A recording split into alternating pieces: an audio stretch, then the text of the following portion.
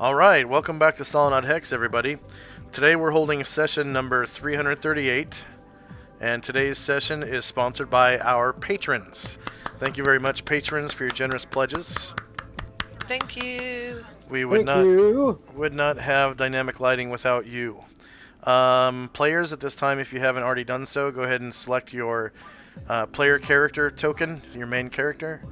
And then hold the shift key and double click on your character, and it'll open up your character sheet right off of your token. It's pretty cool.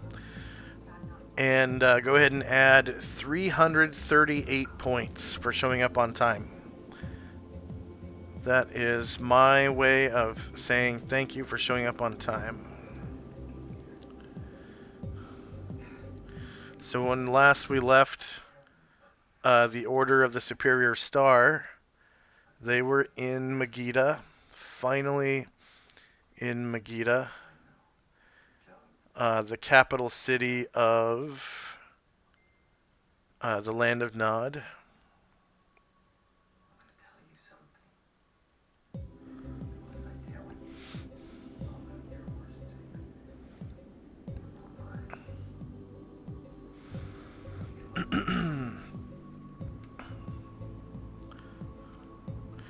And today, I believe, was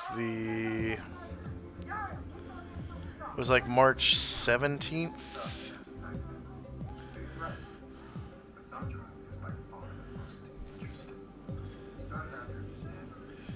And it's in the morning time, I believe. Yeah, approximately 10:05 a.m. so far. We left off with Calamar's turn. I think you were having technical difficulties. Yeah, I was.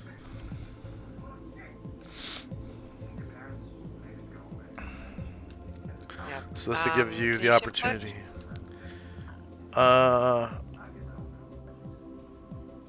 Let's see.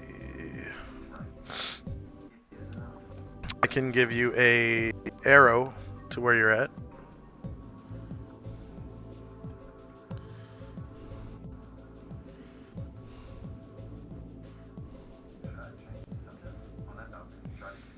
So you were...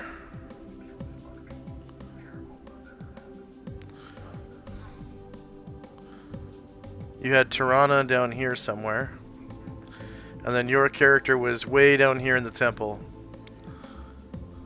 Calamar was. And you walked into the temple and found a bunch of the Isis abbesses.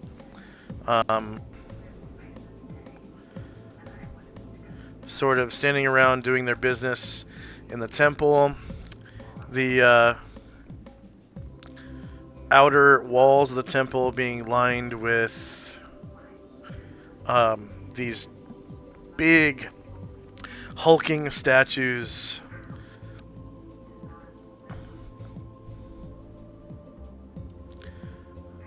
of armored soldiers. Look like this.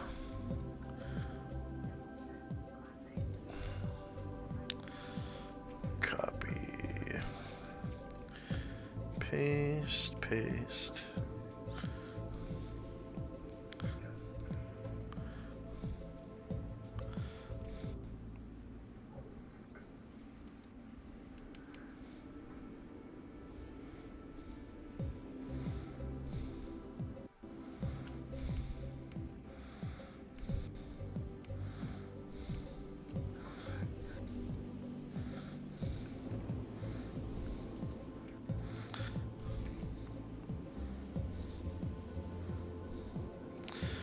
Yep, so they look like this. That's kind of small, but they're not moving. And it looks like they're sort of like keeping watch over the room. They don't move their eyes or heads or anything, but there's just something about them that looks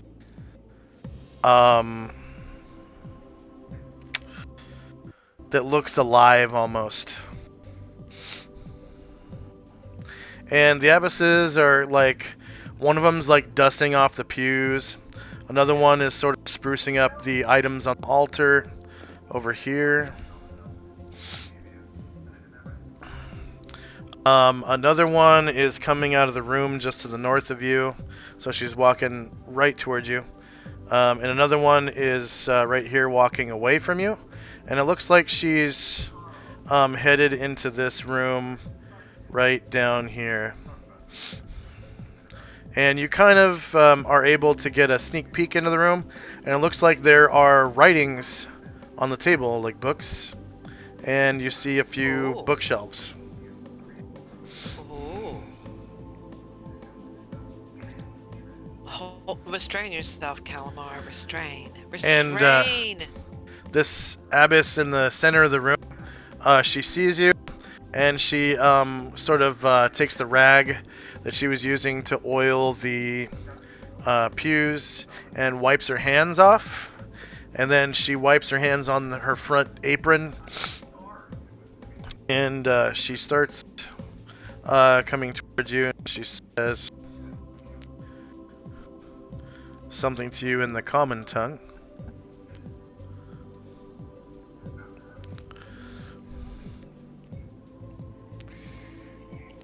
Oh, hello.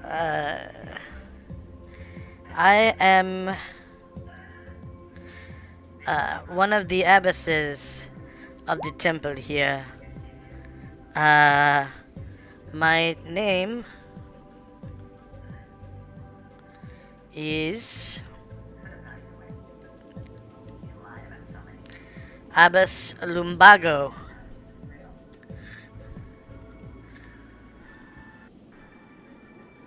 And, Calamar says, "Oh, Lady Lumbago, I've been told to come here to see if I can use your libraries to do some research."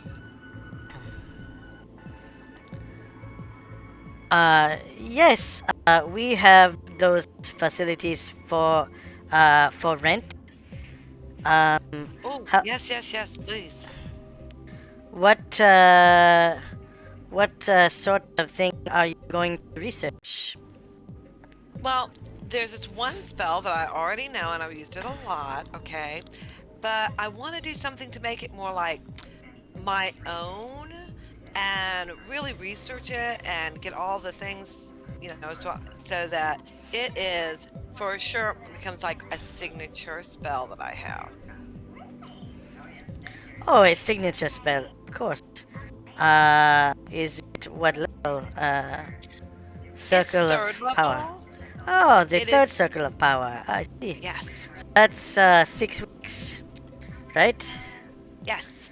That is, and then she goes on to explain how the money you would normally spend on your own library to conduct the research would just go to the church, the cult of Isis.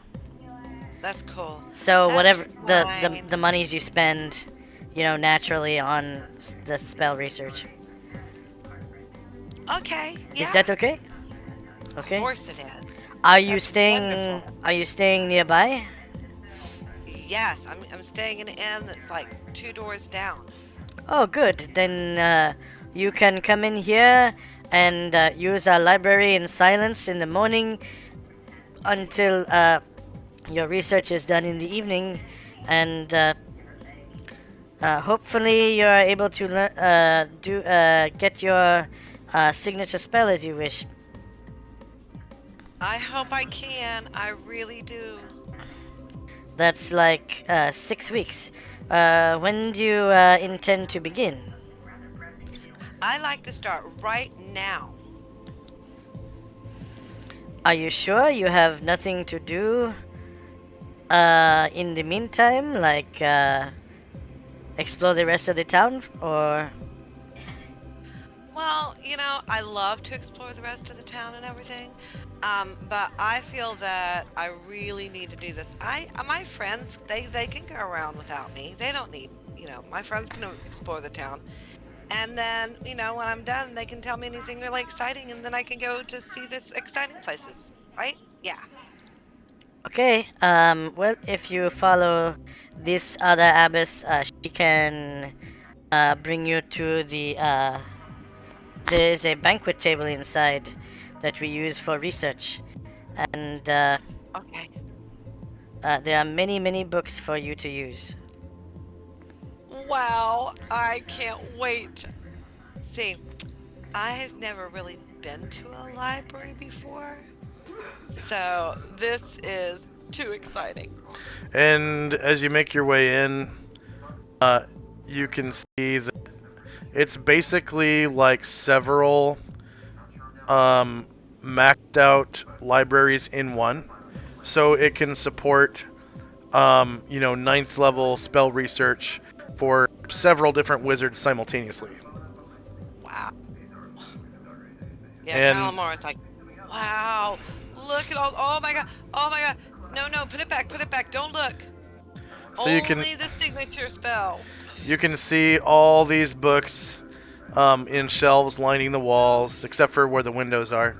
And then these cabinets are the old school library cabinets that had the names of books with their Dewey Decimal System Yeah. location, everything by author and by title, or no, the it was always by title in the cabinet, right? And then the um, on the shelves they were organized by author, wasn't it? Yeah. Okay, so yeah, that's how it's organized. And they actually have a Dewey Decimal System. Bam. Wow. So, and this Isis Epis is basically she's walking around curating the books according to their Dewey Decimals. Like just she's grabbing books out of the shelf and placing them in their proper spot and everything, and she just goes around pretty much all day, and she can fetch you pretty much any book that you're looking for, so it doesn't impede your research, and that's just part of the the service. Yeah, just for a couple of minutes, you see Calamar when he comes in, he sees so damn many books on every topic he can imagine. It kind of, he like has to, like puts his head down. It's like, okay, okay, okay, okay. Like he's breathing and he's trying to calm down because, I mean, this is beyond his wildest dream. Yeah. All right, cool. And I'll be right back. So, Okay. someone else, I'll be right back. Lindsay's not with us today, so I'll put him on the GM layer. On is securing a scimitar. Gromnar's not with us today. Asher's not with us today. So for our viewers, Tinsy had something planned for this weekend like weeks ago, like weeks in advance. And then Asher ended up having to work, and Gromnar has issues with family today, so family obligations that came up out of the blue. So that's why he's not here. Asher was in, that's right. Alright, time now is 10 a.m. March 16th, 11 AE5. Let's see if I have the right Zaldi. The one and only. Okay, so there's two Zaldis on my turn order tracker. There's one at 417 and one at 3. I'm just going to delete the one at 3 because that's obviously on a different map. I might have used your character to do something while I was working with your macros or something. I'm not sure. Okay, so 10:06 a.m. and it's Zaldi. Did I skip Zion? No, where's Zion? Zion's not even on the tracker.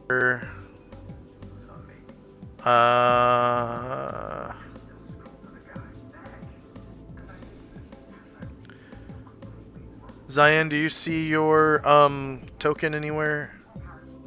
No, I don't. Okay. 1 second. I'm pretty sure you came off the boat and went into the inn or something. Not unless you did it. Oh, okay. You here? I wasn't. I wasn't here last week, and last time Oh, I that's was in a session. right. I was on the boat. Okay. So what I'm gonna do is add your token to the tabletop. Order of the Superior Star. Zion. And I can't see. I got a black screen. Yeah, your token is what will have sight. So you should be able to see quite a bit now if you zoom out, because your token has sight now. And I'm gonna add you to the TOT with your base speed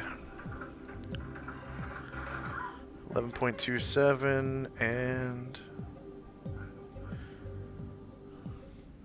ascending.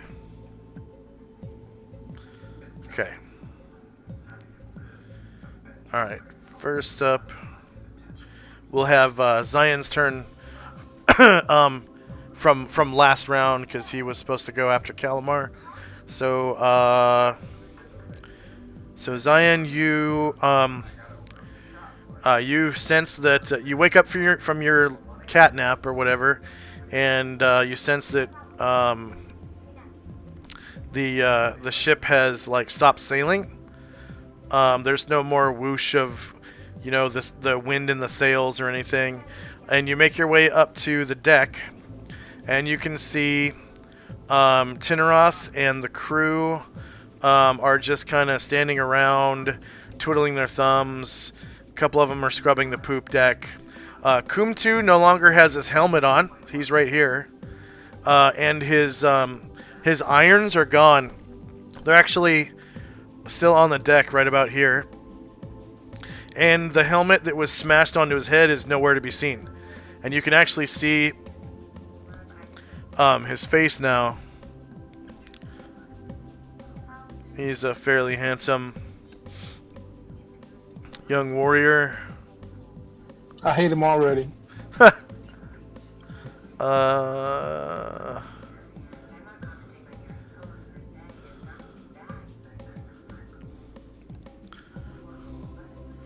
Come on. Wow, the character sheet just froze a little bit. Well, he's about of average beauty Oh, that's better. for Okay, the players. Okay. cool. So I don't hate him. Yeah. And no, save changes. Yep, just above average, just barely above average. Beauty. Okay, but not like a 17 or anything. Well, he's no, not like a paladin, no, but just barely above average, and yeah, he's just sort of like messing with the rigging and stuff, making sure all the lines are within their bounds and everything. They're not like rubbing on anything or on each other, etc., and making sure that the sail is nice and secure and bound up and everything. And the people up in the crow's nests are pretty much finishing up binding up the sails real tight, and you can see that there are 3 planks down to the ground.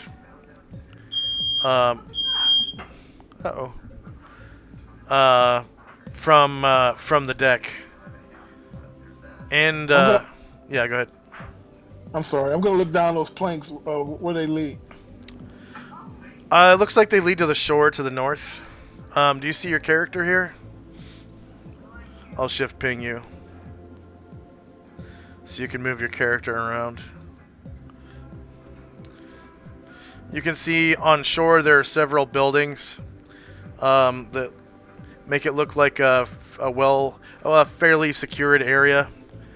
And there's a way along the shore to get up to this drawbridge just west of you to get across into town. And at the end of the drawbridge, you can see some laborers heading into town. Looks like they're on their way to work. I'm gonna walk down one of the planks. Okay. So the plank is kind of bows under your weight a little bit. It's a little scary at first, and then you get the hang of it. It's just laying down on its own security, like it's not tied to anything, and people are just walking up and down them as needed, including some of the crew. And you get to shore. The shore is nice and sandy, sort of what you'd expect from a desert river. And you can see east of you, there are a couple boats in this tiny, tiny little harbor. They're called dhow ships. They're like the traditional Apperseban boat that has like triangular sails. And you can see that the river originates from this rock to the east of you. Just straight comes out of a rock. There's no snow cap, nothing. And it comes out full force like a big river that it is. And there's not much. You can see there's not much of a current. It's about as slow as the Golden River was, so about 3 squares per round. And it's a pretty nice and gentle river, and you can see how clean the waters are. No wonder it's called the River of Life. And so you make it down the ramp, and you have a whole bunch of movement left. Your movement is doubled outside of combat.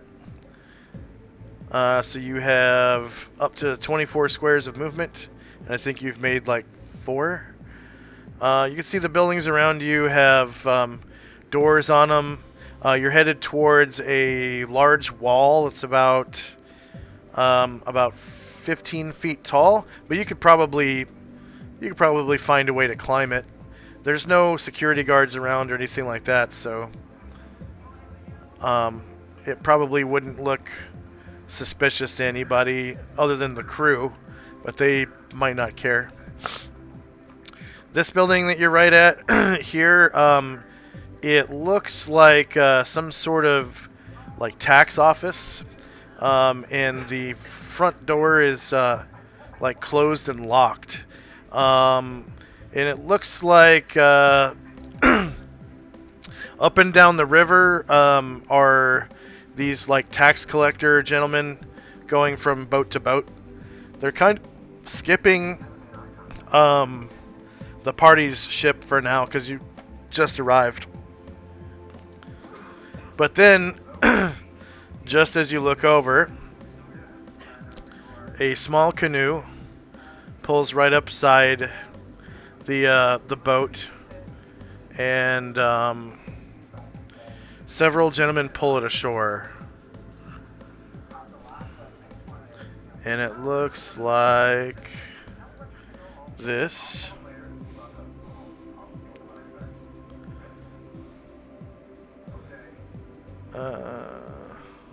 It's about 15 feet long canoe, and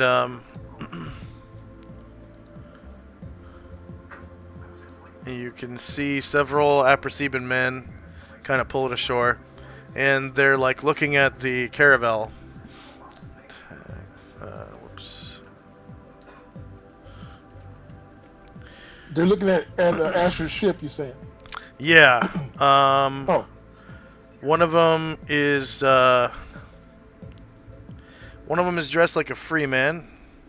That's this guy with the white turban. And then there are 2 warriors with him. Maybe as like his security detail. And he goes, ho there! And he starts walking up this plank.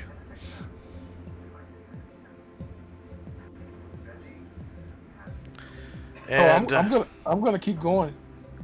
okay,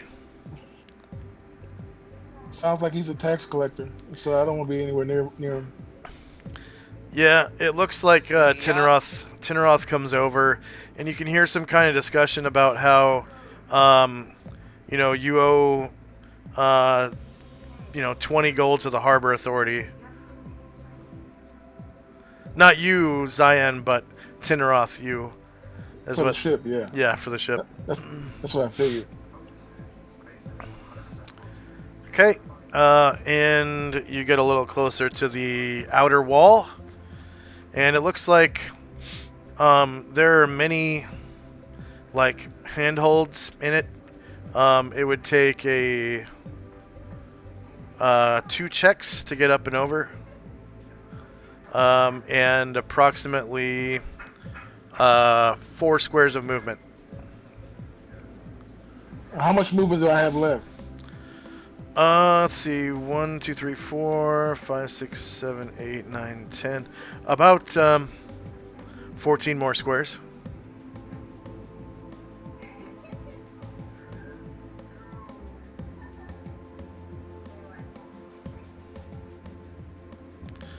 You can actually see there's a gate right here, but it's closed.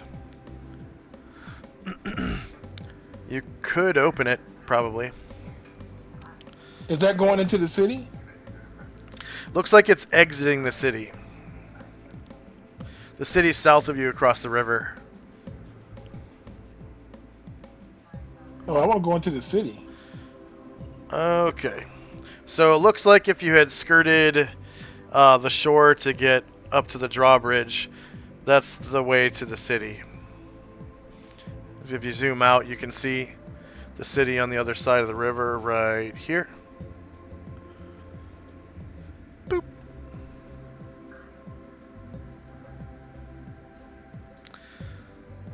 Right across the river, you can see like a barn. And then from the deck of the ship, over here, you saw an inn. Okay, where's this drawbridge? If you head down to the beach and skirt along here, you can get to the drawbridge.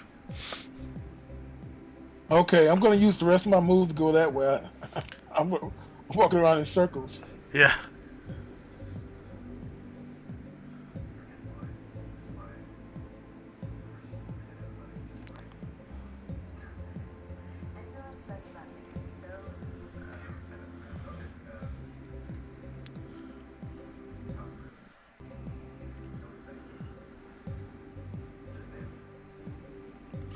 Okay.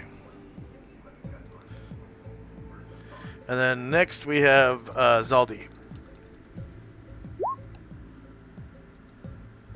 Okay, I am going to make my way back to the ship so I can start meditating. Let's see, 24 squares I can move. Grab them.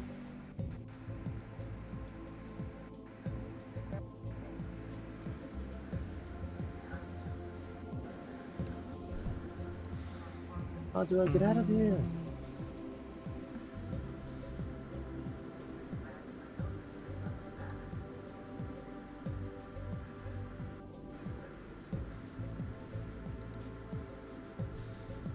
Sweet. Okay. That'd be my movement. That would end my turn, DM. Okay.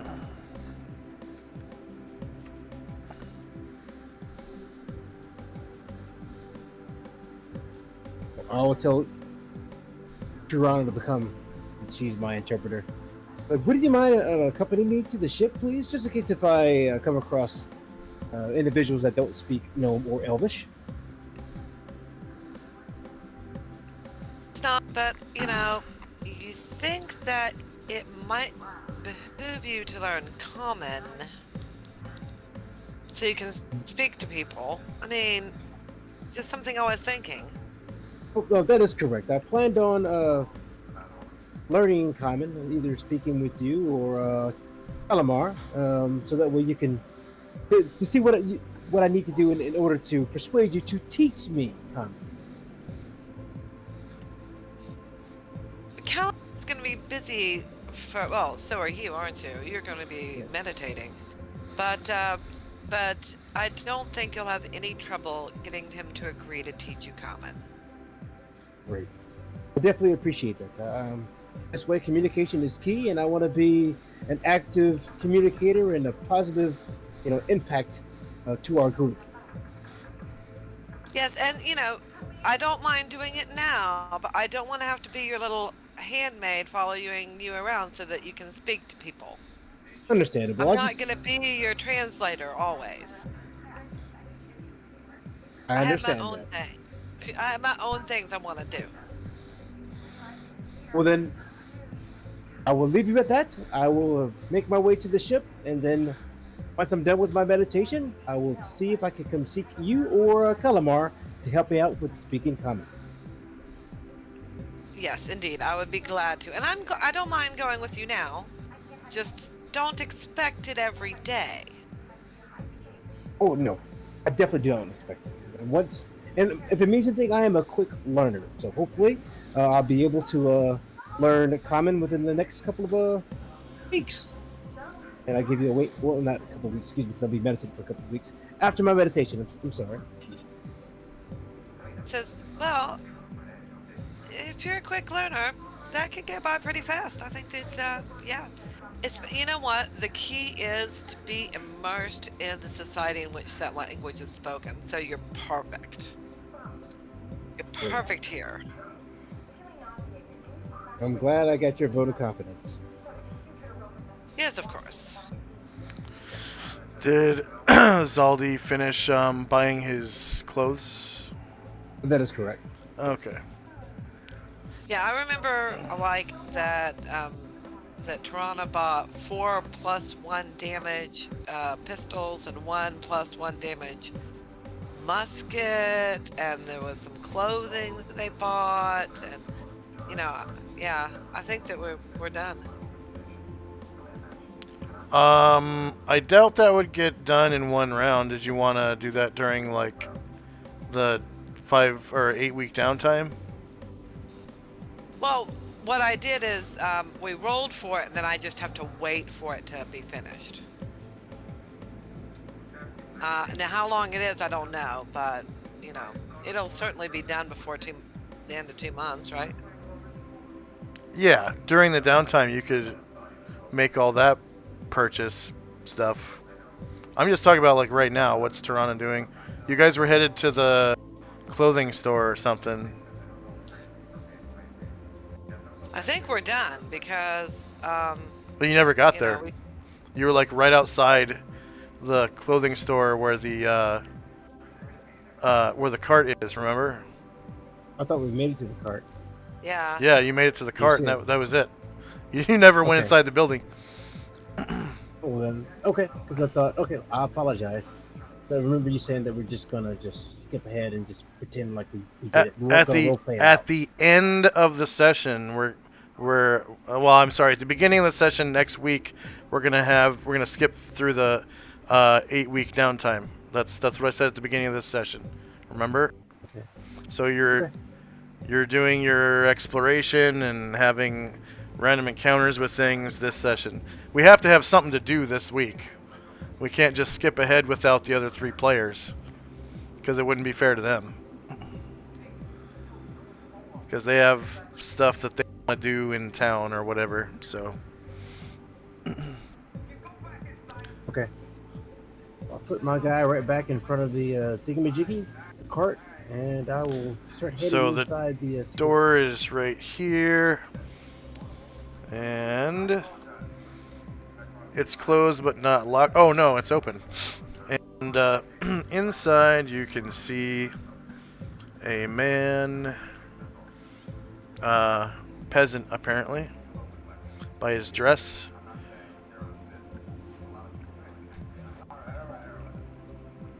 And it looks like he's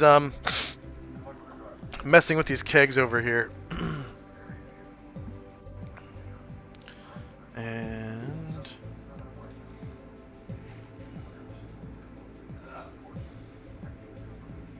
Let's see what I need to buy.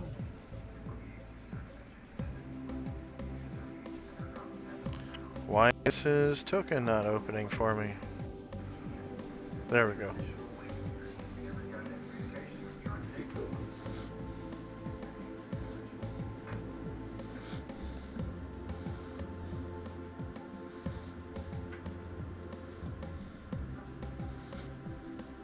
Excuse me, sir. Oh. Yes, what can I do for you? Oh, Oh, wow, sweet. He elf. speaks elf. What? Yes. What are you saying to me? I try gnome. Do not understand you. I'll look at Tirana. Like, would you mind helping me out? I'm just looking for a robe and some rations. Don't worry. I will handle it. I know Thank you. exactly what to say. Sweet, thank you.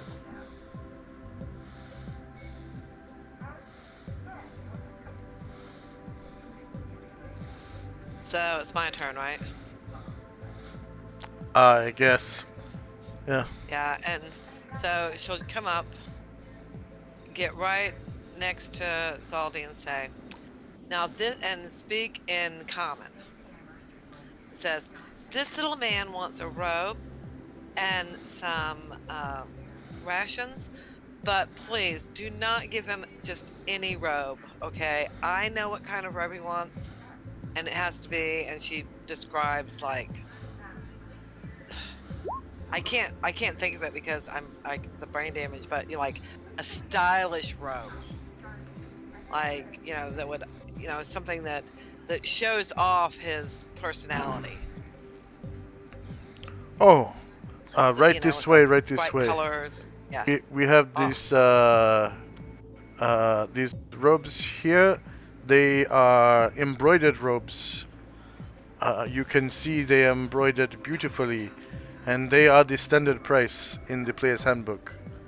Oh, those are very nice. And she starts flipping through and pulling them out and looking at them, and finally she finds one on the shelf. She goes, ooh, and she takes it off and holds it up next to Zaldi and says, this, you need to buy this. Isn't it a little bit too big? They can alter it. We're gonna be here a while. Oh, well then, of course, yes, yes. Whatever you say, I trust your clothing. And you can see that there are 3 more peasants inside. They seem to be peddlers, and they're sort of curating the shop, repricing things, I guess.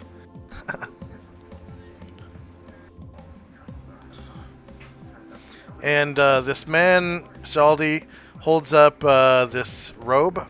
It looks like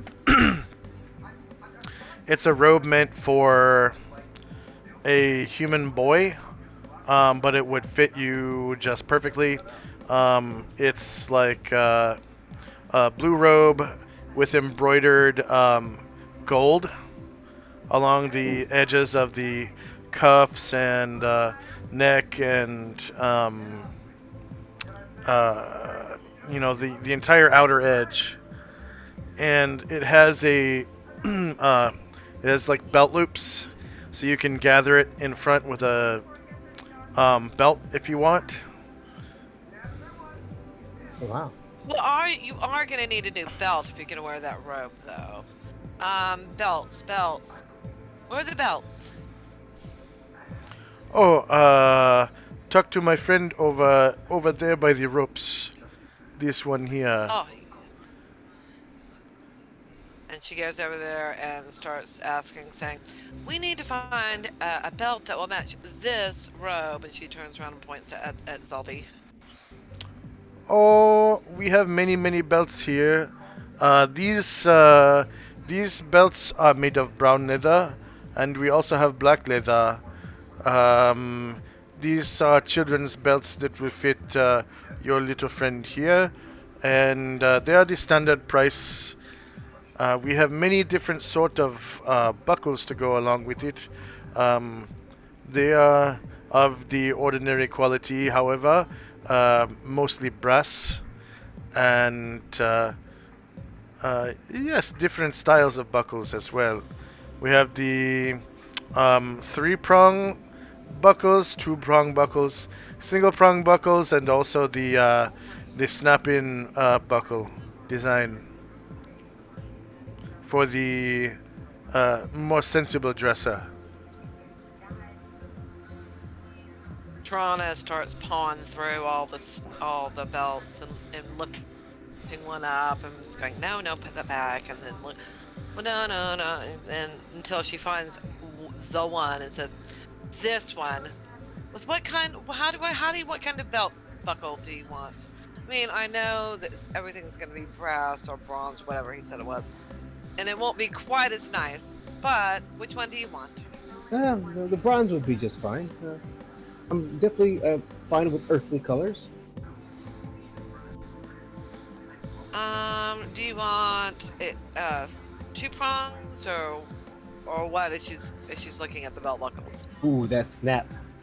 Snap. Oh, And- snap. Okay. And when you say snap, he holds up this. It's you said black belt. You wanted. Yeah. So he holds up a black belt with this sort of like steel, a flat steel shiny belt buckle, and no prongs are visible. And he flips it over, and the prong is on the back side with a belt loop, belt loop next to it. So what you do is you feed the belt through the loop at the back of the buckle until the prong lines up with the hole you want, and then you press the prong through the hole, and the prong has a large ball on it, so it presses into the hole, and then you keep pushing, and it sort of snaps into place by passing through the hole, and there's like this pop as it goes through. It's a men's dress belt from present day. If you ever go to the belt aisle. My eyes light up. Now that looks really, really cool. That's a really sophisticated belt. I have that one instead, Rana? He's like, huh? I say, of course, of course. Neat. Yes. And it's the standard price for belts. And then the embroidered robe is, of course, the standard price for an embroidered robe, which is pretty expensive from what I recall. Yeah, 20 gold.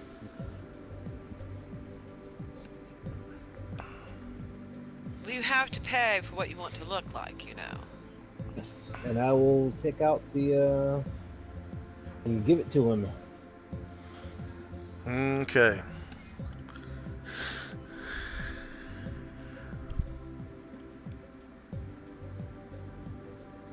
Alright, cool. That's all I needed. I'm glad I can get. He passes you the robe wrapped up in in paper with like a little twine string wrapped around it with the belt coiled around on top. And he says to Tirana, don't you get caught in a brownout with this on. It will get so dirty.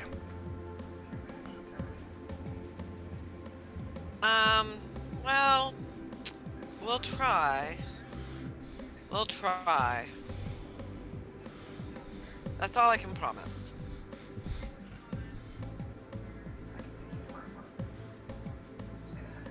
There's something that says that Zaldi doesn't like being dirty anyway, so it's gonna be fun. I definitely like being clean. Speaking of which, is there a place that I can go change and clean up by chance? Rana, that you know of? Well, never mind. You just gotta you're just as familiar with this place as I am. So, Yeah, sorry. mean, Okay. you can change when we get back to the boat, I guess. Okay.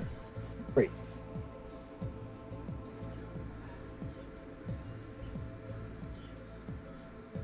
Oh, in that case, can we be off? I got what I needed.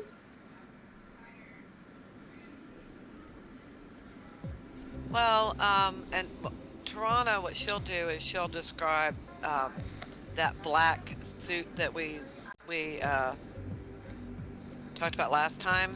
Yeah. I So Yeah. basically, apologize. basically all you got to do to get that is take the price of leather armor and the price of a night suit and add it together, and that's how much they cost. Yeah, I already subtracted that from her thing, so that's totally cool. But I described that she's gonna want like I don't remember what they're called, but they go across her chest, and then her guns would rest there. She's gonna have 4 guns, and like have pistols and stuff in Baldric. there too. Yeah. Bandolier. A bandolier, yeah, a bandolier that Yeah, goes that's across her a chest. bandolier is a baldric that has pouches on it. Yeah, and so she tells how it has to be built and all this stuff, and yeah. So that's the same. That's the same price as baldric. And then the only the only limit to how many pistols you can hold on the baldric is your character's weight allowance, because pistols Yeah. they're kind of heavy. So Yeah, in fact, that's what got me 4 and 1 instead of 6 and 2. Went, oh shit, okay. That's Oh. too bad, okay. I thought it Fine. could be real fun when they were cheap, when I thought when I didn't think about their weight, but then I thought, nope, I do not want to be encumbered. Nope. yeah, and remember, if you do fire and forget, which is pull a pistol, fire it, drop it, you can triple your rate of fire. Ooh, shit. Yeah. Yeah. Badass. Yeah. Or is it you double your rate of fire, and then if someone hands them to you, it's triple. I think that's how it works. You double your rate of fire by Yeah. pulling, firing, and dropping, and then I'll have to look that up. I'm pretty sure that's how it works, though. If someone hands them to you, just hands it off, it triples. So Very nice. she fires at a rate of 1 per 2 rounds. She has to spend an entire round reloading a pistol, so she's kind of slow with pistols. Right? Which is why she wants, which is why she wanted so many. Yeah. You know, because she figures she wasn't gonna reload until they're done. Yeah. So, but she can't get 6. She can only do 4. So, oh well. Yeah. So with that, she'd be able to fire 1 per round in her main hand and 1 per round in her offhand. Because you can always attack once per round with your offhand. So you could draw with both hands. But she's not ambidextrous, and she doesn't have really good... Yes, she is. She's Oh, ambidextrous. Okay, Yep. but she doesn't have... Does she have two weapon fighting style?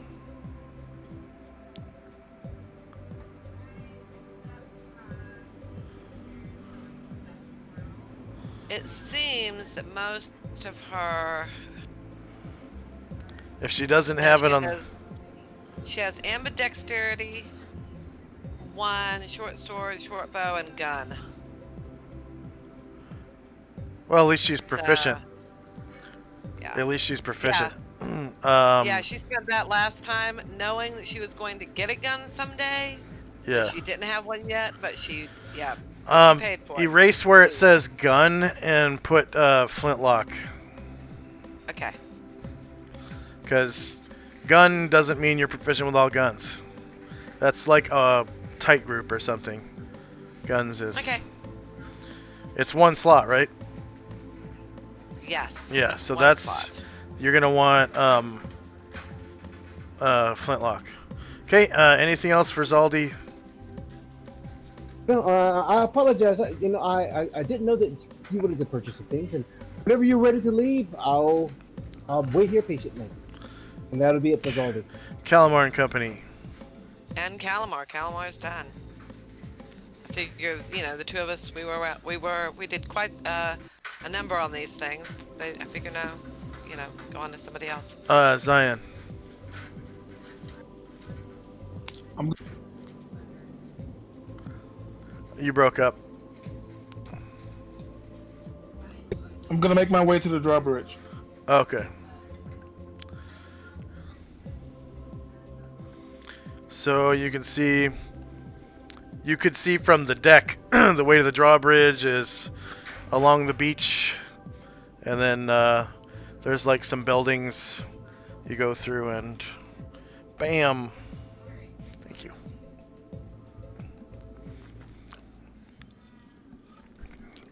Or not through, but around, that is.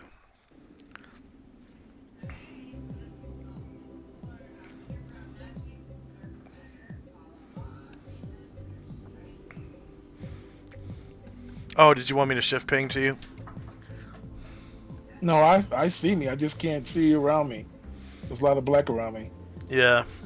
You basically have to make it back down to the river. And then along the river to the left to the bridge.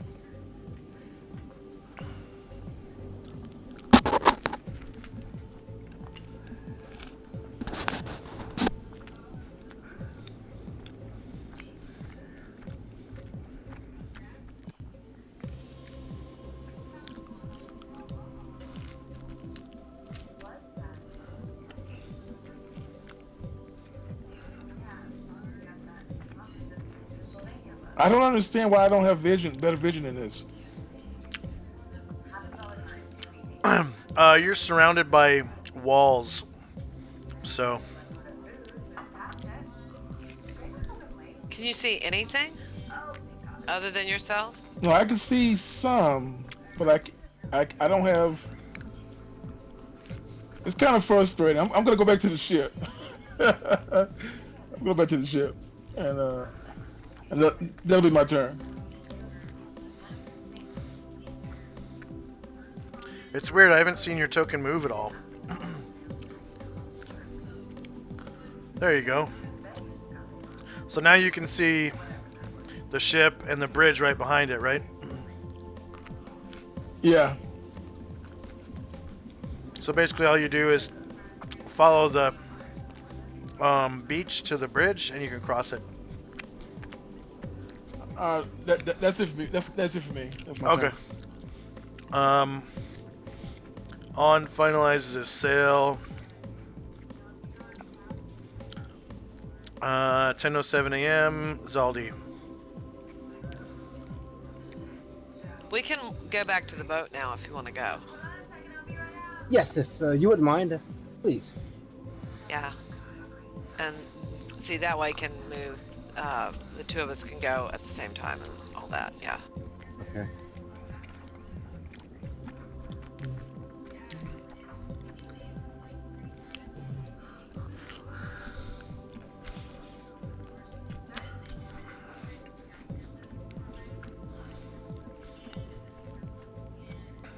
Okay. I just moved him, and that will complete my turn. Okay.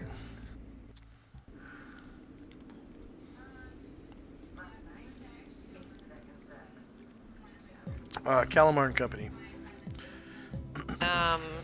Afterwards, then Trana goes on out, and going with Saldi, and she's like, "Is this the way we're supposed to go? I thought we were north. I thought we came from the north." To be honest with you, I don't remember. I was too excited to get myself some new clothes. Well, I can't say anything bad about that. I think it's up this way. And, I'll follow you. Yeah.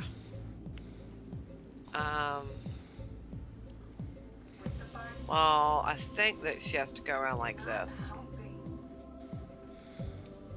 right? You Find should out be able to easy, see yeah. the river from there. Yes. Oh, yeah, she does. Okay, so she goes to the river, and she looks left, and she looks right. Where's the drawbridge? To the right.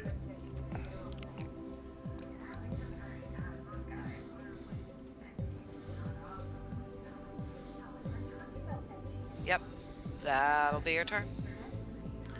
Okay, Zion, you can hear. You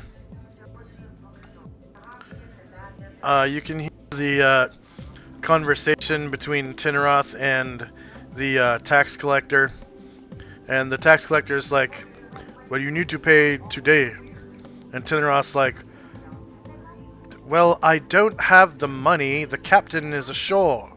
I'm just the first mate. I can't very well spend the money out of my pocket."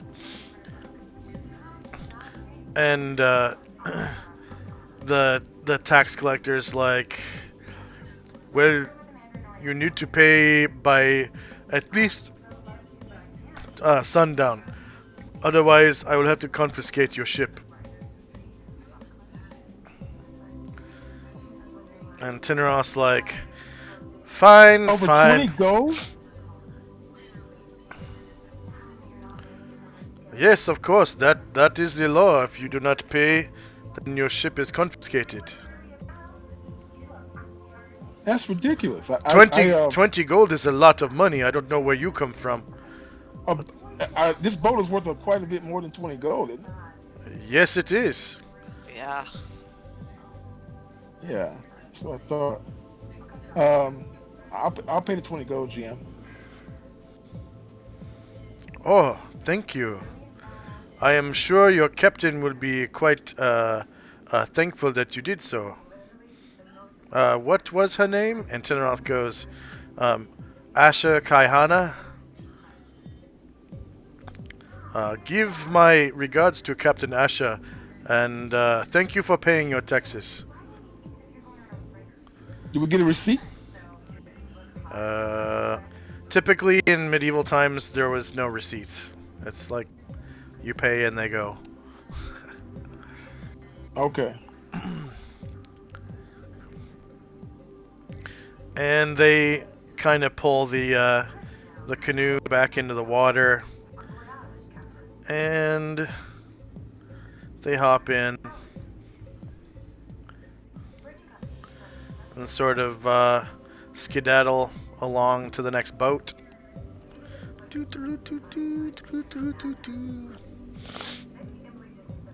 And Tinneroth, go ahead. When they're out of earshot, I'm going to call them thieves to the first mate. And Tinneroth goes, "Oh yes, I'm right there with you. Though I do tend to tax my subjects in similar ways back home, so I can't really say so. But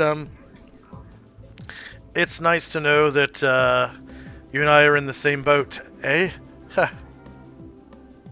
I'll be right back. That's funny.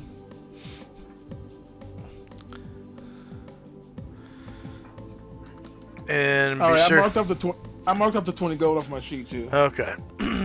And Tinneroth will say, "Oh yes, do remind me to tell the captain she owes you 20 gold for that. I thought she would have remembered to pay up before going ashore, but she must have been excited or something. Perhaps to take a bath, or who knows. She's been speaking of such things for days."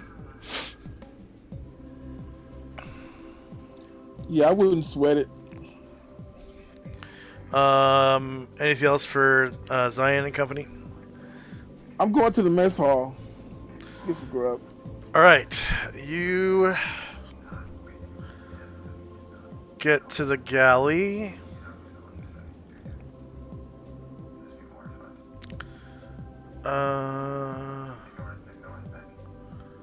Where'd it go? Where'd it go?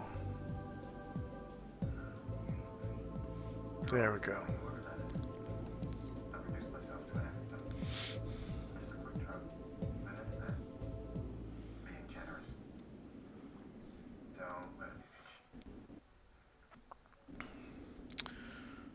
Okay.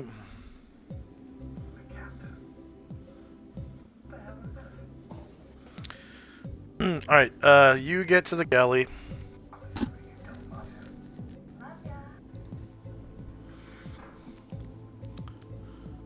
And that'll be it for me. And you can see Boogie Will dancing on top of the banquet table. Oh gosh. And Hi, how you doing? Misha still chewing through the same table leg.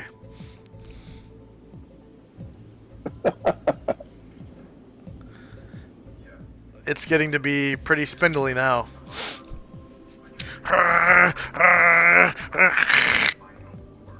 And Boogie Will's like, and when you walk in, he goes, Hi, how are you doing? Fine, you? Shannon.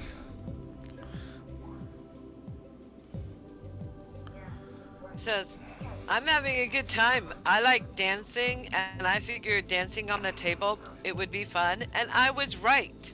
And he dances some more. Okay, I see.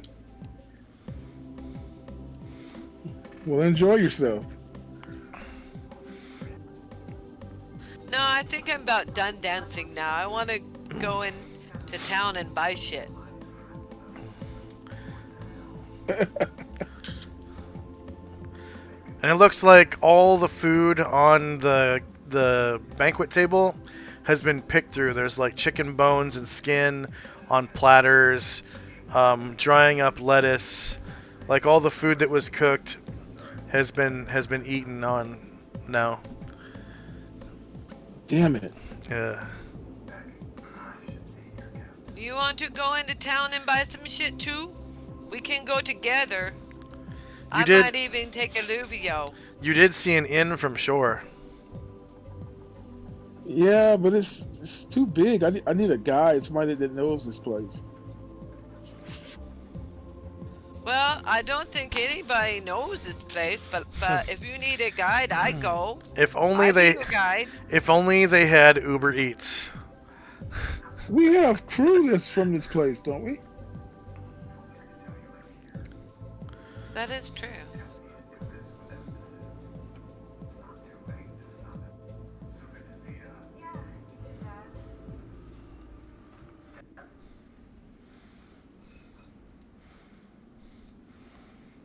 I wouldn't count on somebody from the boat coming to shore because, you know, of the boat that they have to take care of. It's a job. And, you know, Asher didn't say that you could take somebody, so I doubt they'll go. But I don't know. That's just me. She didn't say we couldn't take somebody. Yeah, that is true. I guess it depends upon, you know, the mood of the person that you're asking. Okay, I know we can't take the guy that had the helmet on because they might capture him. We probably can't take one of his siblings either.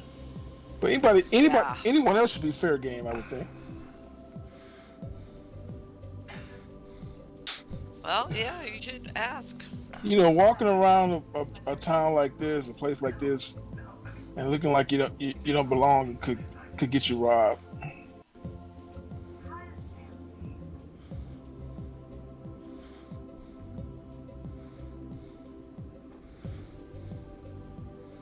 Yeah, I remember when I lived in New York, my friend came up to visit, and I have the cutest picture of him with the most country bumpkin looking face in the whole world. And I'm thinking, yep, there's somebody's going to get eaten alive by New York City, baby. Yeah, He did. that's But yeah, right. he looked like it. Walking around too slowly, looking around, that kind of stuff gets you marked. This place is not so much New York City as it is Vatican. Or let's see, maybe even like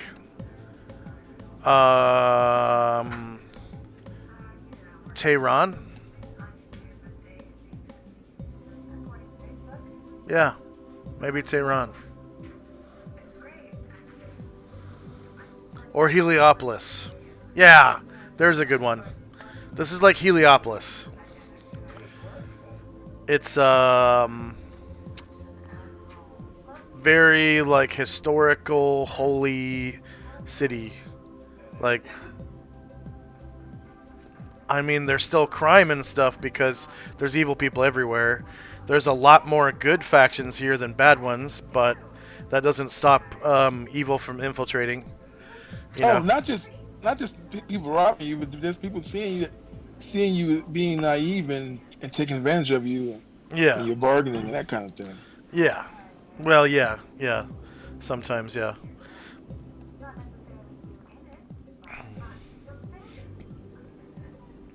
Yeah, if you seem unsurly to them, like if you're a gray elf, gray elves are hated by everybody.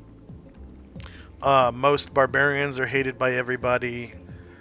Most actually all berserkers are hated by everybody. Any character class that goes berserk, most of them have like -3 reaction adjustment.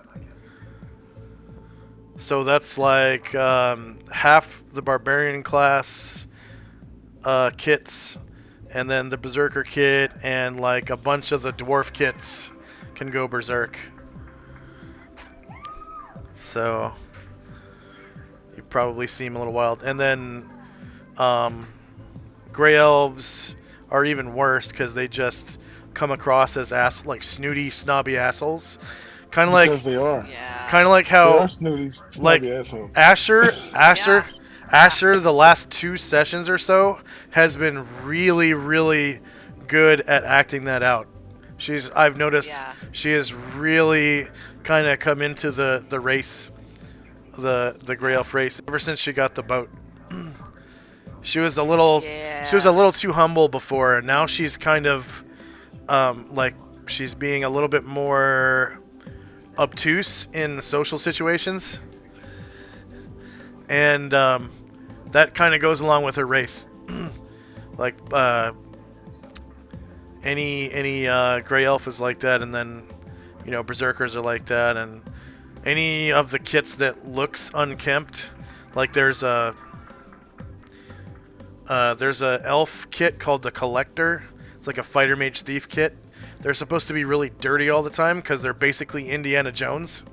They go around collecting elvish Oh, yeah. elvish magical items, and they're always like covered in cobwebs and dust and shit from going into dungeons and pulling out missing items and artifacts and stuff like that. So they have like a -2 to their reaction adjustment. And so people will try to swindle them more often than not. It all comes down to your reaction and counter reactions. But anyways, Anything can happen, Look at Calamar and Luyo. They're best buds, man. yeah. Yeah. Nobody ever saw that coming. Yeah. That was like a 1 in a million dice roll. I think I rolled 2 ones or something on 2d10 or whatever. So that was like a 1 in 100. But anyways, anything else from Zion? All the food is gone, it looks like. No, I'm done. Okay. On makes his way back to, well, not back to, but into the inn, brandishing his brand new sword. Uh-oh. Woo.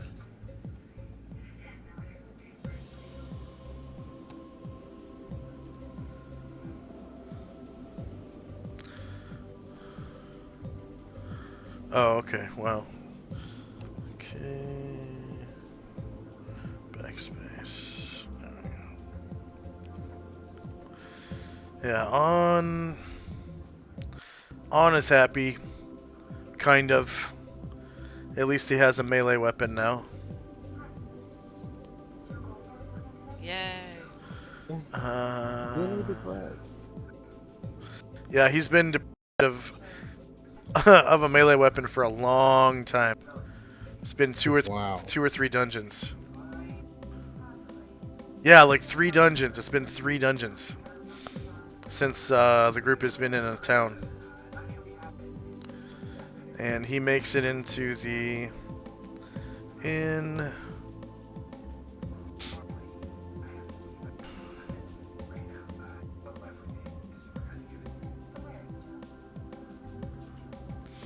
And Tirana and Zaldi, the building to your southeast, you hear a motion where people singing,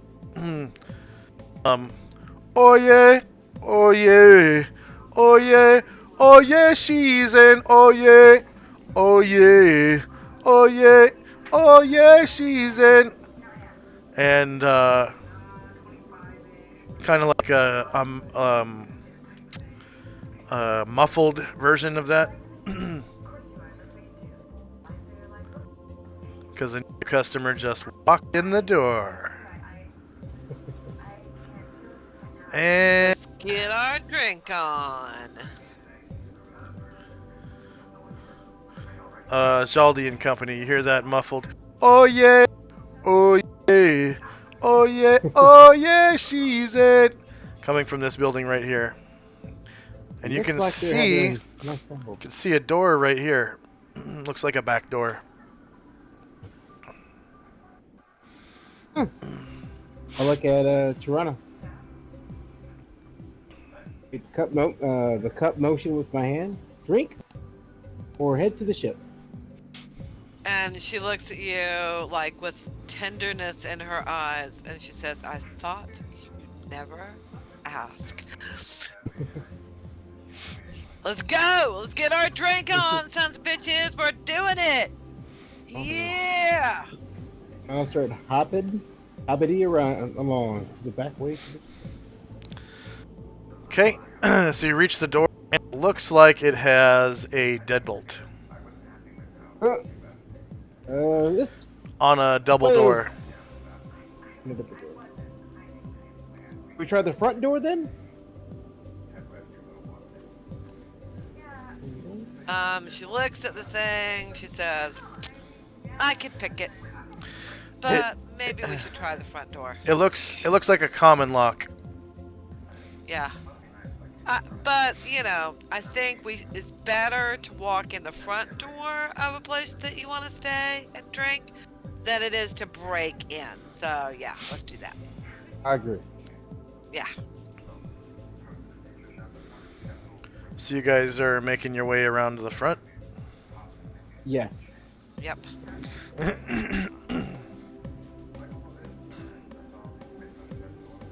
have to go this way then?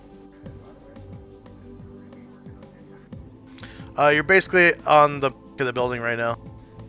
It's the other way. Okay. Go this way.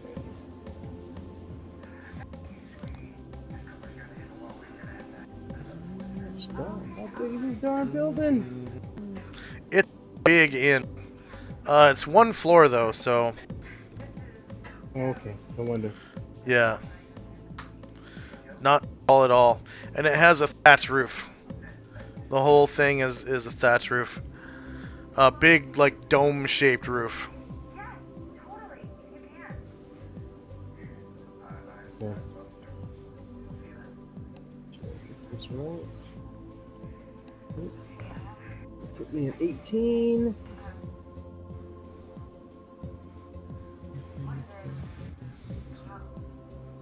Okay, I am done with my move at the end.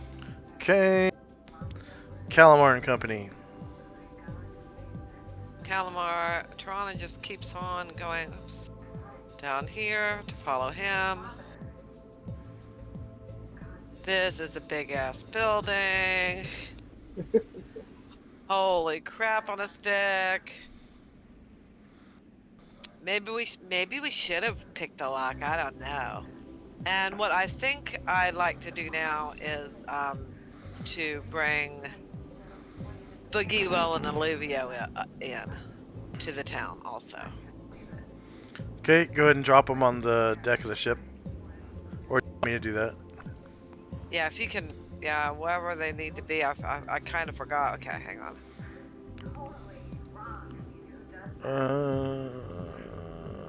Yeah, it'd probably be better if you do it. I'm lost. Okay, Calamar and Company. You said Alluvio and Boogie Will? Yep. Okay, there's Alluvio. And there's Boogie Will.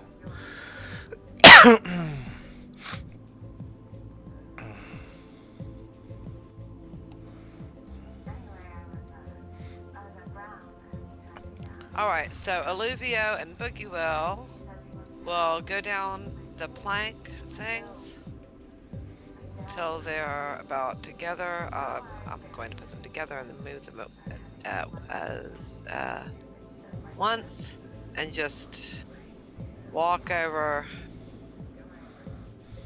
and start walking towards the inn on the bridge.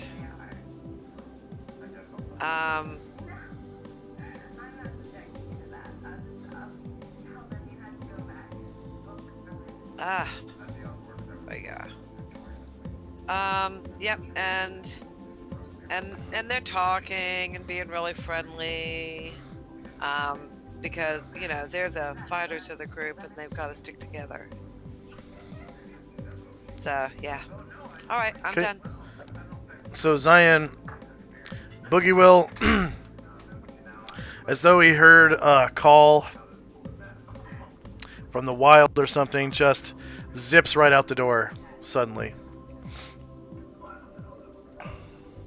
All right. I'm going to town now. If you want to come to town now, you can come now. Because, you know, I'm pretty big. If anybody who wants to take advantage of you or whatever, they're going to think twice when they see a bugbear standing next to you. I did. No, I think I'll stay here. Okay.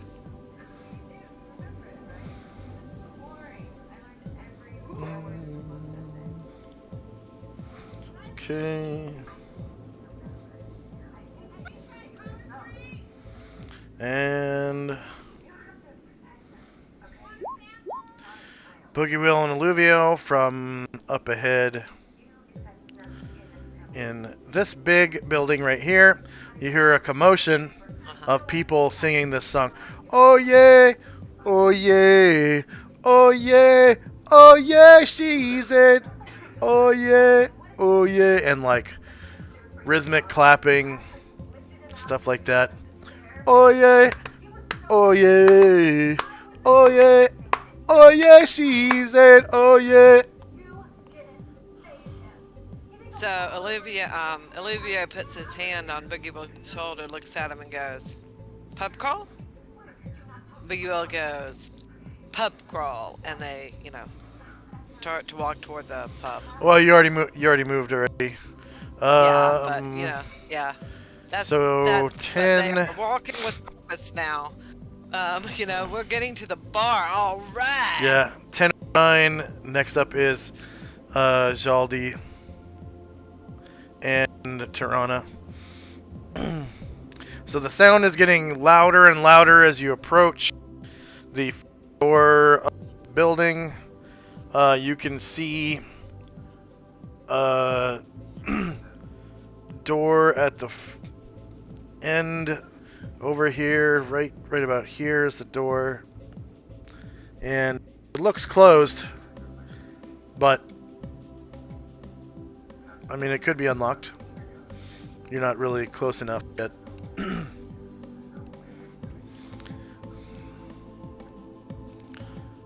There's all. Oh yes, I'm moving. I'm sorry. Okay. Bye.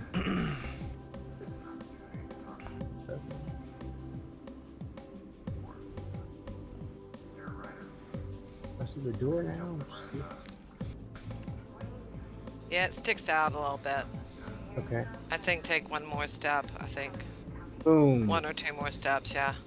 I would see the door's locked. It opens right up. Bam. Hell yeah. Great, and I will be patient to wait for Chirana to walk in with me. Trana is like, is it open? Is it open? Is it open? Yes, it it open? is. Yes, yes, it is. And so she lowers her hand for you and like gives you a high five and then says, "To drinking!" And, walk in. Could you do me a favor and lower your hand? I can't jump up that high. And she lowers her hand. Low Thank you. 5. Oh, fuck. And at the same time, Boogie Will and Olivio, they come down at the same time, and they look, people, we meet at the door and everything. How nice is that? And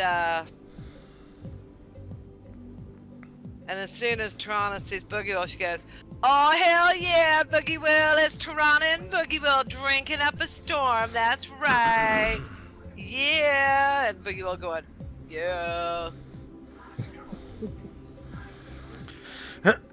And They like to drink. They like to drink. you can see people inside drinking beer. Looks like there is a good wife at the bar eating some kind of like stew that has like big chunks of tripe and beans in it. And it's red though. Like it has like maybe chili powder or paprika and like tomato paste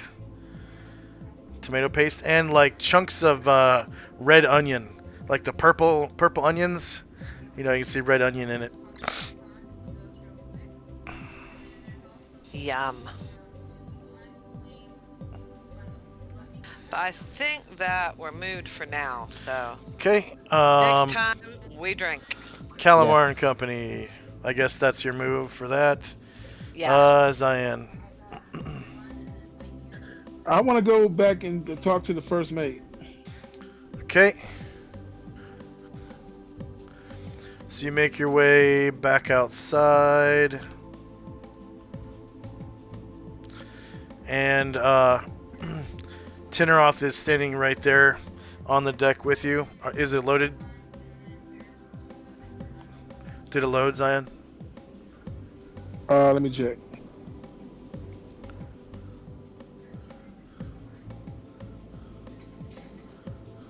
I was too busy looking at my character sheet.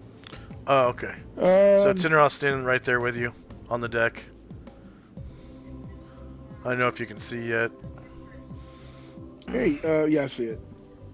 Hey, how are you conducting shore leave for the crew? At this time, we are not, actually. Most of the crew is wanted in these parts, except for Lilybill, Maddiefoodle, Cotterbill, Edelman. Basically, the little people, and Chomdatuetu. Bombosa is on shore with the captain now, and essentially, the family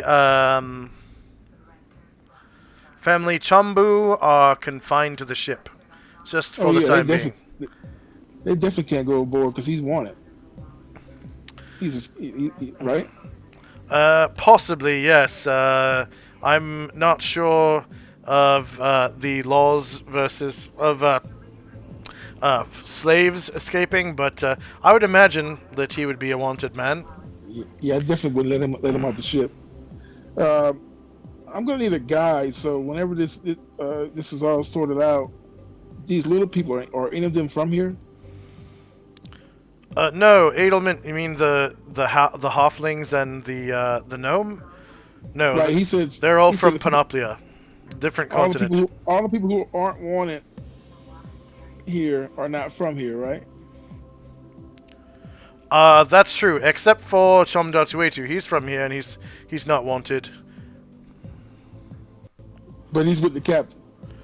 No, Bombosa is with the captain. Chomdatuetu's still here. He's right there at the aft of the ship. All right, I'm gonna go talk to him.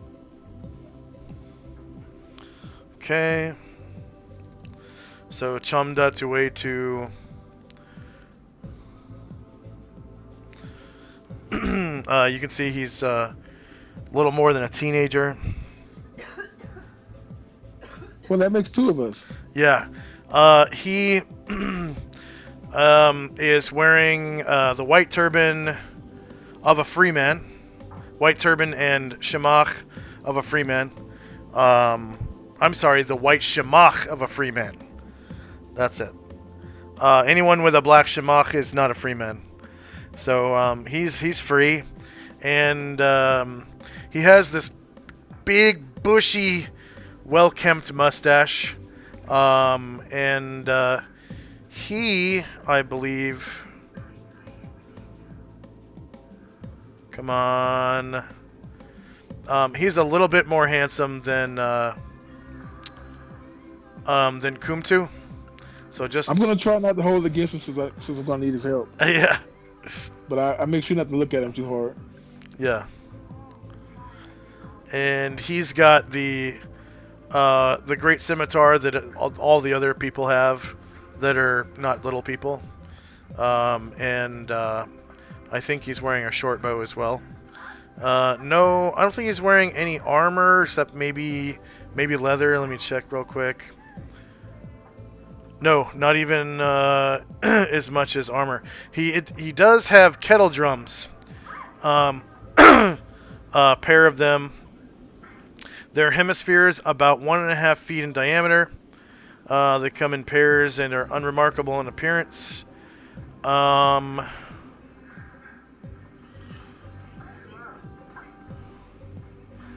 And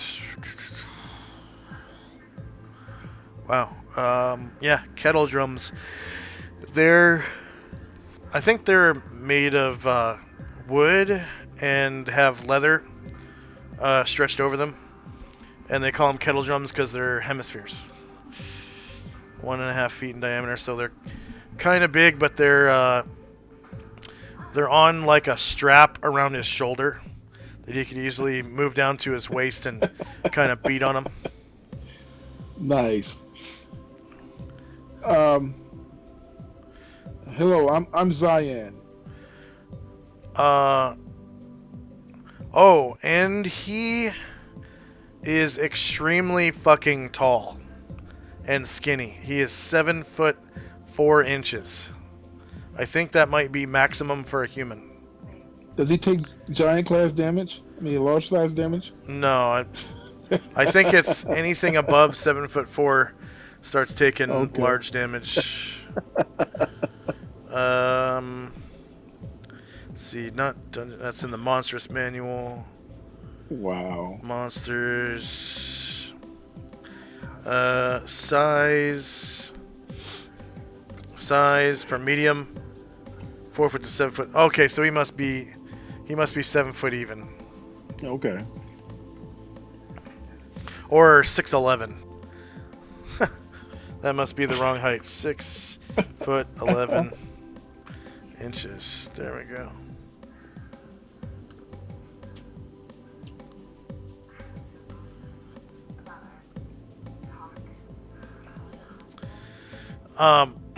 And he says, what can I do for you?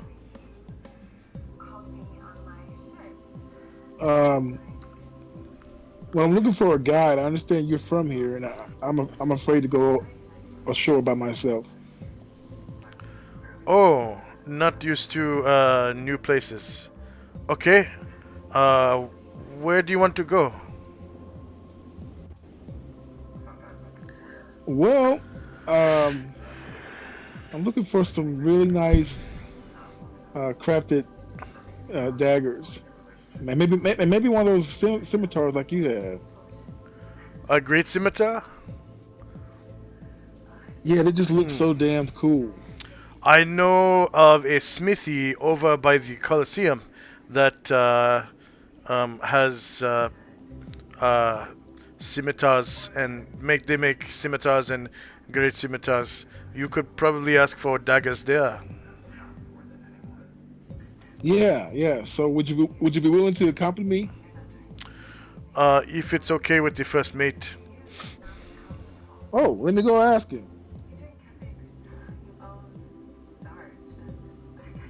And I guess that's my turn because I've done a lot of talking and moving. Okay. On you guys can hear on ordering some stew that the woman is eating. The one that's like red stew with tripe and beans and stuff in it. And this peasant guy comes over from the fire with a pot and a bowl and puts the bowl down in front of On and scoops some stew out into it. And On gives him like a couple of coppers. And the guy walks back over to the fire. And then On goes, give me beer. And Oyeshi runs over to this barrel and grabs a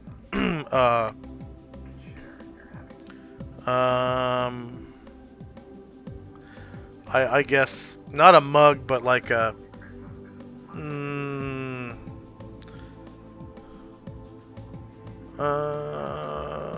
I don't know, like a brass cup or something, fills it with beer, comes over to On, and On gives him a couple more coppers. And he goes, keep the beer coming. And Oyeshi goes, okay. And next up, at 10:10, Zaldi. Alright, I am going to walk my happy butt inside. And you Hell can smell, yeah. you can smell the poopy smell of a dish with tripe in it, and it's somewhat covered up by the smells of red chili peppers and paprika. But there's still that underlying kind of fishy, fecal kind of smell of tripe that's not super clean like we get it these days in modern times. You know, That don't it's sound medieval. good at all. It is good. It's just it tastes good, but it smells bad. It's kind of like eating what is that? A durian? Smells funny, but That's nasty shit. yeah, it smells But, like you know. smells yeah. like shit, and it tastes awesome. Sounds like chitlins.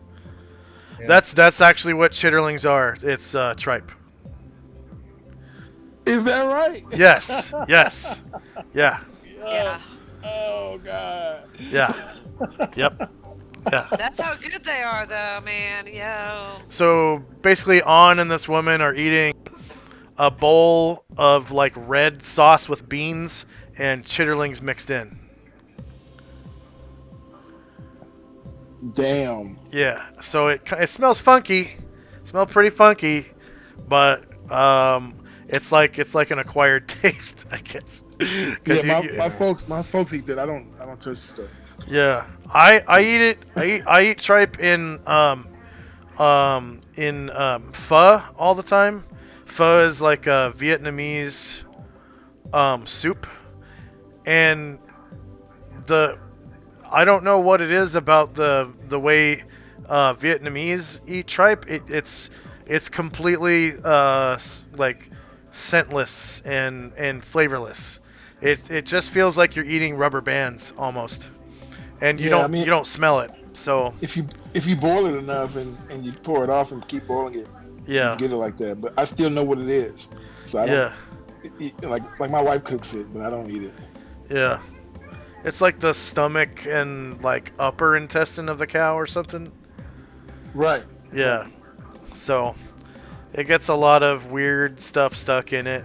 And you have to really, when you dress cattle, you have to go and like take extra care to clean every little flange and flap out. You know, cut it open, clean it really, really well, boil it a couple of times to get the smell away. And even then, parts of it are kind of stained green or, you know, brown even from the cattle's diet. So, Oh yeah, yeah.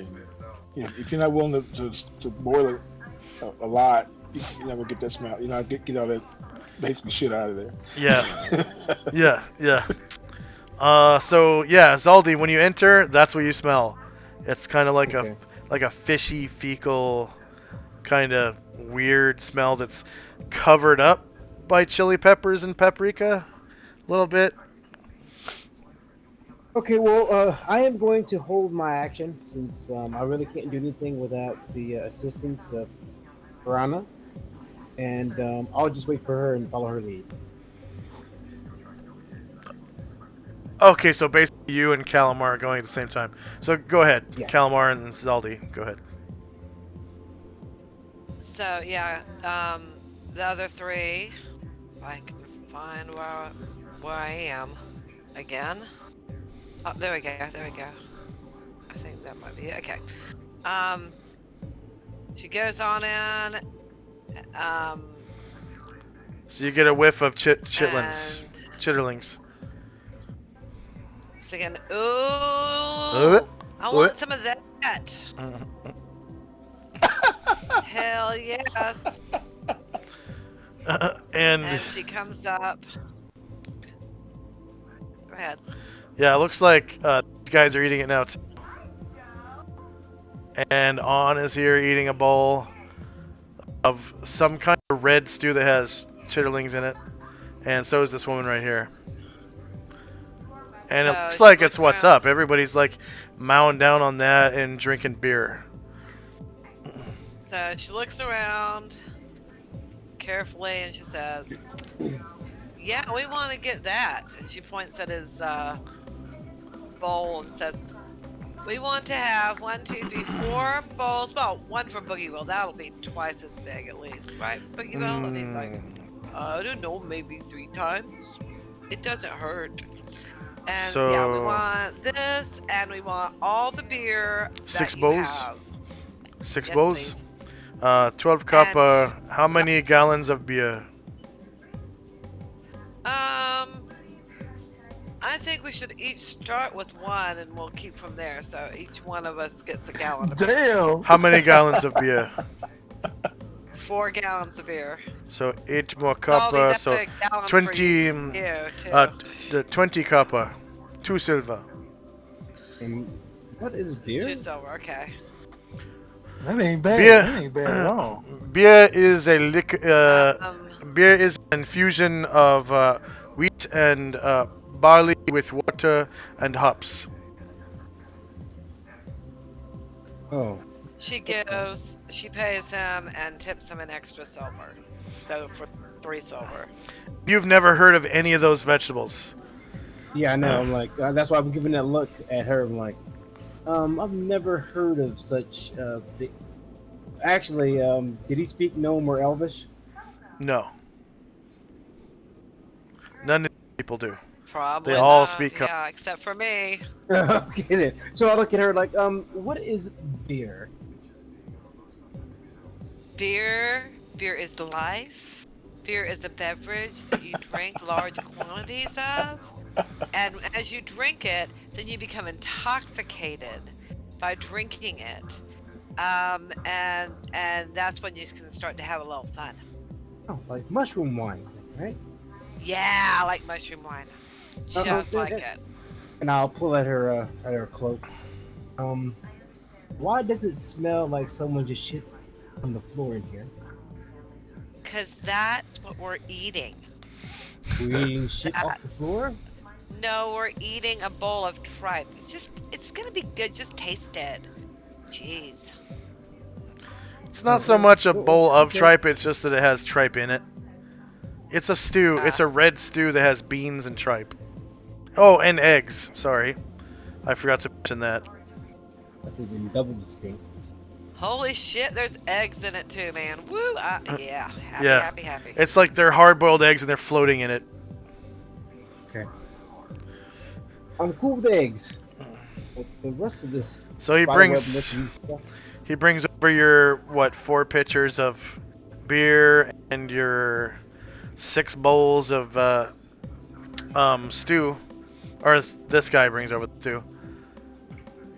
And I guess, lays it out on the bar. Is that where you guys? Table.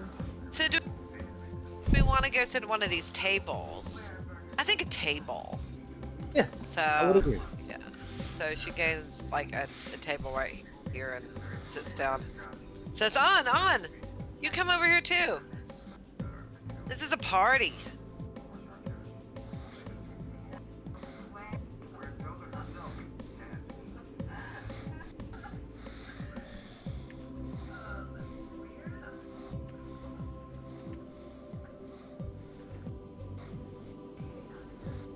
Uh,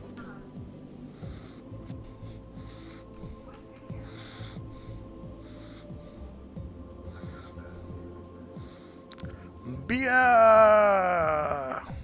Yay! And she lifts up her glass and reaches across. She's salty and she tanks it with a Big Well. And then they chug and you won't believe they can swallow like an entire beer in nothing flat. Like you're like, holy fuck! You've never seen anything like it. Never have. I'll grab the mug and have the little pinky hold, and then I'll try to sip it.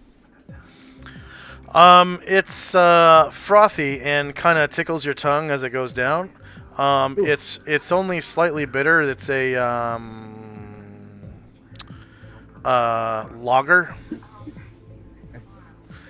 And it tastes a lot like water, just kind of bitter, and it's like a gold color. Okay, I'll seem to sip it with doing the pinky sip. Yeah. After a minute, it grows on you and starts tasting really good, especially because it is cold. Oh, It's actually cold.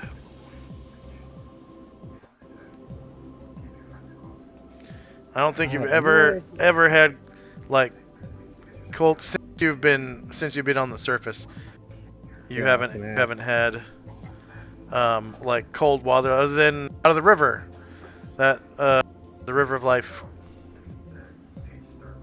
yeah. Where I'm from, the beverages are extremely cold, really chilled, and I'm very surprised, especially in this humid desert place, that this particular beverage you call beer is really cold. I drink some more, No. and I'm going to wait for everyone else to try the porridge, whatever this thing is. I think it's chili. Chili with tripe. It basically ends up turning out to be kind of like chili with tripe as like the protein and the eggs as a protein. The red paste looks like just red vegetables mixed together, like red bell peppers, red tomatoes, and red chilies that have been kind of boiled together so the skin has disappeared, and it's just like a thick kind of like stew, almost like it's been thickened up with a little bit of wheat flour, and there's like whole hard-boiled eggs out of the shell, of course, floating around in it with big pieces of tripe and beans, black and white beans floating around in it. Sweet. And once you get past the smell, the flavor is okay. It does have a little bit of a fire to it. It's probably like a, on the fire alarm, like a 1 or 2, because it's got chilies in it. But nothing you can't handle. And your nose starts to run a little bit as you eat it. But the beer, the combination with the beer is like, that's good. And it was really, really cheap too.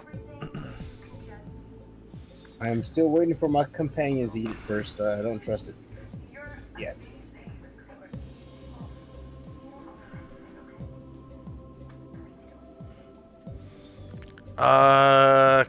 Zion.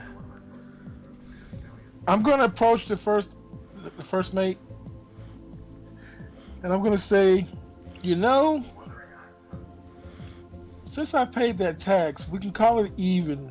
I don't need it back if you let me have this guy for a guy. Tinneroth says, "Oh, I suppose that's fine. He's not wanted in these parts and is in good standing, from what he's told me. Just try not to do anything illegal. Heavens forbid. We wouldn't want to attract unwanted attention because half the crew is wanted, and I doubt that since Captain Asher is on vacation right now, I doubt she'd want her boat confiscated at this time." Understood. So I'm gonna call the other guy over. What's his name again? Chumda Tuetu. I'll write it in chat here. Discord? Okay. Chumda Whoops. Tuetu. Chumda Tuetu.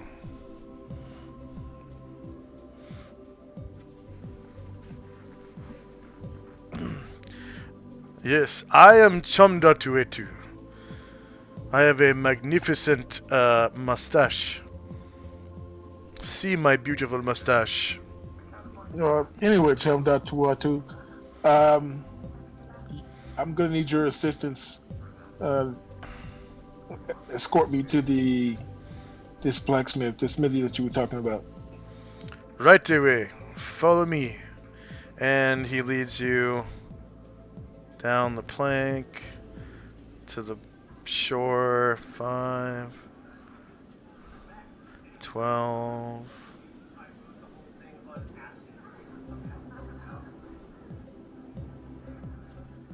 That's 5.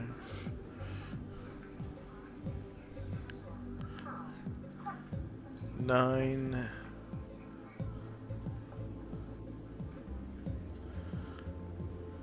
14. 18.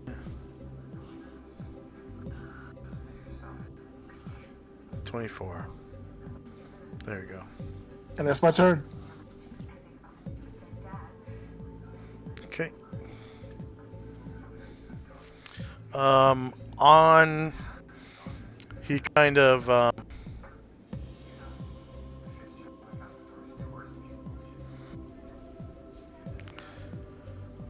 he's sort of like watching The Good Wife out of the corner of his eye. It's been a while since he's sown a seed.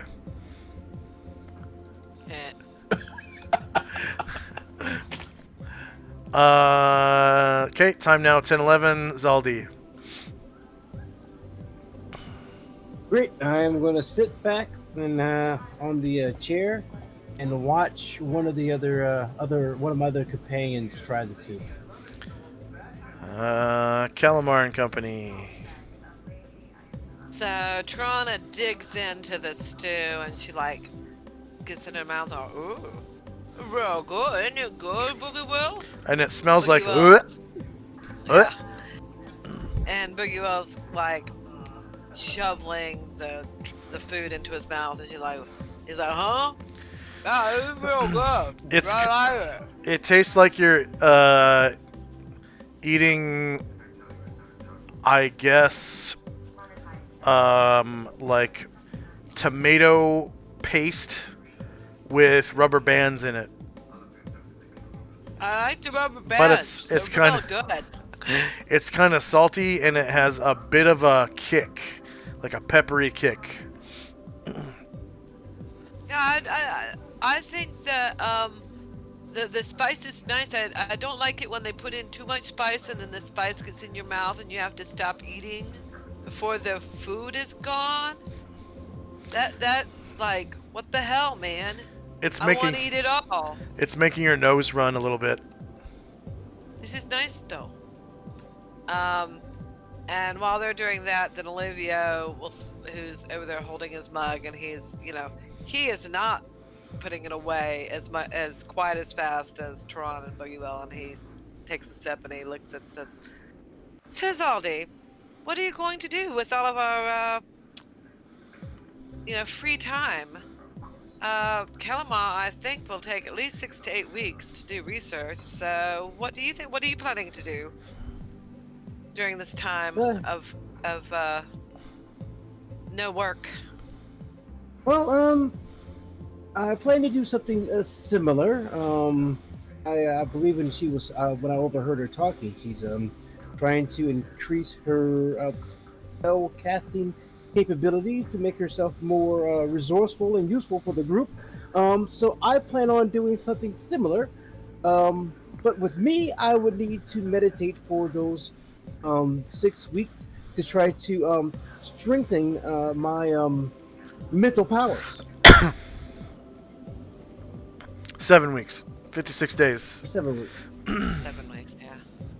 And then I'll try to taste some of the tripe while I'm talking. And Smells kind of poopy. kind of like a cross between. Smells like you just walked into a public restroom, at a fish restaurant. okay, Like somebody so I don't hurl. pooped fish. Oh. So I don't hurl. It tastes pleasant as you chew it up. No chew. I'm gonna take my spoon, and since I'm not a meat eater, I'll start ciphering out the meat, and I'll look at I want Boogie or Tirana. There's no quote unquote meat in it. Tripe is meat, isn't it? It's an organ. I wouldn't call it meat. Usually meat is associated with muscles. I would call it an organ. Yeah, it's protein. I'll scoop it out, and I'll start dumping Slimy. it. Slimy. It's kind of slimy, rubbery looking chunk of white stuff with little studs on it, almost like Braille, like a Braille book, but it's covered in those little studs. And a little bit too peasity for my taste, and I'll give it to Boogie. And I'll drink the broth and whatnot, but I'm not eating the tripe. the broth, it's not fish, it's just from the tripe. The broth kinda puts a little bit of a fire in your mouth. I don't think subterranean foods have capsaicin, so you've never really had pepper before. So it makes your nose start running. The beans, like they have kind of a flavor, but they have a really like chalky like texture to them when you bite into them. And the sauce tastes pretty good. It's got like a pepper. Well, you never really tasted pepper, but it's got this weird like new chemical flavor you've never tasted, that kind of makes your nose run a little bit, and it makes you it warms your body up. You start sweating slightly, and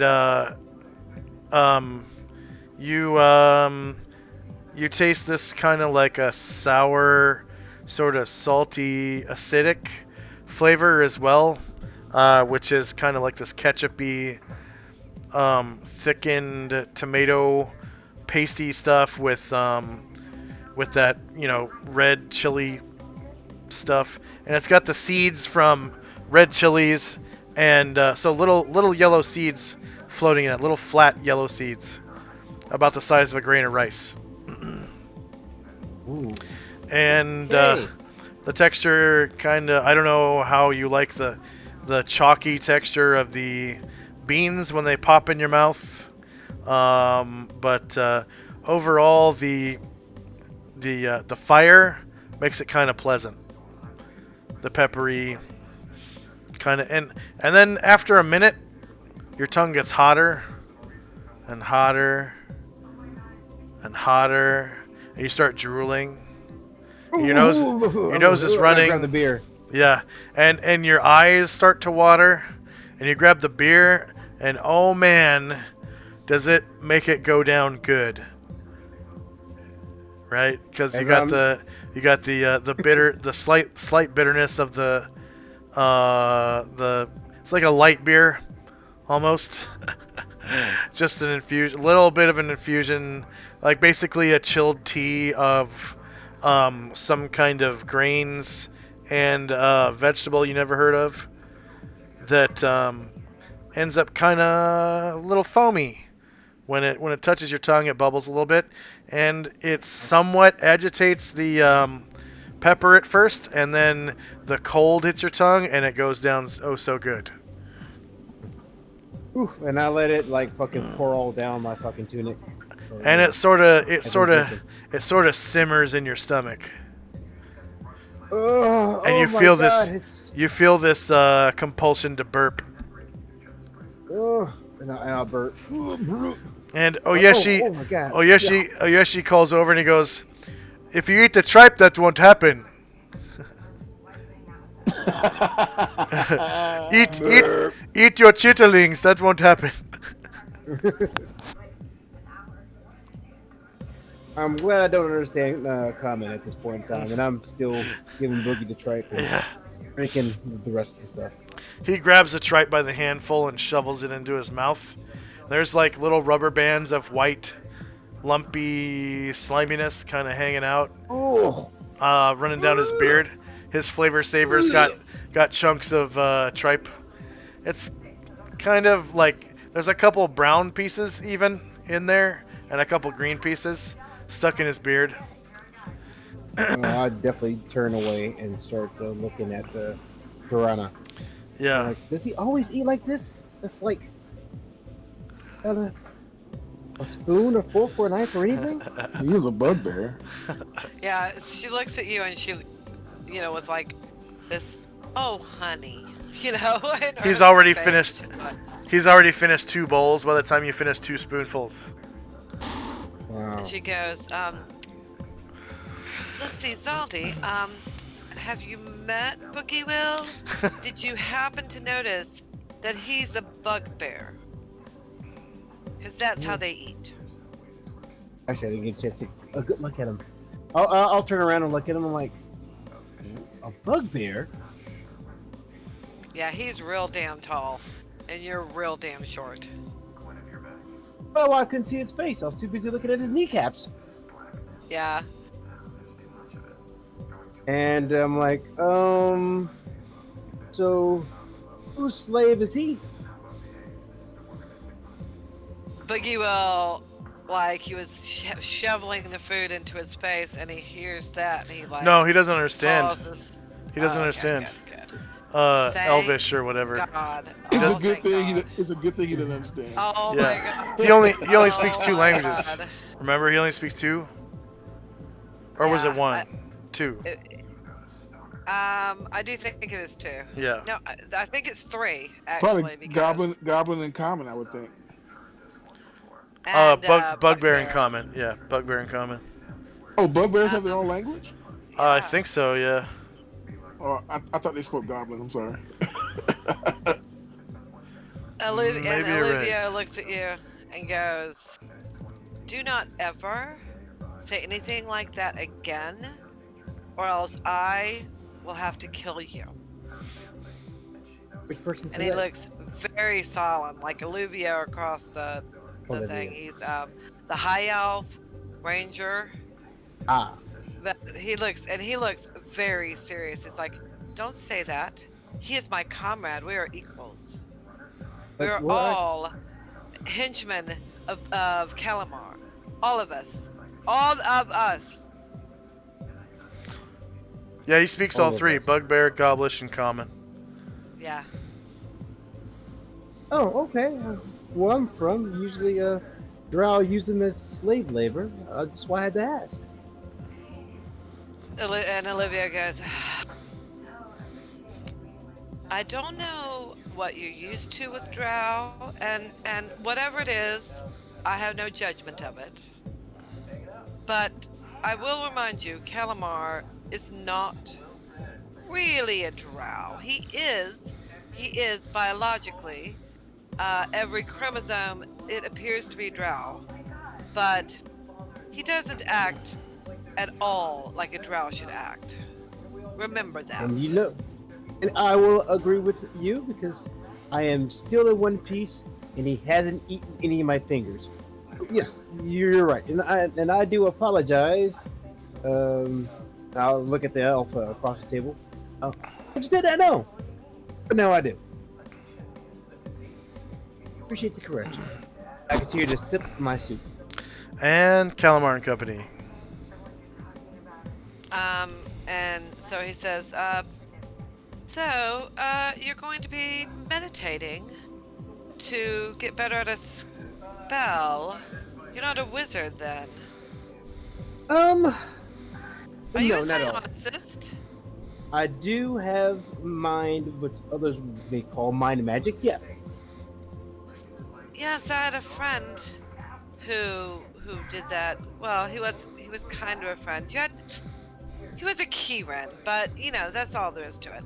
But yes, I liked some of his magic.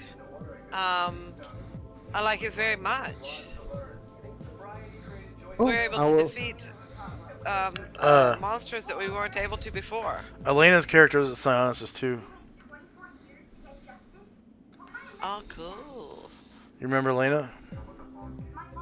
Yeah, I do. Yeah, now I can remember now that you mention it that she was a psionicist too, because that's how kind of she got kickstarted into the campaign because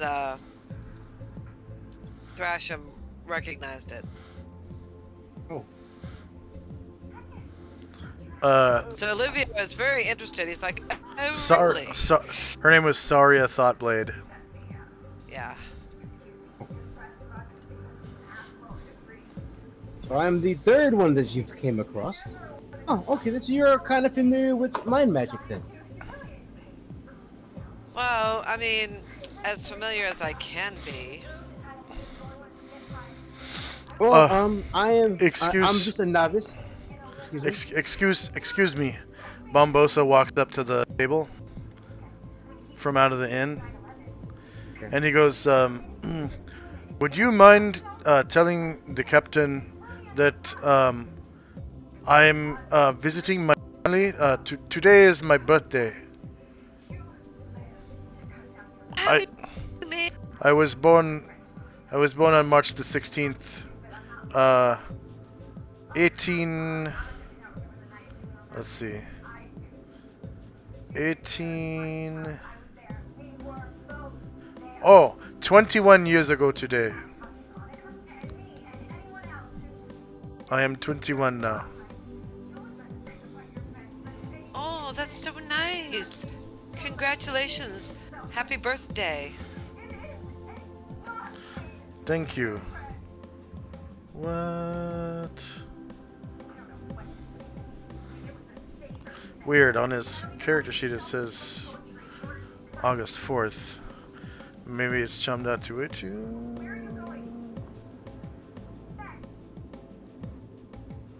No. Anyways, yeah, Bum says like slipping out the door. Yay!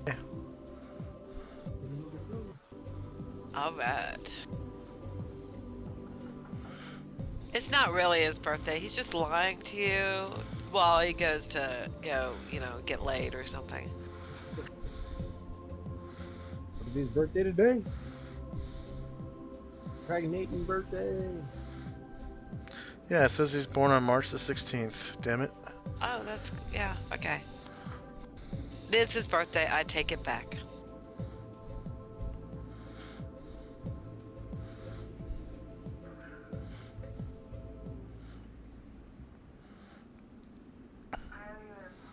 like I'm looking at the roll.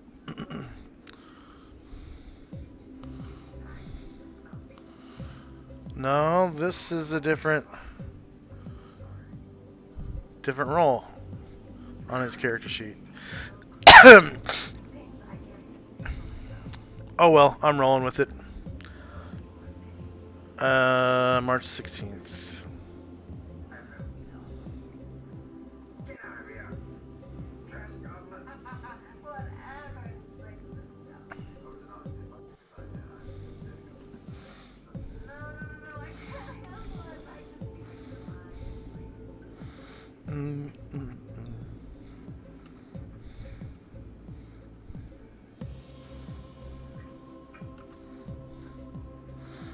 And save changes.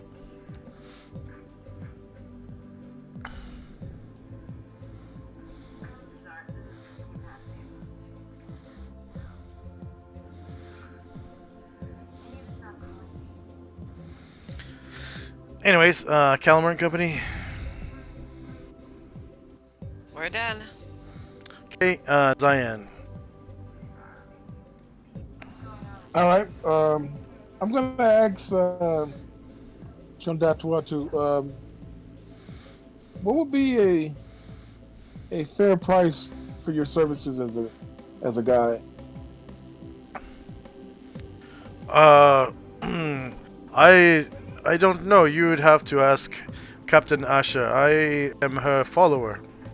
So any money that is paid to me is paid to her. Is that right? So I can't tip you anything. Everything goes through Asher, huh? Yes, typically yes.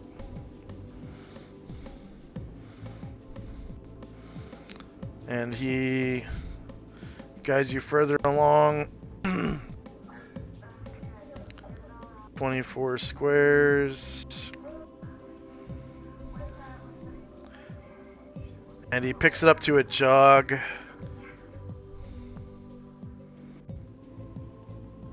Just makes it there. Picks it up to a jog.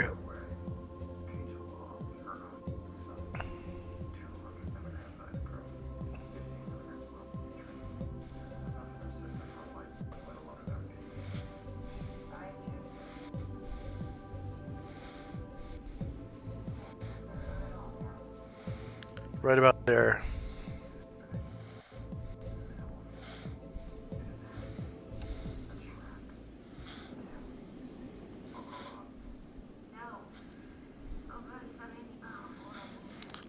Way far south. 48 squares. Anything else from Tenzi? Or sorry, Zion? Nope. That's it. Okay. On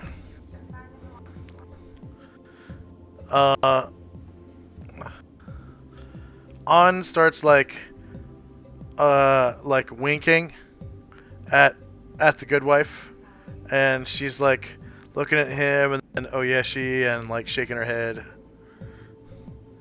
You can hear her tisk.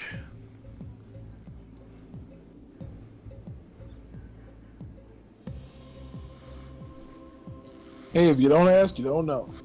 Yeah. Time now is 10:12. Zaldi. Outside you can see Chumda Tuwetu and Zion pass by. But before we start your round or your move, let's take our first 5-minute break. We've been playing for almost 3 hours, and I've forgotten Wow. that we need to take breaks. All right. Okay, So we'll be break back time. in 5. I might be an extra minute late, but it doesn't matter. Okay. But yeah.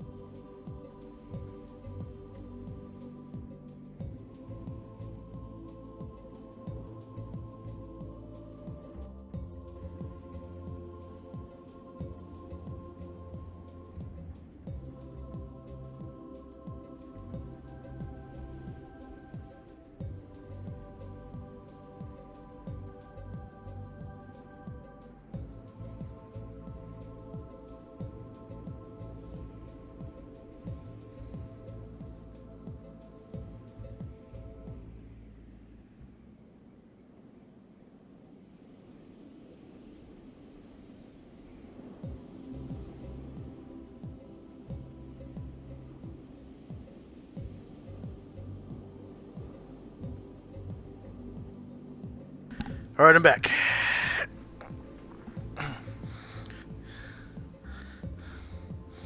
Hello, hello, hello, hello. I am present. Okay. I made some kind of watered down Gatorade real quick. Where's that thirst back? Yeah. I don't like store-bought Gatorade. It's like too strong. It's like too sweet. So I buy the powder and I keep it kind of watered down. So like for half a gallon, they want you to make half a gallon with like 5 scoops, and that's way too much. So I make it with like 3.5 scoops, so it's not super sweet. Something about sweet stuff. Go ahead. I was gonna say I like the way you're thinking. You're saving money that way. Oh yeah, definitely.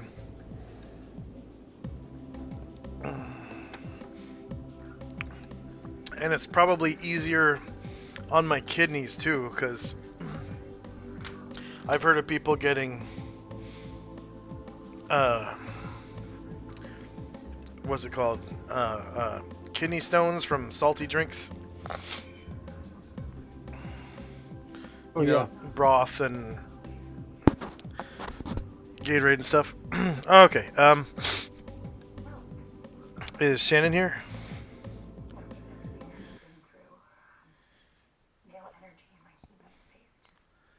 And Zion?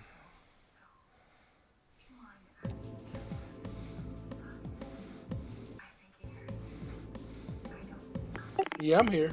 Okay, so we're just waiting on Shannon. She probably went to the doo-doo.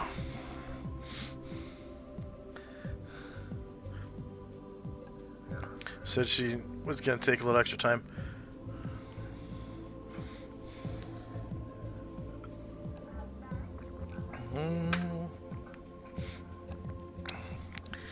Okay.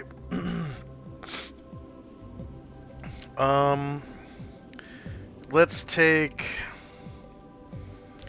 Zion's turn, because Zion is with an NPC right now. Okay. So the your guide way to kind of kicked it up to a jog to get there a little faster, and then he I'm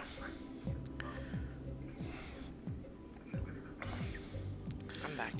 okay, he brings you down to this street.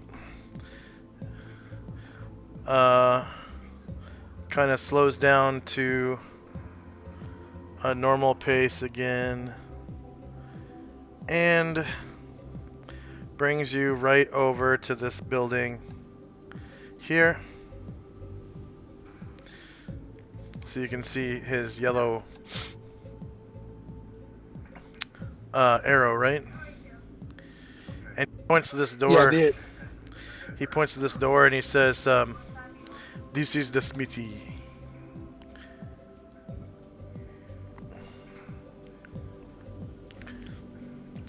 If you are not careful, they may overcharge you a little bit.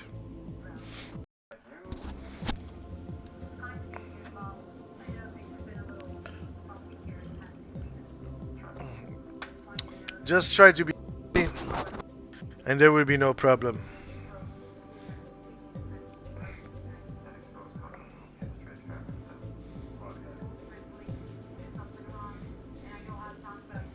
Okay, I'm still trying to find him. You passed it.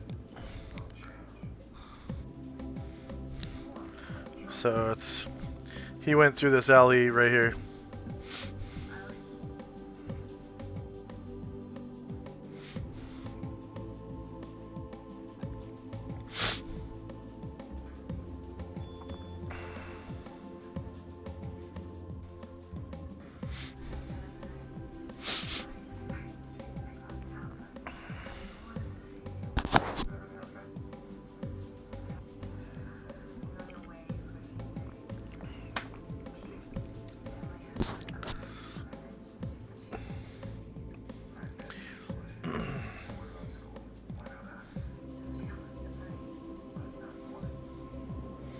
And he points up here to this doorway. And he says, here's the smithy. Down there, even further, is the Colosseum, if you want to see the games. No, I don't think so. I will wait here until you come out. Okay. And inside, you can see off to the right, there's a practice room. Off to the left, there's like a sales floor, and they're both empty, both the rooms. They're not empty. There are things in them, but no people. And then in the smithy, it's right here. You can see a whole bunch of laborers going at it, making swords and stuff. And it looks like right now they seem to be concentrating on banging out these silver tines. They look like big forks. They're just banging them out one after the other. Not really heating it because silver is so malleable in itself. And looks like they're banging it out into like these heavy metal fork-looking things. About the size of a dagger. But they're not pointy, they're dull at the end. And it's like ting, ting, ting, ting, ting, ting, ting, ting, ting, ting, ting. Yeah, sigh. I mean, I've seen one before, so. Yeah. Yeah. And the laborers, they all seem like they're working, but one of them over here that just quenched something, he comes over to you and he says in this booming, deep voice, What can I do for you today?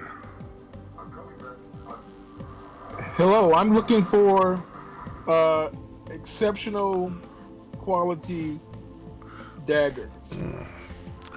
Do you have them? We make them.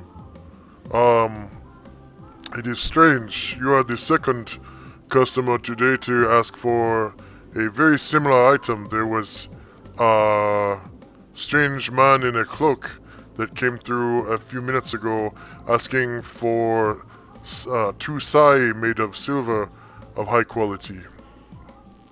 I know of him. Oh.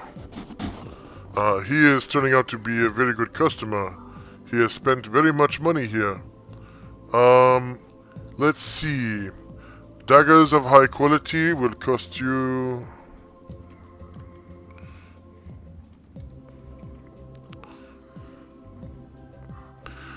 $13 times the price of a normal dagger. And you can either have them super sharp or super balanced, i.e. +1 to damage or +1 to hit, your choice. I mean, +1 to hit. Very well. They will be ready in a few weeks. And as I said, they are 13 times the price of a normal dagger. How many do you want? 20.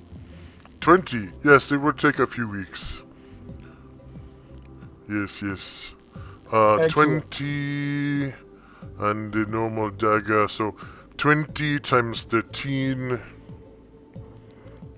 Let's see, /R 20 times 13 equals... So that would be 260 times the price of a dagger. How much do you need up front? All of it. All of it? Is Yes. that normal? Around here it is. Okay. I'll pay him. So that's... Let's see, a dagger Oh, right. I'm looking at the wrong thing. I gotta look it up in the book. 'Cause I don't have that table. Combat tactics. Weapons and armor. Master weapons list. No, equipment groups. Dagger is 2 GP. So slash R 2 times 260. So 520 gold coins for the 20 daggers. You said 20, yes. Okay, I kind of blink that the price just doubled on me. Yes, that is times the price of the dagger. So 20 daggers at 13 times normal times 2 GP is the normal price is 520.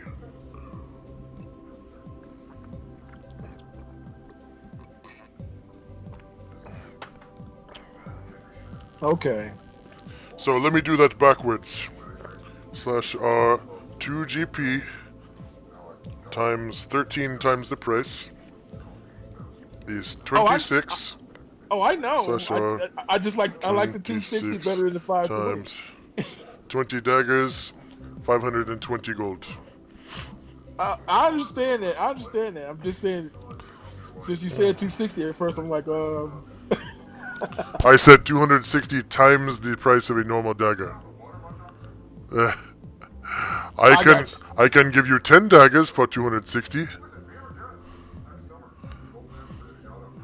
No, 20.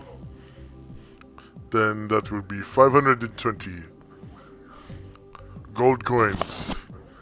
Yes, I think so. Let me check. Yep, gold coins. Wow. 2 GP per dagger.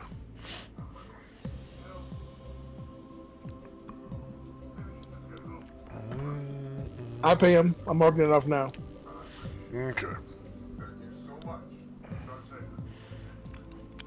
That would take like, I don't know, like maybe a couple of weeks. Just come back at the end of the 8-week time and it will be here. Okay. I like breaking the fourth wall. I know about your 8-week vacation.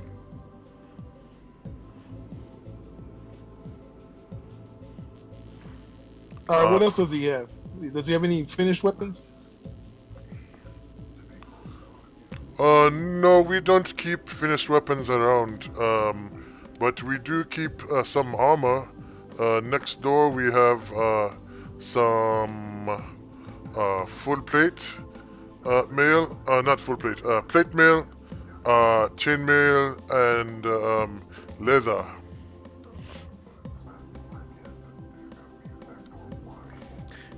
By the way, do you know of any shop that sells magical implements?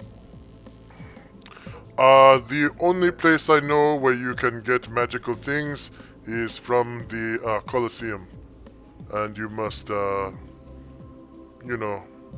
risk your life. Oh no, I don't think so.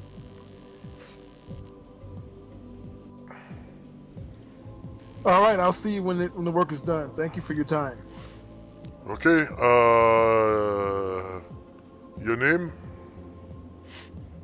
Zion. Iron Star. Zion. Iron Star. Iron Star. Iron Star. Sounds vaguely familiar, but I don't know. That's good. Are you from Panoplia? From where? The continent of Panoplia, the European type continent. Out of game. I think I am, right? Yeah, breaking the fourth wall, it's the European continent, Panoplia. Yeah. Yeah, I am. Oh, I have heard of a foreigner, I think, from Panoplia who takes place in the games from time to time. I think his name is Iron Star. It is probably true. It is probably so. They call him the foreigner.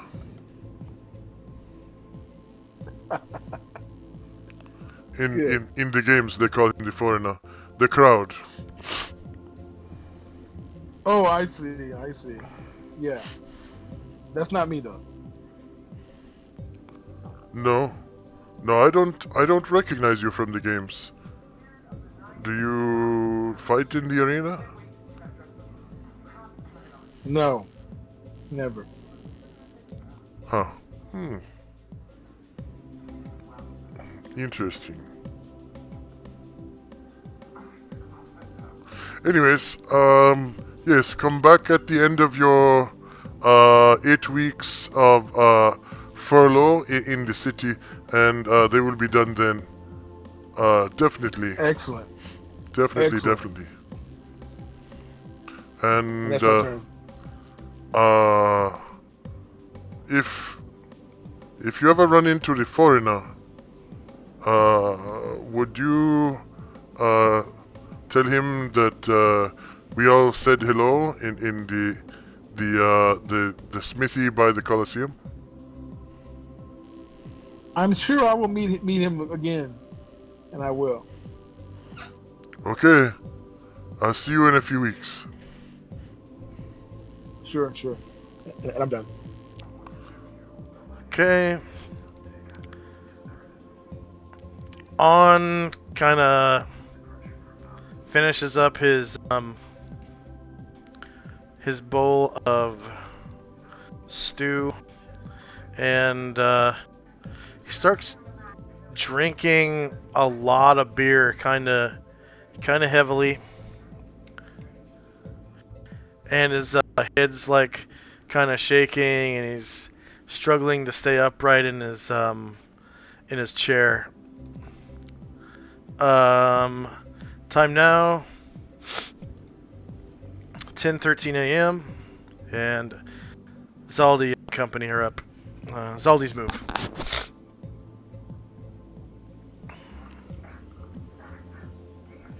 Are you on push to talk, Zaldi?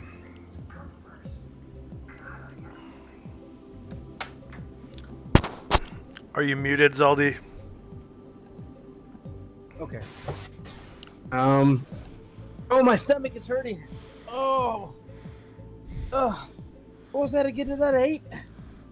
Oh, give me more beer. More beer. More beer. Hell yeah, more beer. Chug, chug, chug, chug. Well, she put a gallon in front of him. Has he drank all that already? I'm chugging as much as I can. I'm chugging. Yeah, there's more in the gallon pitcher. There has to be more. Yeah. So I'm drinking more of that. The compulsion to burp is almost insatiable. I start patting my chest a little bit. Oh, come on. This- it can happen. This Come on, loud Jesus, come on. loud eruption of fishy fecal smell comes out from your gut, and you're like, Yeah. Oh. That's what I'm talking about. Woo. Oh. Hey, Ron, here with the rest of my soup. I'm full. Hell yeah, I want the rest. And she reaches over, grabs your bowl, pulls it over, plops it on top of her empty bowl, and proceeds to eat. Yeah, Going, my voice is hell kind of high yeah. now because it's burning. My voice is burning. Oh, more beer. Kinda laughs. Go ahead and Laughs. roll a poison save with your racial bonus of what is it, +2 for poison? Yeah, just +2. Mm. Okay, so you're starting to see double,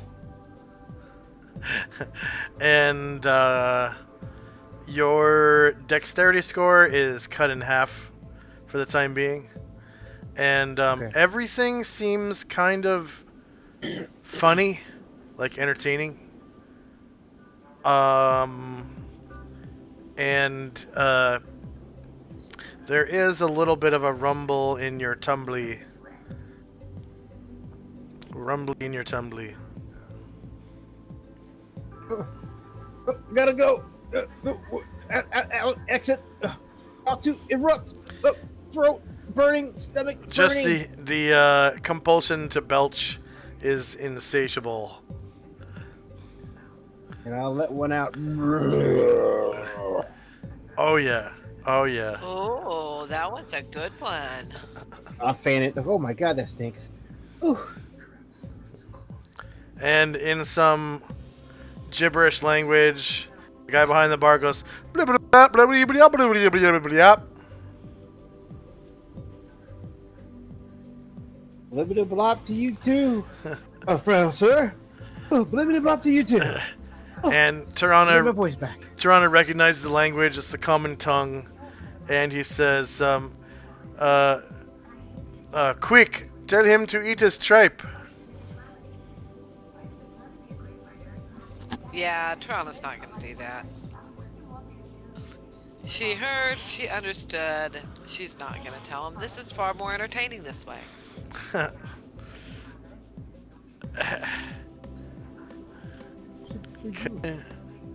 Anything else from Zaldi and company? Nope, that'd be it. Okay. That'd be it for me. Calamar and company. And she leans over, she looks kind of at Zaldi, and I see that, like, his eyes are not focused, and, you know, he's got, I'm thinking, oh, yeah, oh, we have a little baby with us. All right, he is now, I consider it to be the perfect state for one of two possible things we can do. One, we can go and we can all buy you clothes, all kinds, like, we'll get you a new loincloth, and Olivia would get you, you know, we get you fixed from head to toe. Or we go to the Coliseum and we see some people when we're really drunk. What do you say? I am down for whatever. Hey, did I ever tell you that for an elf, looking kind of gnomish right now. And so she chuckles a little bit and she goes, I know, baby. I know. And then turns away and starts talking to Olivia.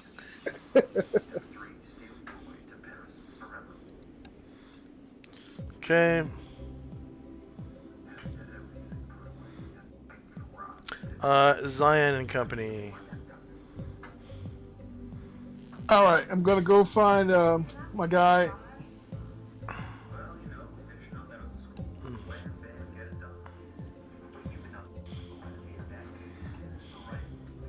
And I tell him, I said, let's get some grub. I want to go to a really nice restaurant. Oh, let's see. A really nice restaurant. Yeah, the best. Just a second. As DM, I need to see if there's... I need to look around the map for a second. Yeah, not that dump they went to either. That can't be nice. Okay. Yep. Lord. No.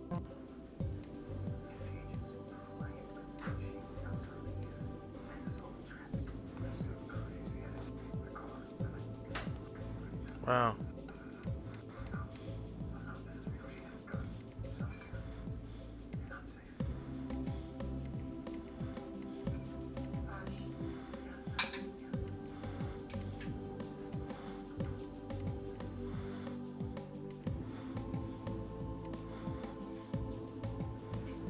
Um.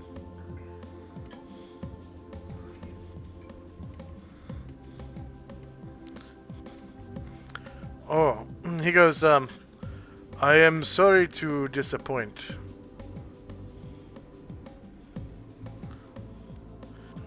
I What is it? I am sorry to disappoint, but there is only one inn in the town. There are several temples and uh, several stables, but only one inn. It is Oyeshi's inn, and he always has a stew ready to eat. Oh, yuck. So there's no market where I can at least go buy fruit and vegetables then? Oh, yes, there is a market if you wish to cook for yourself. Yeah, let's go there. Very well. I will take you there. And he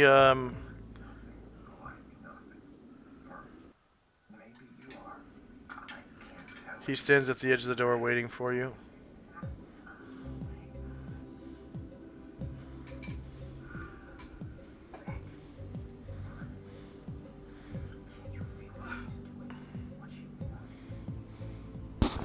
We will pass by the Colosseum. It is right there at the end of the street. You see? Now I will begin to jog.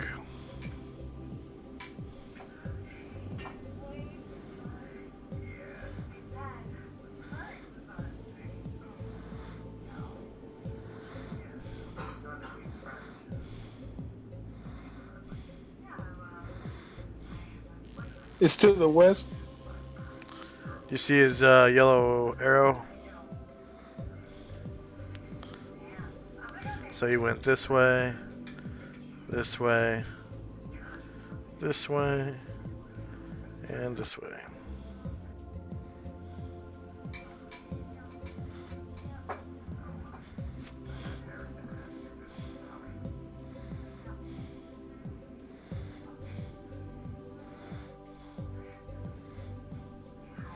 And all the doors that are open, they are open. People keep their doors wide open. You see into their houses, and there's, women and children inside, animals inside, outside, pet dogs, pet cats, livestock, even like maybe a few goats here and there, sheep, chickens.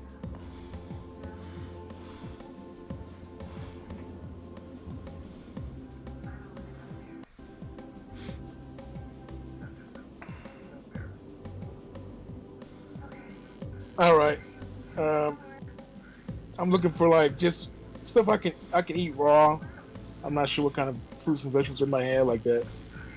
Cucumber, apples. Plenty of so he brings you right over to the door. It's right over here. Whoops.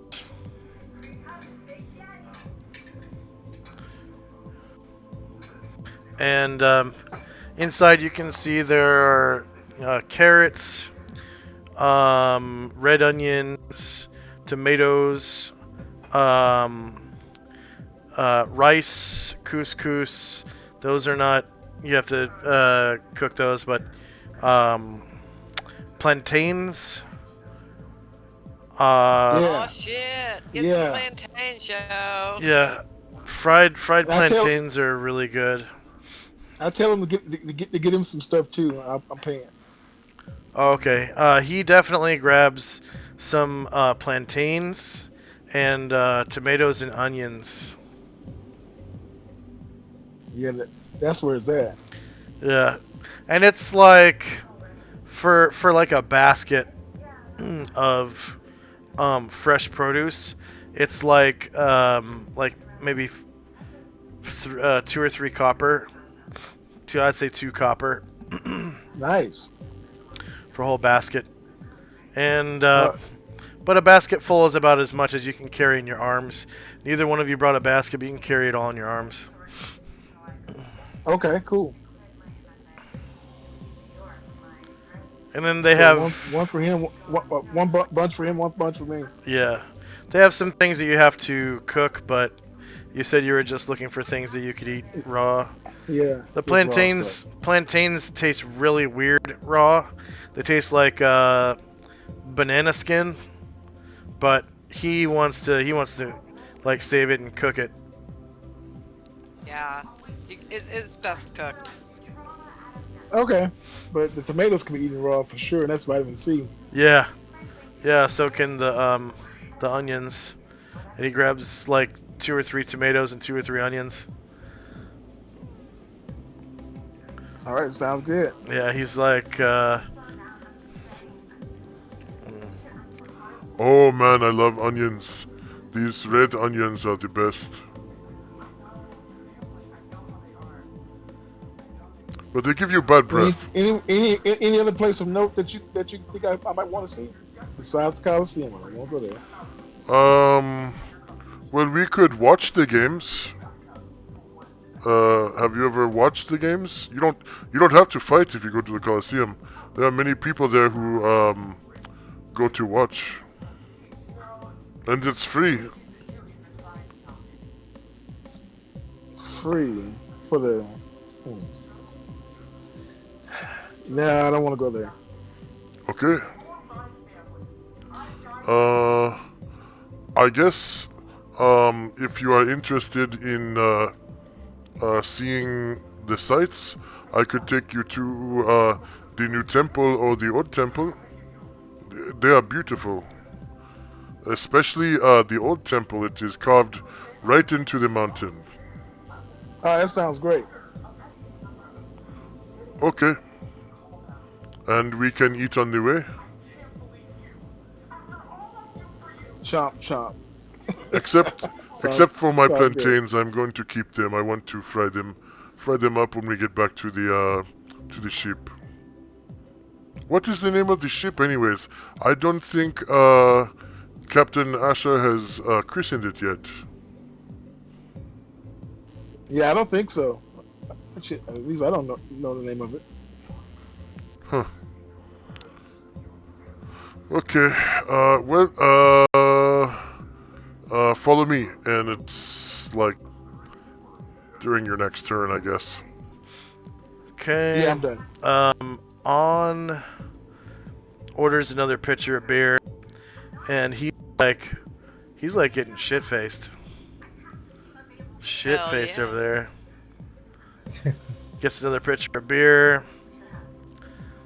Okay, time now is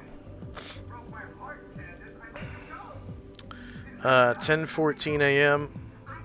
First up is Zaldi. I'll push the beer aside and hand it to Tirana. I'm like, I reached my limit. I'm done.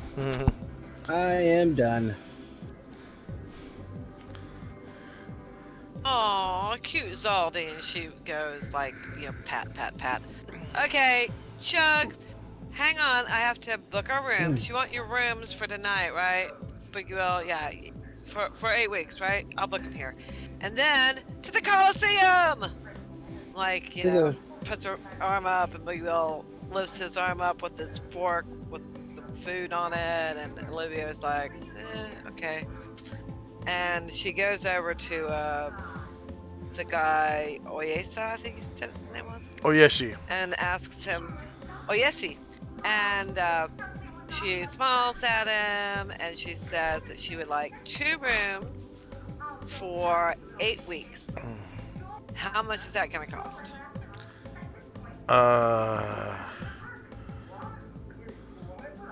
The weekly rate times 16.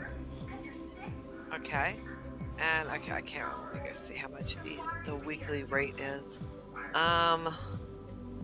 Times 16. Let me see.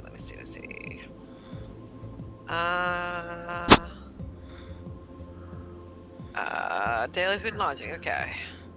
In common rooms.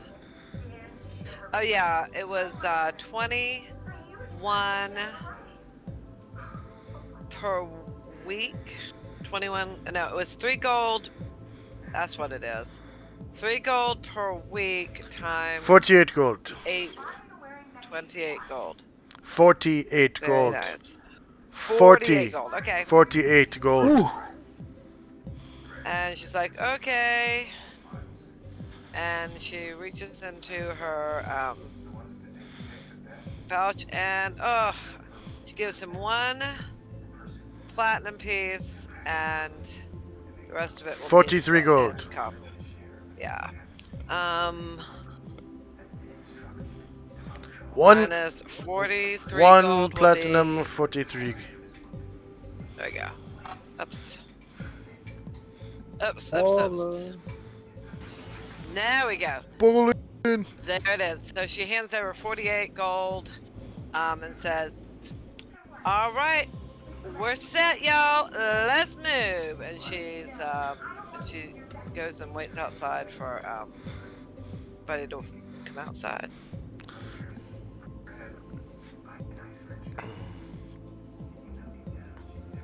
Okay, Zan. All right. Continue to the old temple. Okay.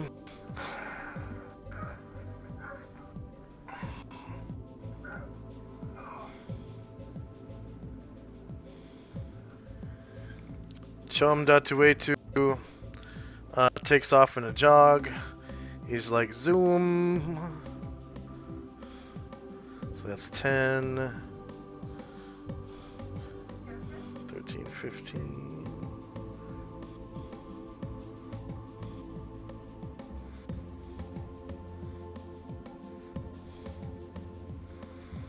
Uh, 37.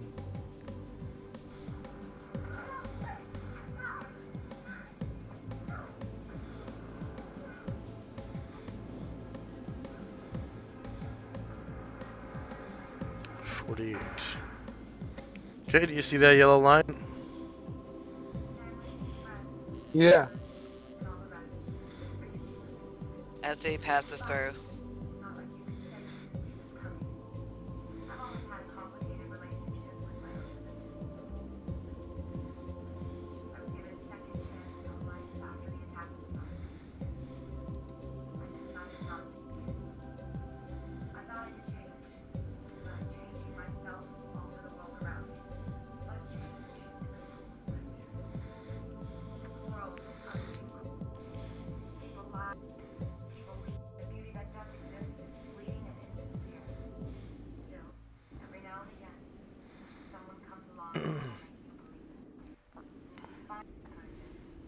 Okay.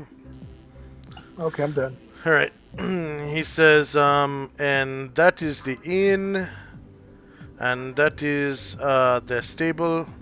There are 2 other stables in town. That is the warehouse.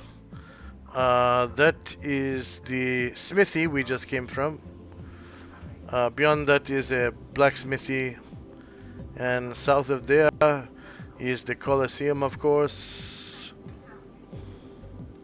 This is the jail. This is the barracks for the soldiers. This is the new temple, and the old temple is basically we go down to the new temple and go straight away from it, and we will get to the old temple. All right.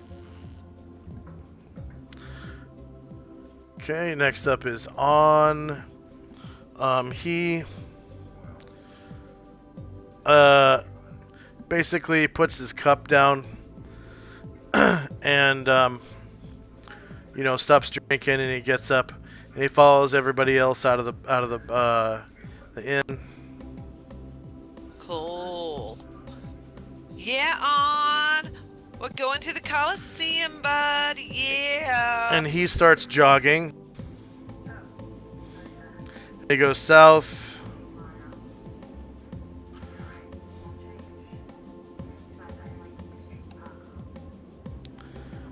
And makes it to The new temple.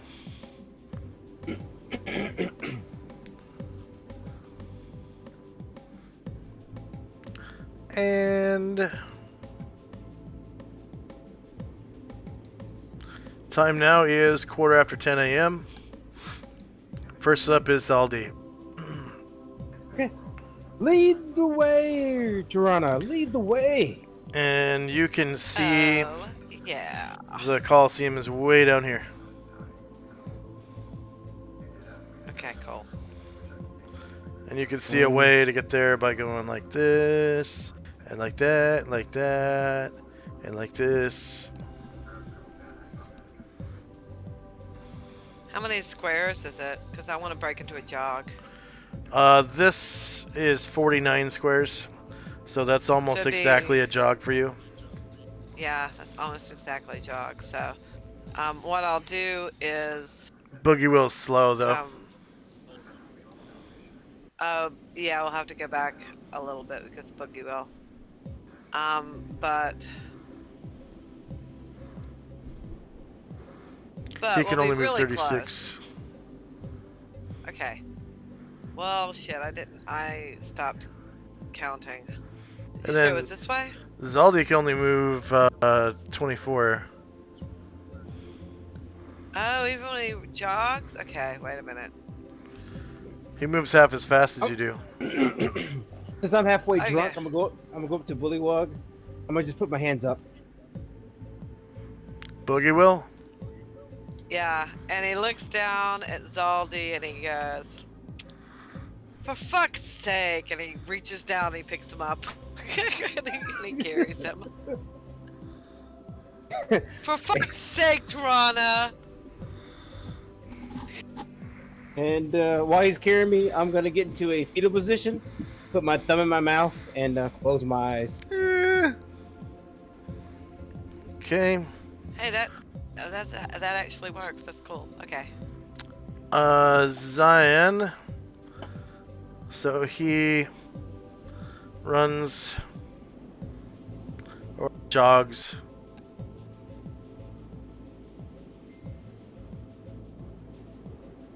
No.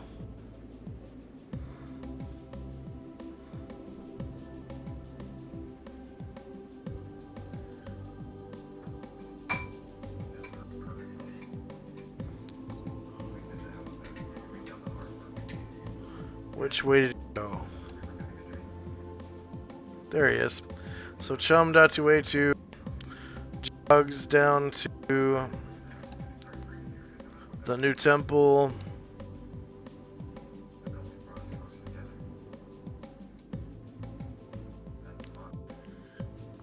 Fuck. X. That's 33. So he jogs there. And then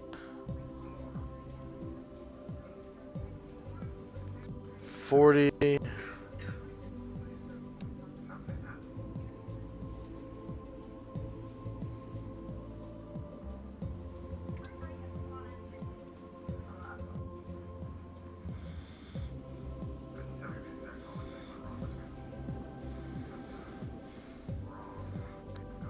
And anything else for Zion? Nope. That's Okay. it. On makes his way into the temple, and you see him speaking with a woman dressed in, what was it, pink? Yeah, he kind of barges in, and you hear like some woman go, wait, and you hear this like,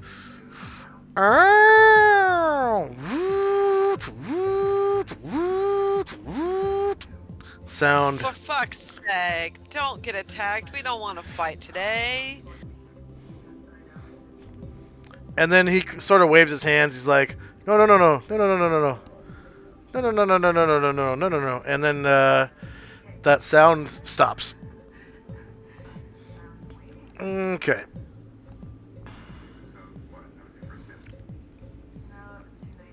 Time now is 10:16, and Zaldi and Calamar together.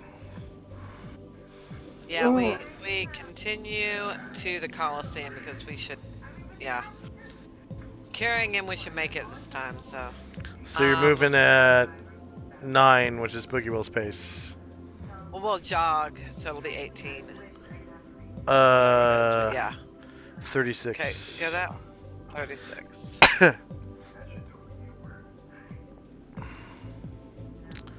Okay. Okay. No.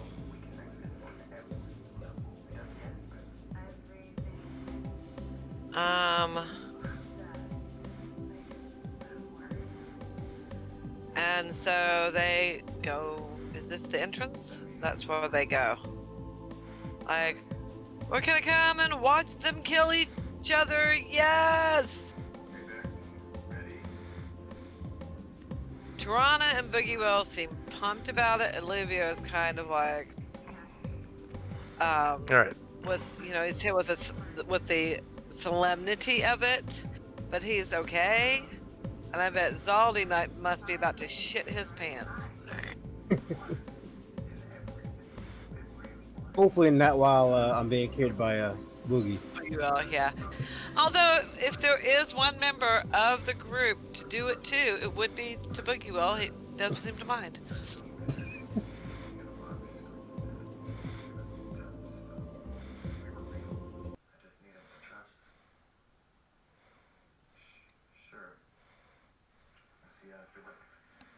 Yeah, about that, I may have gotten fired from the yoga studio. May have? I got fired. Apparently I fell asleep leading Shavasana. It's fine, I can find another job. I can... Come work at Mooney's. I know. Big step. Joe. Come on, that's perfect. Flexible hours, you have time to write. Wanna help? I can't ask that of you. Well, you're not asking. I'm offering. But big steps feel right in an everything ship. Yeah, I get that. Oh, don't worry about this. Minerva's stage is a very symptomatic glaucoma, so I got a prescription. I swear this makes Aw, hell yeah. You should do a study. Well, now what I was going to be looking for was, they kill to the death, which I think they do. I want to see the type of loot they typically give to the winner. Is it everybody has to fight and there's just one left, or could they fight together as a group? Sit down. That type of thing. Eating animals and I'm test driving veganism now. You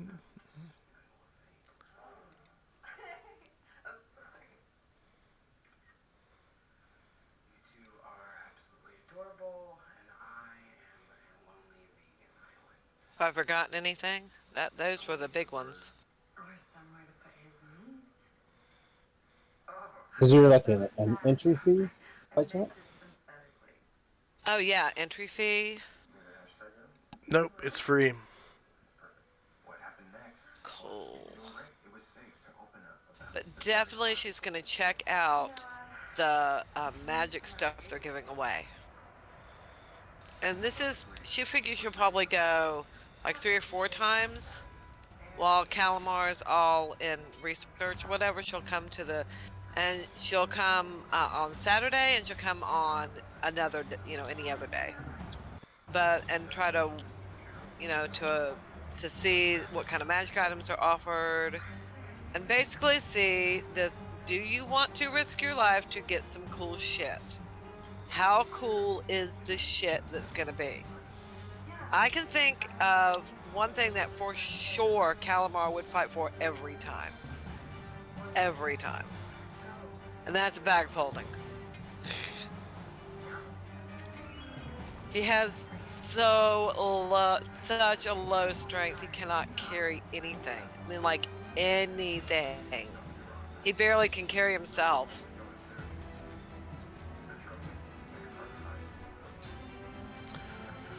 Okay, so you guys come out of the entrance tunnel.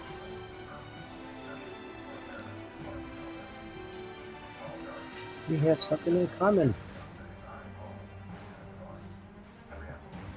You have a low strength? Yes. Yeah. And it really is kind of it's interesting and to stay, you have to stay alert so that I can be unencumbered. But my God, he got his strength reduced by 3, and he like fell to the floor trapped by his backpack. He couldn't get up until he took off the backpack.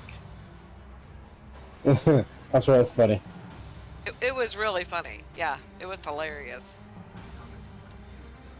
See that happening. You got the backpack. Oh, okay. Yep.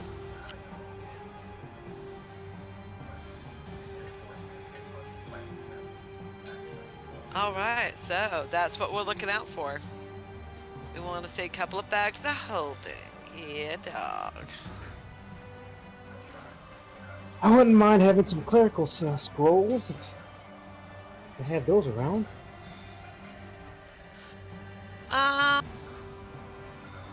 think that the clerics we find those pretty often. I think. Really, you have some clerical scrolls? Yeah, we found them in the last dungeon we were in. Let me tell you, that dungeon was killer. I mean, it killed one of us. It almost killed several of us. That shit was no joke. That's why we have to stop and do some research. Okay. This So, shit will kill you. Oh, wow. You guys are indeed a mighty group. But I have to ask you. This shit is horrible. Do you still have those clerical scrolls? Probably. They're probably in the hands of the clerics who are in the party. But we might have some that aren't claimed. Oh. If you wouldn't mind, I would love to get my hands on those unclaimed scrolls, no matter how minor you feel that they are. If there are any, then yeah, sure. But I don't think there are. Hang on, gotta go look. Do we have clerics in the group? I thought we were surrounded by sorcerers and fighters and rogues. Well, the main party members are all that. But each of the party members have henchmen. Okay. And the henchmen can like I forgot Gromnar's thing.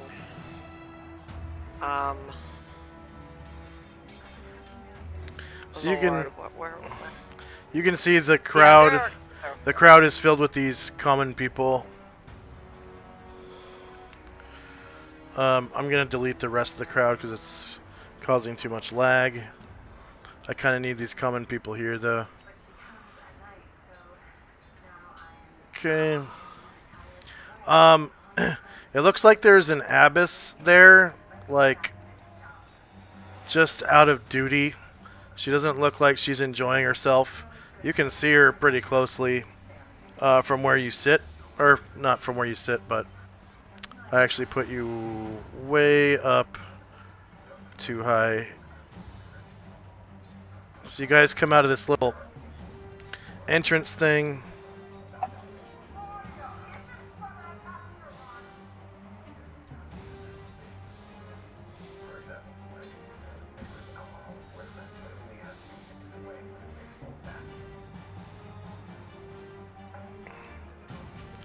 Okay, no.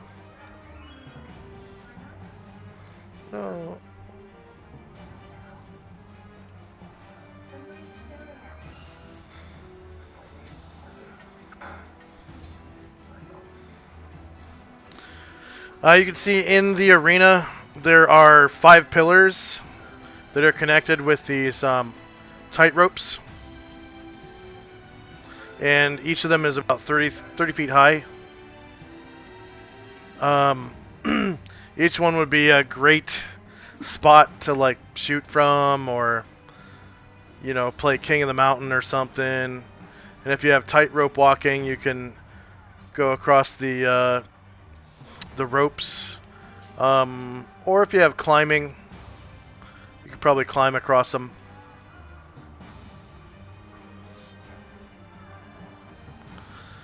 And I wonder there's if you currently can fly.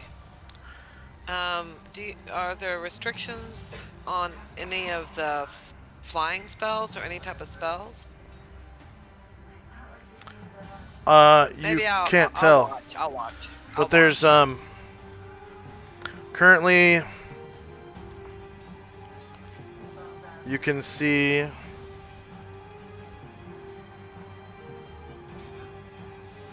in the arena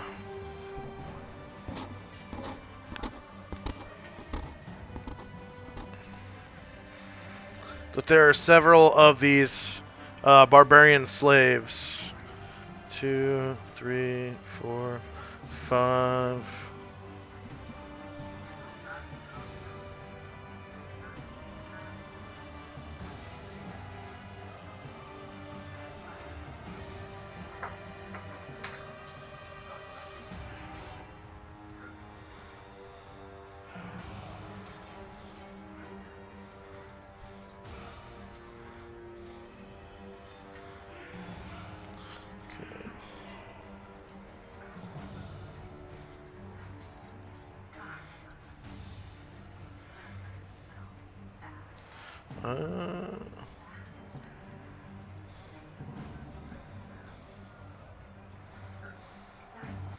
And they're on the floor of the arena.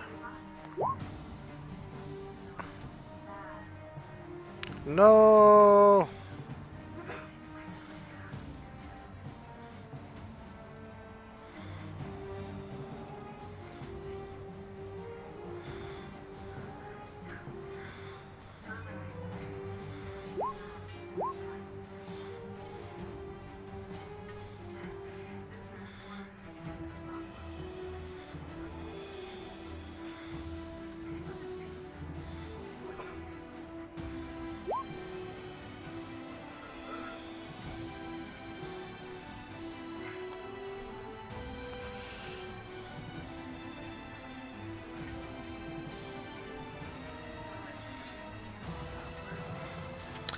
Looks like some of them have two-handed swords.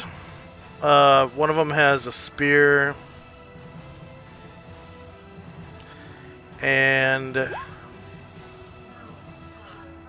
another one has a spear, actually.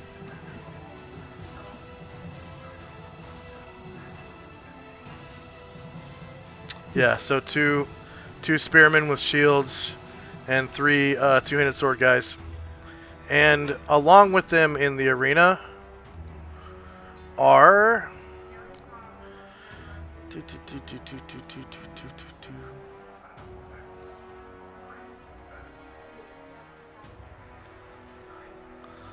come on. Is making a guy think that you don't want something and seeing if he still comes up. I'm gonna give you a little lesson on Beck.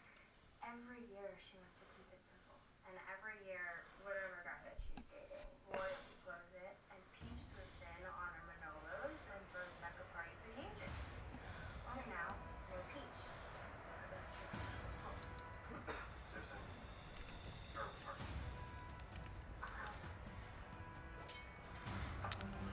Distraction. Yeah, because I was anxious about this. My judgment was a little off. I'd bury my sorrows in any margaritas and woods with green citrus. Come on. The best one on the green. Some creatures you've never seen before. As soon as I find... Oh shit! We haven't seen him before. This will be exciting.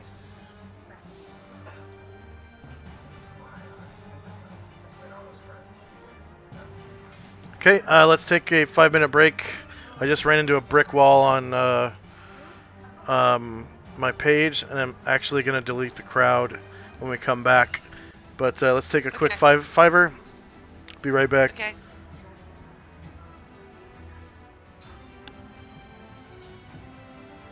And for our viewers, a 3-minute break. Ad break. Oh, put it.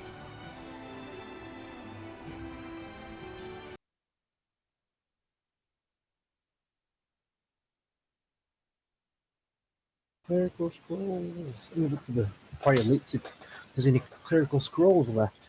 I really doubt there are, but we find them fairly regularly, so that means you can get them then. Okay.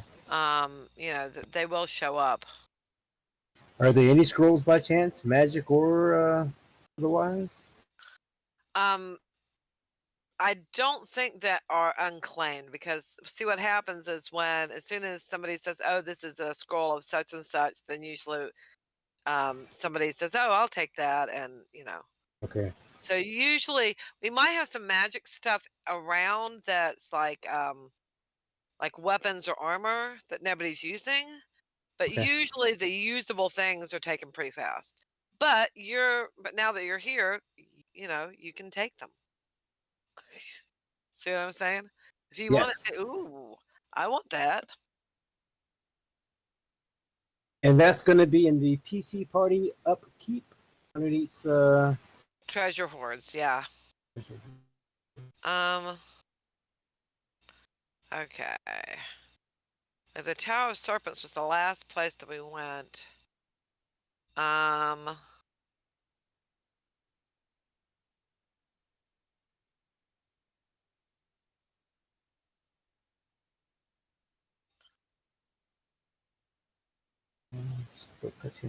Leadership.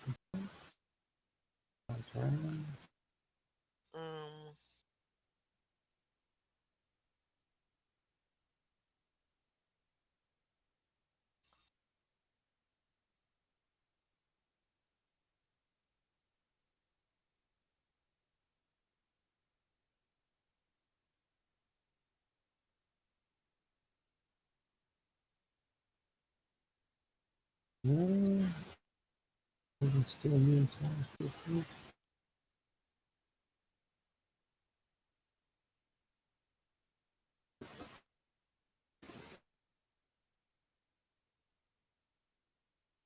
Which makes sense. I don't think anything's left that's magical. I'm not sure. And Yeah. I can't remember necessarily exactly because of, you know, the brain damage due to my stroke. Yeah. But I feel like um there were a couple of things, but they might not be usable by you. Are you a cleric? I can use just about anything that's Okay. magical, clerical, or wizardry. I can say the word. Oh shit. Um Same thing with weapons and armor. oh, wow. Wow. Yeah, but it has to be magical, and I don't see anything that's. Let's try the next one. Get it out. Nothing.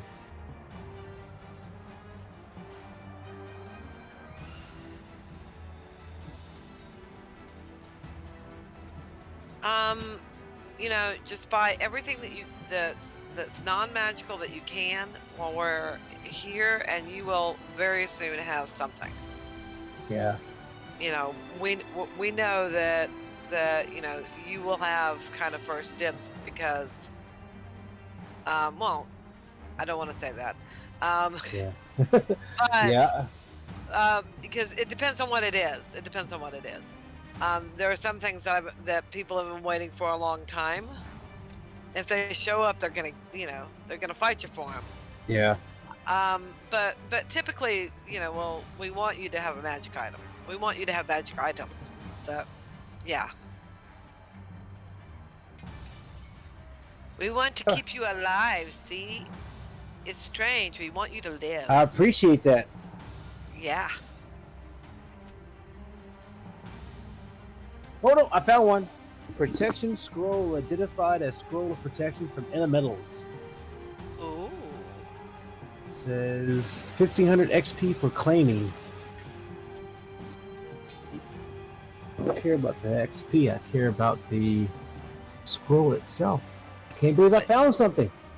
But you can, you'll take those XP. That's right.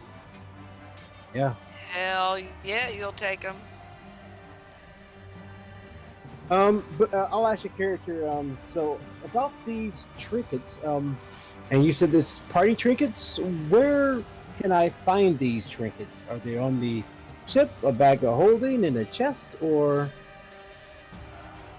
Oh, I wish we had a bag of holding. They are, I believe, on the boat. I think they were put in one of the saddlebags of the camels, I think. Okay. Oh, no, probably Frumpy. That's a mule. You know what? I talked to Asher about it. Okay. Because, and when Gromnar is here too, that will probably be good because they'll remember which ones of those, haven't been taken, and, you'll have something. Okay. Sweet.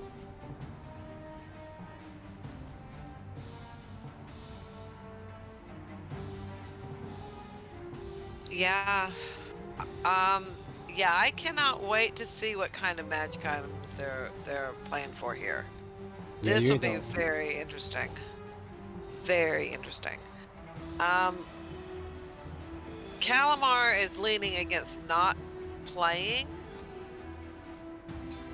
But if they offer something he really wants, bet his ass he's gonna risk it. Bet your ass. All right, we're back. That bit. We're back. Okay. Okay.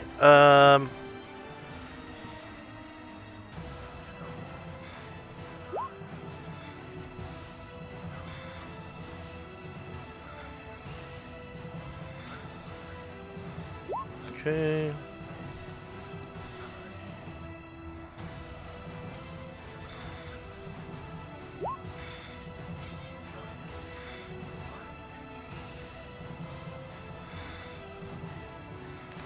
So there's these five slaves down at the. They're already in the arena. They haven't like touched each other. Down at the south end of the arena, 4 monsters have just been released. It looks like there is a.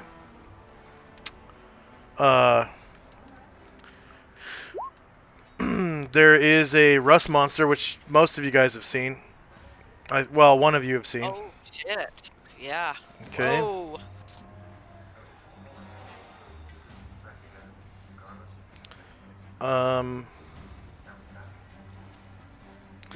And then 2 of these big ass tigers that have fangs that come out past their lower jaw.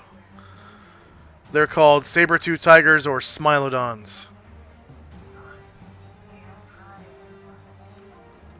And 2 of them? Oh, shit. 2 of them. Okay. And a creature that seems to be made of pure sand. It's just sand swooshing around. Right here. This thing. Oh.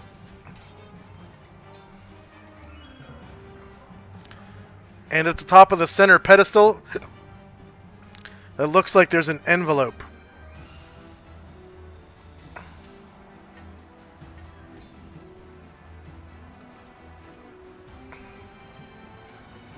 Envelope. An envelope That doesn't sound exciting. at the top of the center pedestal.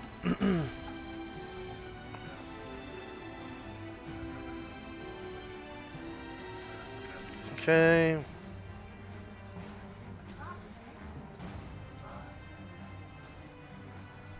Time now, 10 a.m.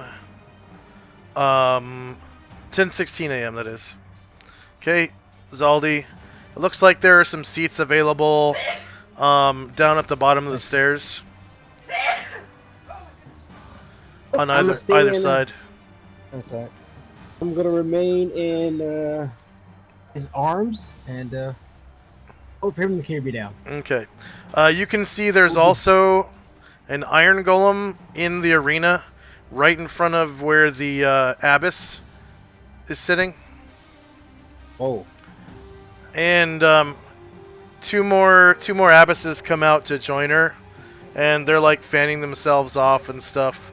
And you can tell they don't really enjoy the violence. Like anytime somebody goes to get hurt, they cover their eyes. But they're surrounded by these iron golems. They're separated from both the crowd, and then there's an iron golem standing right here that separates them from the arena. And then, of course, the wall right here is like 20 feet tall to get up to where they're at. And, you know, there are abundant handholds and stuff. It's like a normal wall. So, it's not too hard to climb. Okay. So you just stay in the arms of your holder. All right. Yes. So the first Sabertooth tiger moves in. Looks like he's going after this Aprosiban barbarian wielding a spear. Next up is the spearman. So he faces his opponent, and he does this wicked, wild maneuver, attempting to mount the Sabertooth. Let's see.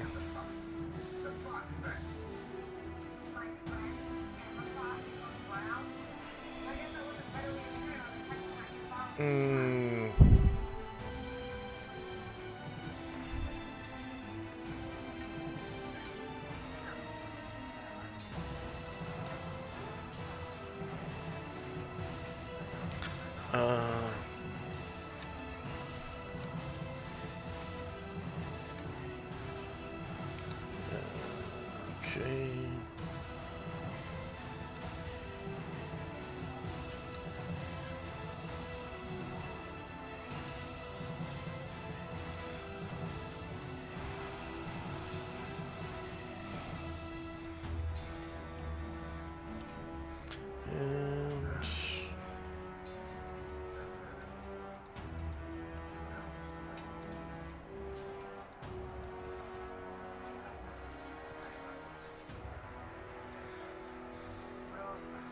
So he's somehow proficient with great cat riding.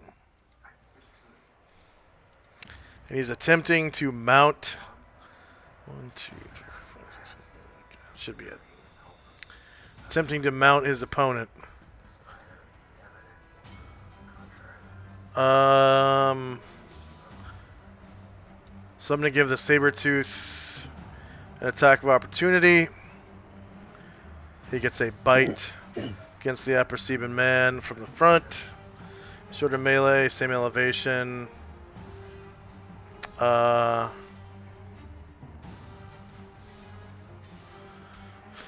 Aprosiban's going to block with his shield, so he gets a -1 to the attack roll. This Aprosiban actually has a shield. And then damage roll modifier +0. -6 for 6 damage. So the Aprosiban man tries to mount the Sabertooth. Sabertooth catches him in his jaws, causing 6 damage and tears the Aprosiban in half. Right before your eyes. Right. And the crowd goes wild.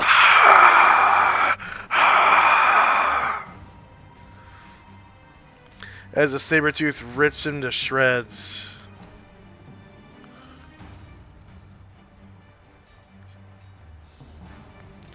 Okay.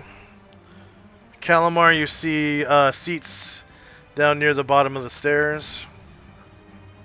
Yeah, Boogie Will carrying his partner or whatever will go and have a seat.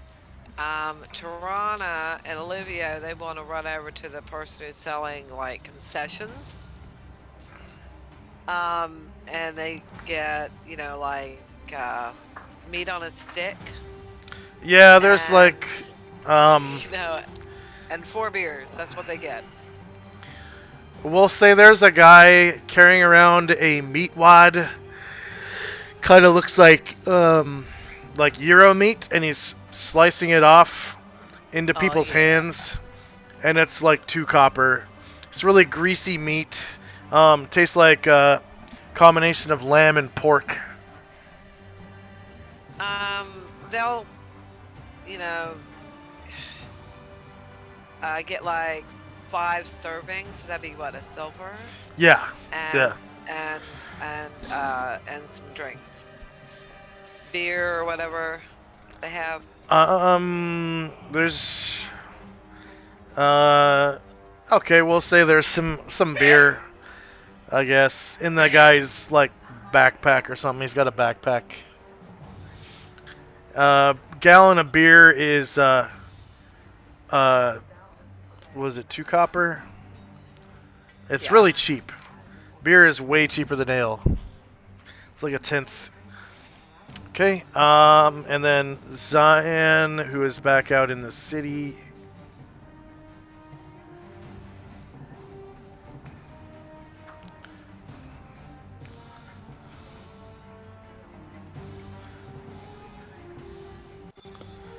Okay.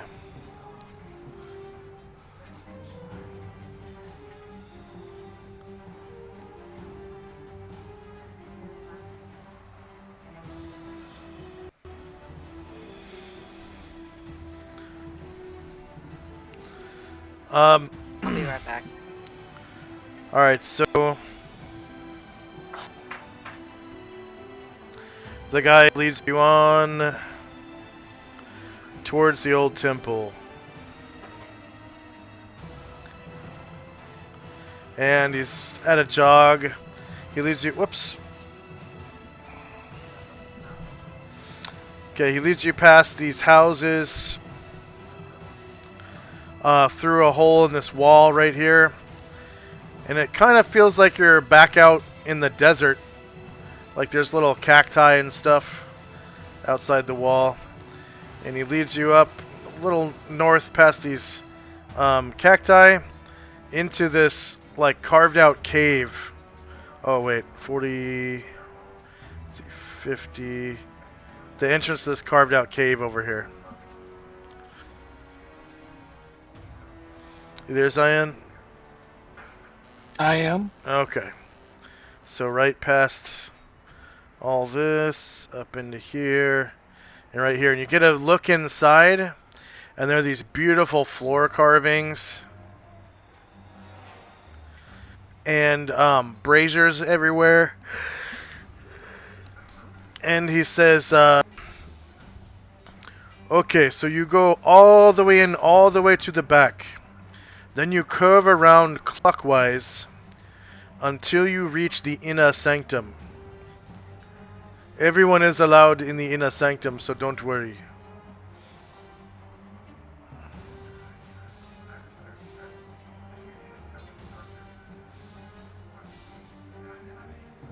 And he just points further in.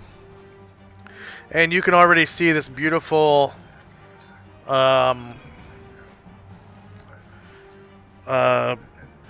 mosaic on the floor. It looks like a magical eternity or something. Some kind of magical symbol.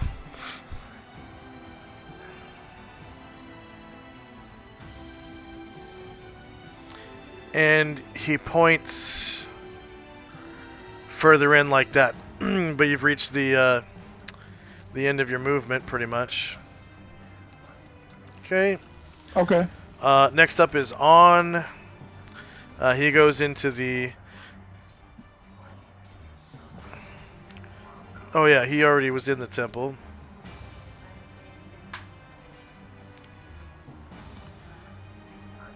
And he's securing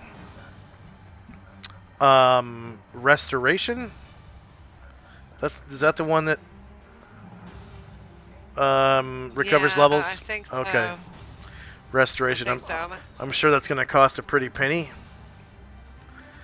which he probably has because he's been adventuring for so long. And next up is the Sabertooth in the Colosseum. Okay.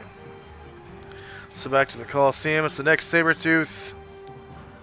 The Sabertooth just comes right up to this Sandling and rips into it. The Sandling turns to face the Sabertooth Tiger.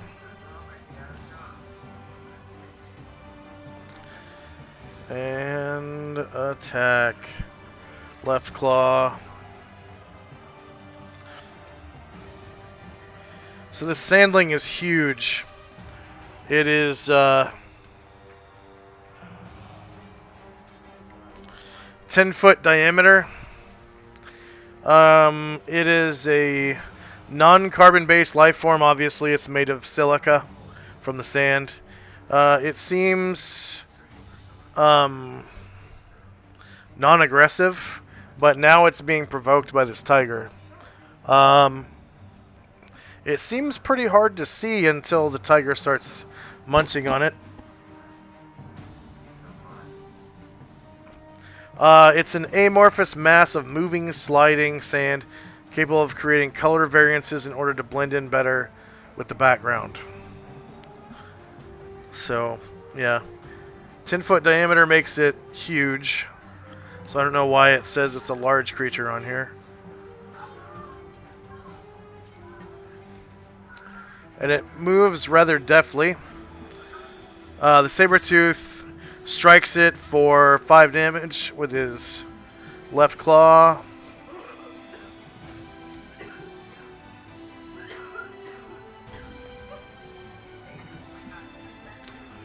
Okay. Attacks with his right claw. Rolling a shit. So the tiger is now off balance. Next up is the Rust Monster. The Rust Monster goes right around the Sandling, going for this Aprosiban man with the big old snack in his hands. He's got a two-handed sword.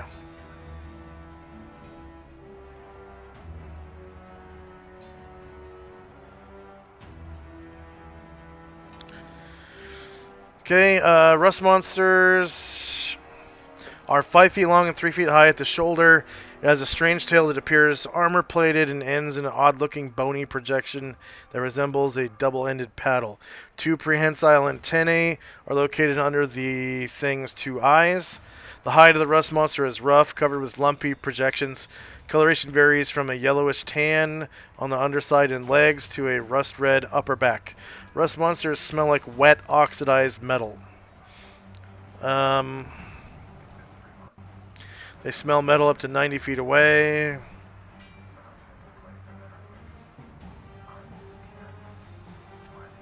%, for each plus.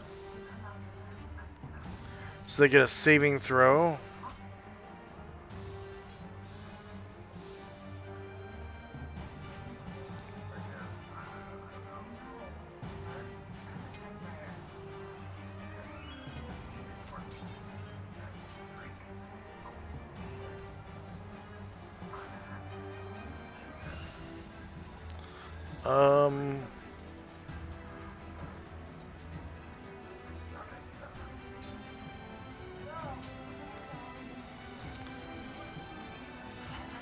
Yeah.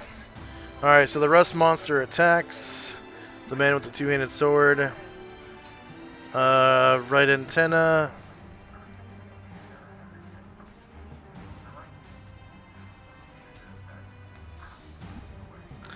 -1. Doing 0 damage. And his two-handed sword gets a save versus, disintegration, right? Isn't that what it's supposed to be? I believe so. Yeah, I do not know. Saves. Yeah. Sorry. Item save. Metal. Two-handed sword.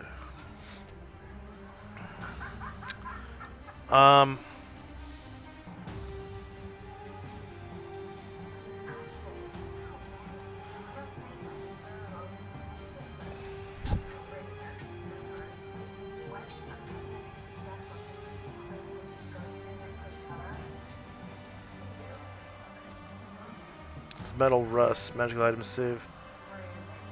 Chance of being affected.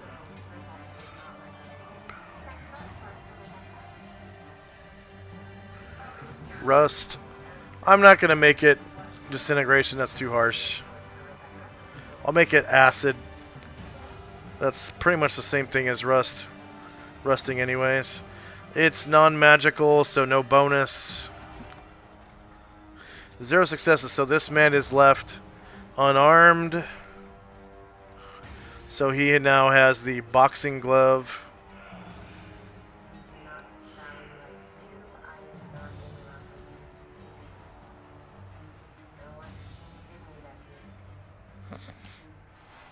Unarmed is normally armed but dropped all weapons or was disarmed somehow. So his two-handed sword goes bye-bye. Okay. He was about to attack with that two-handed sword and now must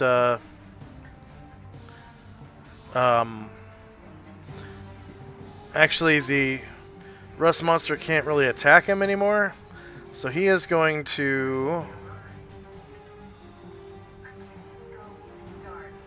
I guess, try to mount this Sabertooth. Yeah. Yeah, see? Yeah.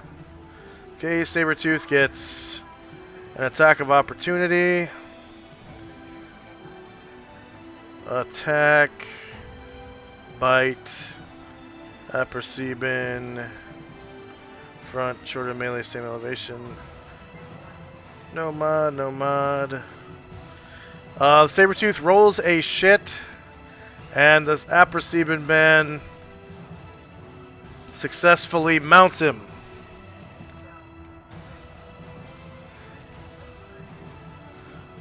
Taking a, let's see, to front.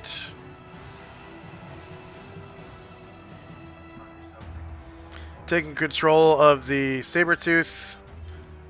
He brings the Sabertooth back over to the rust monster at a rate of 12.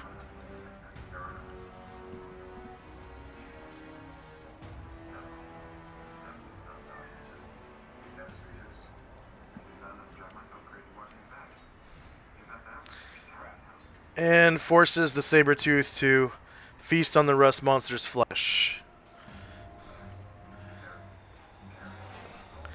Sabertooth gets a left claw into the rust monster. Front, shorter melee, same elevation. No mod, no mod. AC -2 for 4 damage to the rust monster.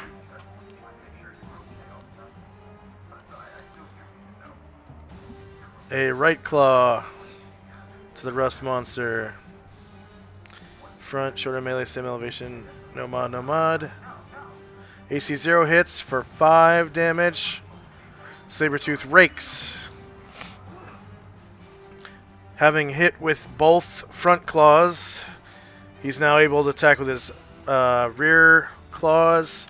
So left rear claw. Front, shorter melee, same elevation. No mod, no mod. AC -3 for 6 damage. -6. Enter. And right rear claw.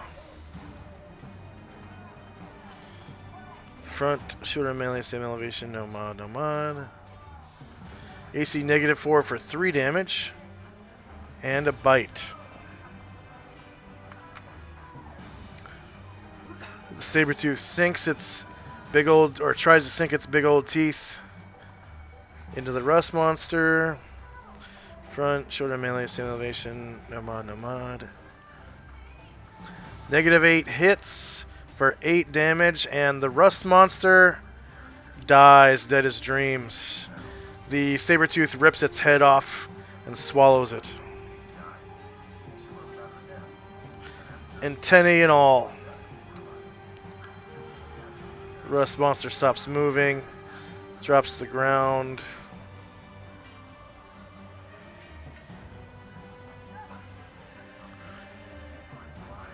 and bleeds out.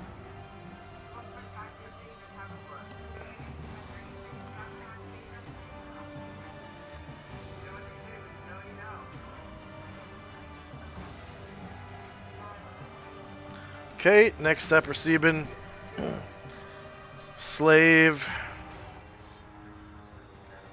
is one of the two-handed sword guys. He runs up to the guy that's on the Sabertooth's back, and the Sabertooth guy turns to face him. Whoa.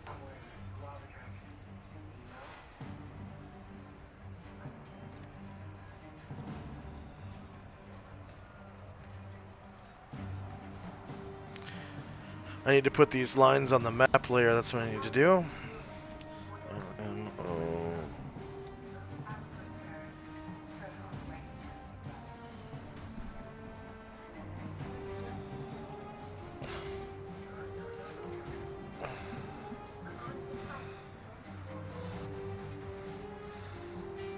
Okay. But to front, right? No!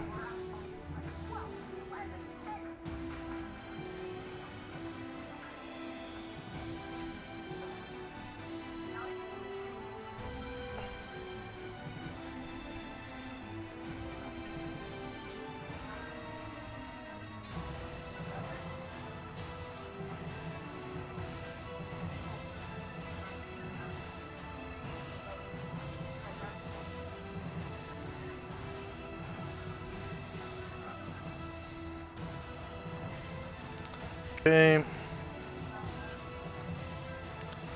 The guy in the Sabertooth turns to face this Apresieben guy with the two-handed sword.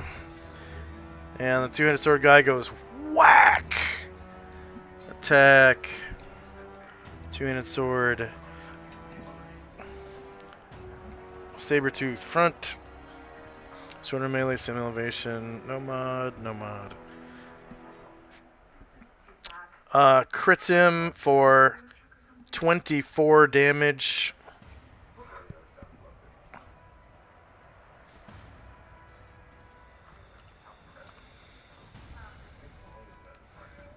Taking a big old chunk out of his life. Next up, Receiving.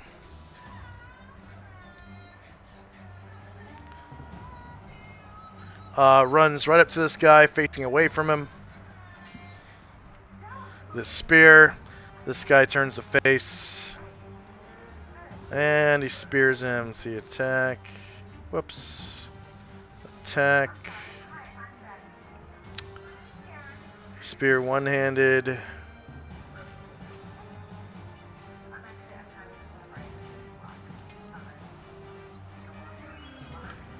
AC2 hits for 3 damage. Dropping the two-handed sword at Perceivin. Dead as dreams.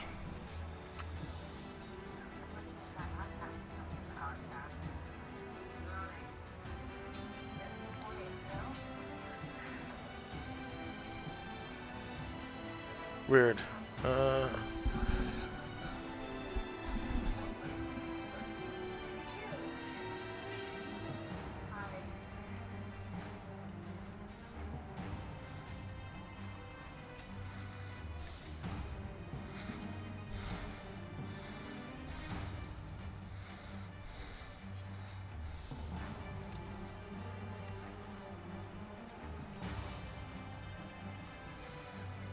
Okay. Whatever.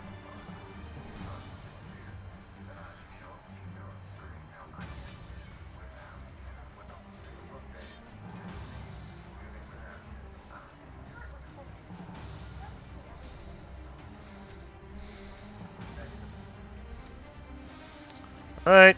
And the Sandling attacks the Sabertooth who rolled a shit.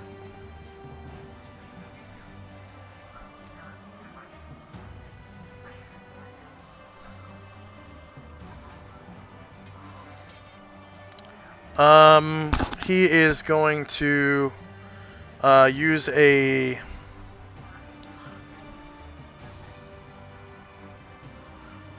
abrasive pseudopod against the Sabertooth at +4 to hit. So front, shorter melee, same elevation. Plus, no, I'm sorry, +2 to hit because Sabertooth is off balance. Rolling a shit himself. Goes the Oh Sandling. shit! Okay, end of round. The shits go away.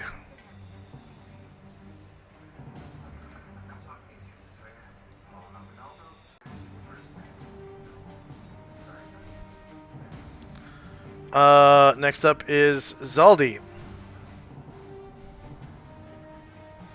So you can see all this just in 1 minute, like half of them are dead. Very exciting fight. Are you muted, Zaldi? Salty had to go answer his door, so Oh, be right okay. back. Next up is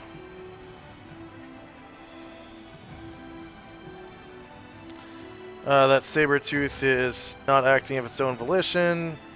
Calamar and Company. So, Tron and Olivia come back with all the food, snacks, and everything, and they distribute it. And Trona says, do they, have a place to lay down a bet, and if you can choose the winner? Because I think the winner is the guy on that tiger right there. That's brilliant move. Brilliant. One of the Appersieben men turns to you and says, I've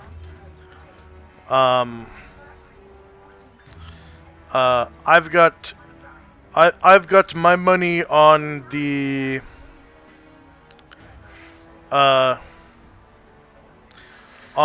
other Sabertooth, the one fighting the Sandling. You want to bet me 5 gold? If my Sure.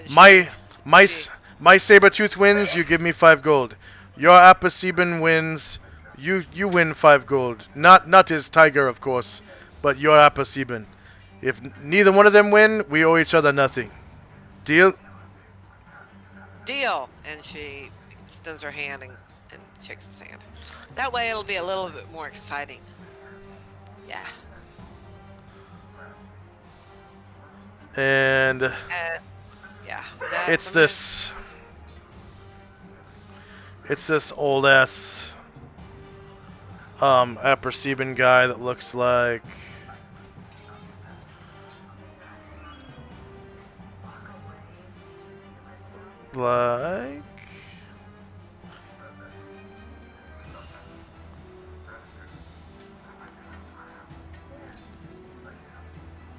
where is he? There he is. He's sitting right here.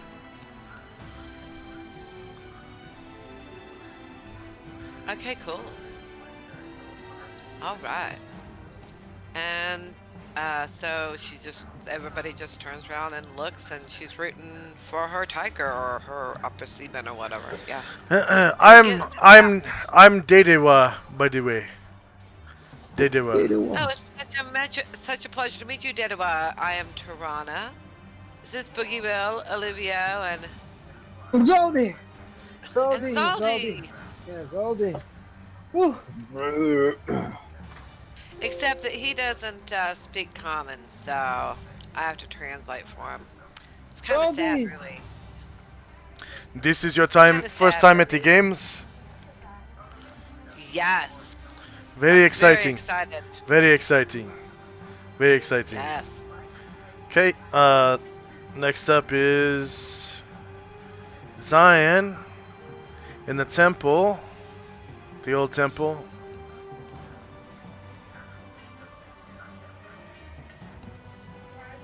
Yeah, I'm just looking around. I think I can pass this turn. Mm.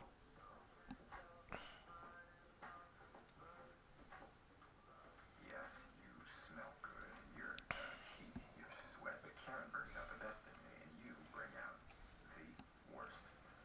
Your knees, your legs. They're just knees. They're just And you make it inside the temple, and it's instantly like 50 degrees cooler. Like it goes from like 90 degrees outside to super chill, like 40-ish degrees. And it's almost like a biting cold for the first couple of seconds. Like this this far into the cave has never seen sunlight. Like the light might have come in, like this far. And the stone is around you is very, very chilly. Um, like it could be a comfortable chill because you're from Panoplia, so it's probably a regular non-snowing winter's day inside here. Kind of what it feels like. Kind of reminds you of home a little bit. Mm-hmm. Are there any And people? um, not that you can see yet. Not that you Who can is this see yet. temple? Who is this temple devoted to? Do I know? Well, they call it the Old Temple, so um, you're not really sure. Okay. But carved all over the walls are this Egyptian blue eye.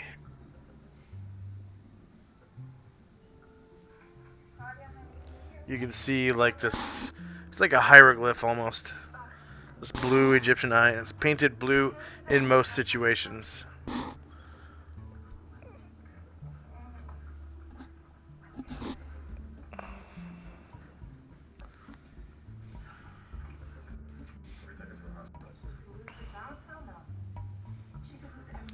And I am actually going to. So I'm pretty sure I've lit this place. I'm going to turn daylight off while you're inside. Do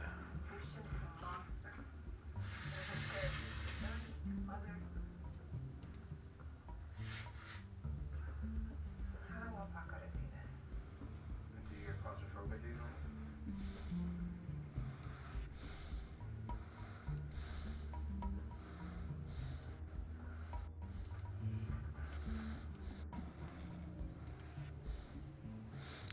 Okay. 1 second. So there are these braziers in the corners. They're about the size of a campfire. Miscellaneous tokens, light sources, campfire.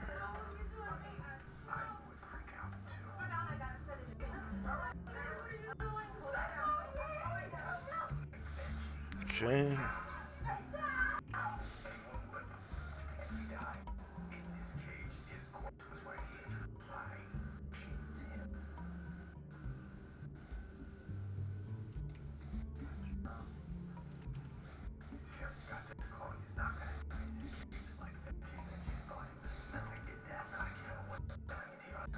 Alright, so you can see Control L. You can see the fire has lit up until here. But there are torches available right next to the braziers. And we'll say that you grabbed one on your way in. So you've got this torch with you. And I'll put it underneath your character so you can drag it along without... if you click and drag over your character and the torch, you'll be able to select them at the same time. If you want me to put them... I can group them together if you want me to, actually. That would be easier, I suppose. Please. Okay. Let's see. That's advanced, right? Advanced group. There we go. So you can see that the hallway in front of you is pretty dark. Except at the end, there are 3 braziers. 1, 2, 3.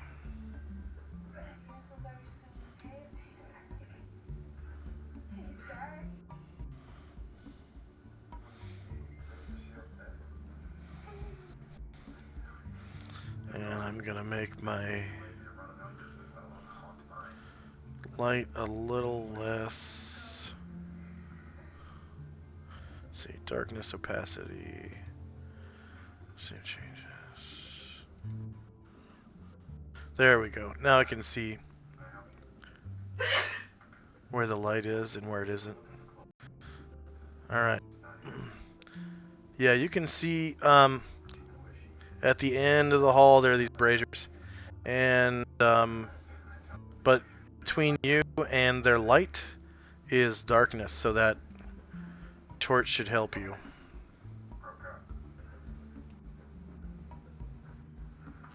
Okay.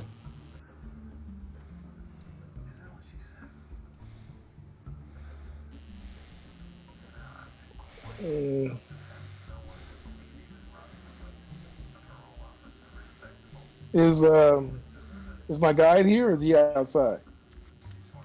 Um, you haven't asked him to enter, so he's just kind of standing there looking at you. Dude, what are you waiting on? Oh, you want me to come with you? Yeah, man, I would have just went back to the ship. Okay, I will grab a torch as well and come with you. I don't know anything about this place. This is the old temple of Isis. She is the goddess of magic. Isis. Yes, she is the goddess of magic.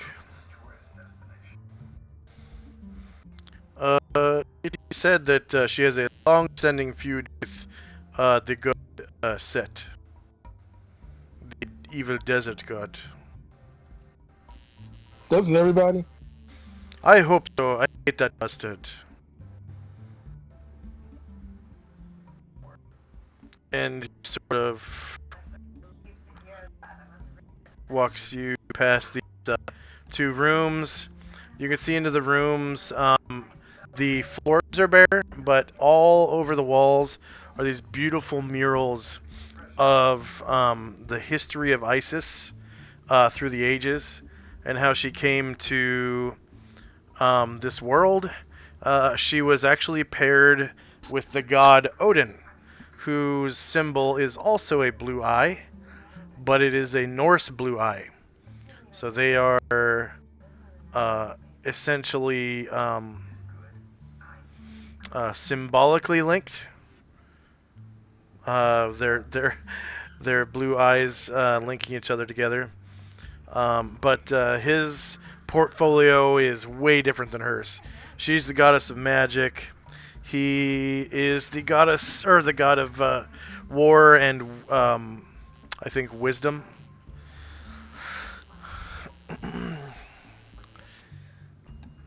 So you can see on these murals as you pass pictures of her, holding Odin, being held in Odin's arms, his blue eye meeting hers in a lot of them, and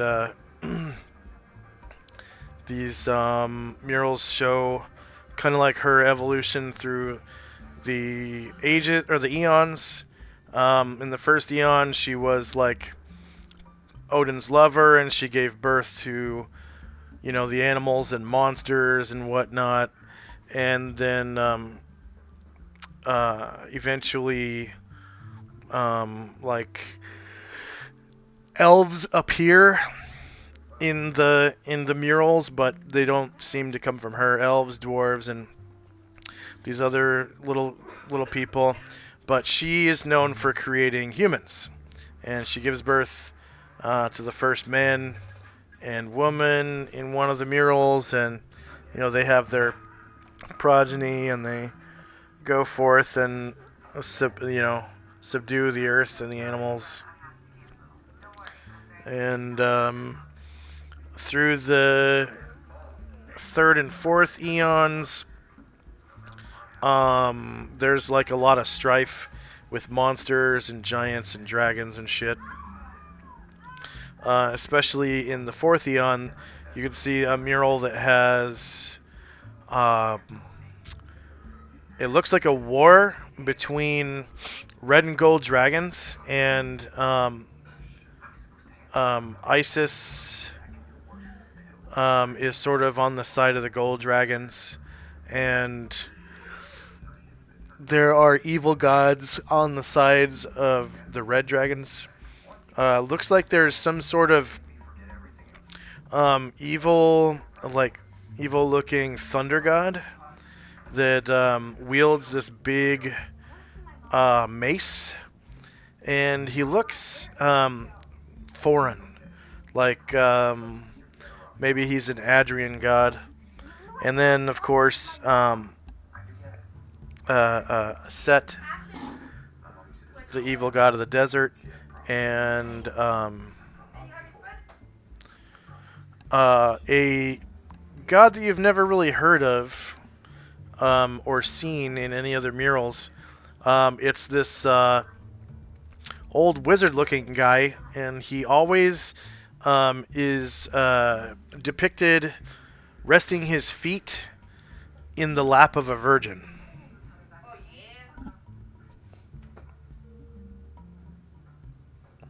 And you've never really heard of any god like that before in your life. Like, you've seen Odin temples,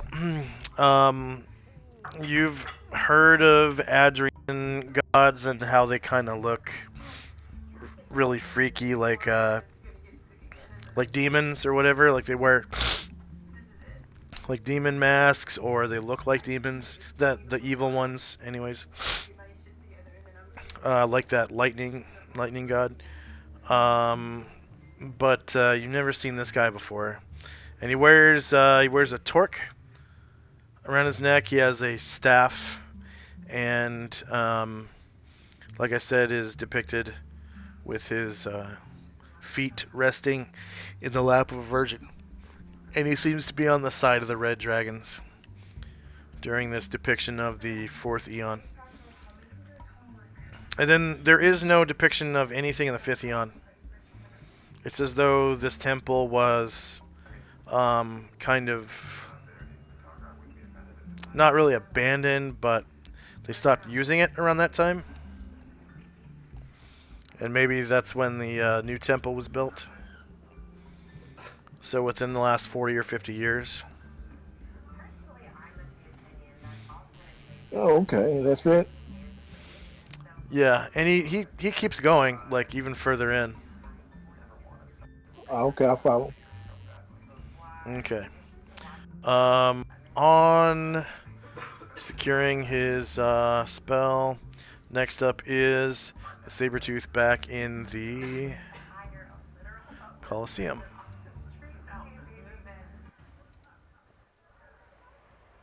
You must be quiet. I am, because I must. That's the one fighting the Sandling. He goes to attack, lunging in with his claws, left claw against the Sandling. Swipes at him real good. Hitting -6 for 5 damage, or 4 damage against the Sandling. Sandling doesn't look too good. So there's chunks of him hanging off. Okay, left claw, or sorry, right claw. Against the Sandling. AC 2 hits for 5 damage. Both claws hit. And the Tiger can now rake. Left rear claw, rake.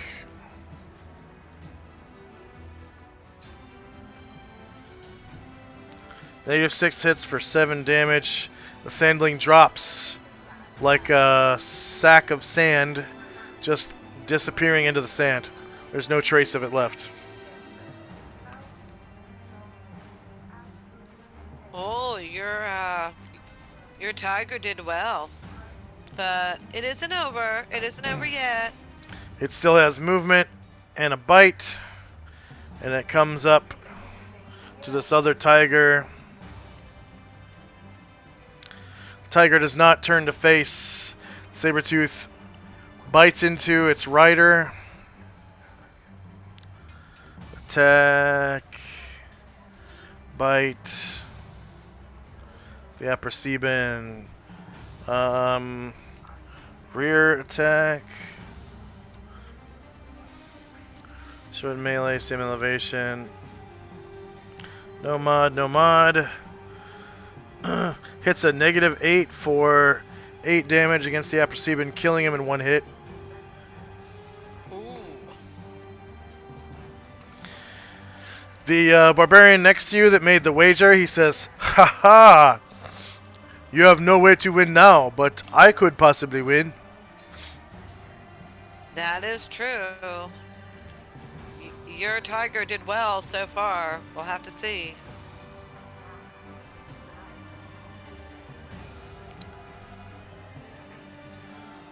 And the barbarian drops off the tiger's back. Dead as dreams.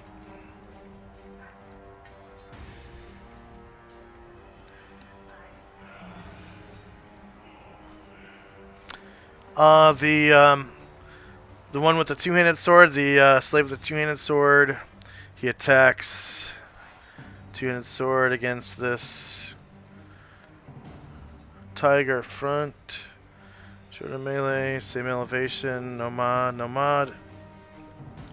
Critting him for 23 damage. Oh, shit. Cleaving the Sabretooth in half. The Apricebin barbarian slave raises his two-handed sword to the crowd and says, "Ah! Ah!" And the crowd goes, "Ah!" Just goes wild. And the Sabretooth drops dead.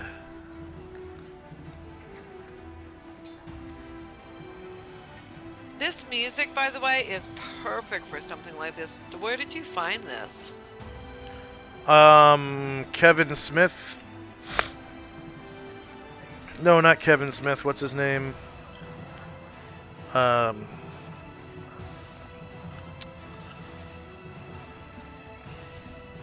He could have done so much more damage too. Maiko. This is perfect for an arena battle. It's awesome. I like it. These are from Tabletop Audio, actually. Okay, Apricebin, Spear Guy.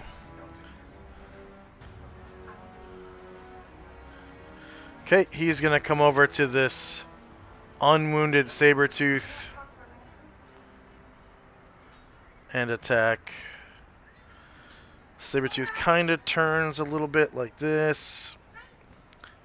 Apricebin attacks with his spear. One-handed. One-handed, come on. Against the Sabretooth.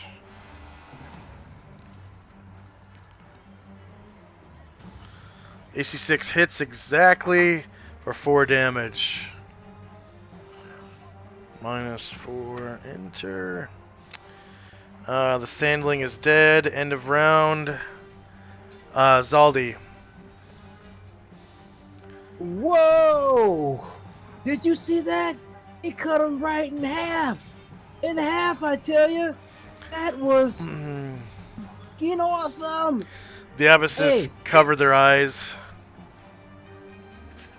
Boogie sitting there, it's like, yeah, that's how you hit them. I tell people to tell them bonk bonk, and they never hit them like that. That is what I should tell them to hit him like. Just like that. This barbarian guy next to you is like, oh no, they're going to gang up on him. And then, if they fight each other, one of them might win the prize. Today they said the prize is freedom. But they have to get they have to get the envelope. Oh, shit.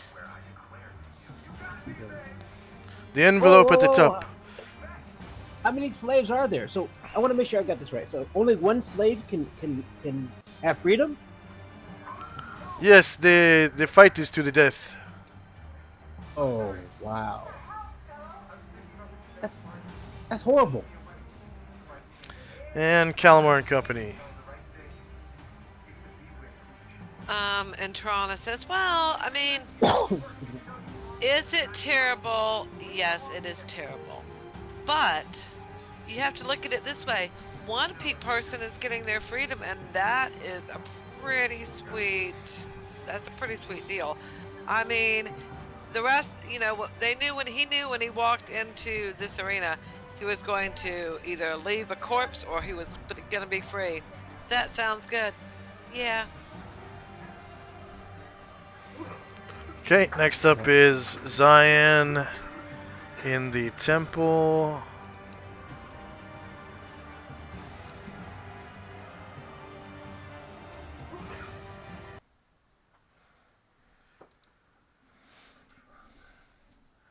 What are you gonna do next?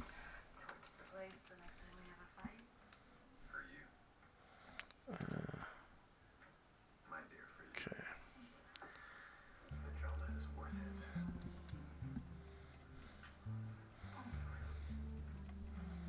I got good news. Is there anything else? Yep, the guy leads you further in. And he goes around the corner. 14. And you don't see him anymore.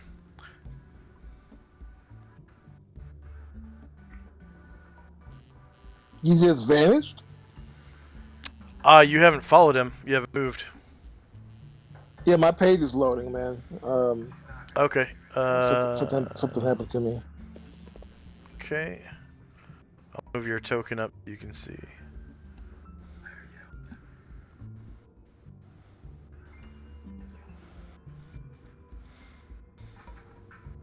So you can see. Yeah. Anytime this page crashes, it takes forever to reload. I think there's a lot of stuff on your page. Yep. You can see him around the corner. And it looks like a long hallway with the stone tile floors. All right, I'll follow him. Okay. You get right up next to him. And weird, the torch isn't going with you.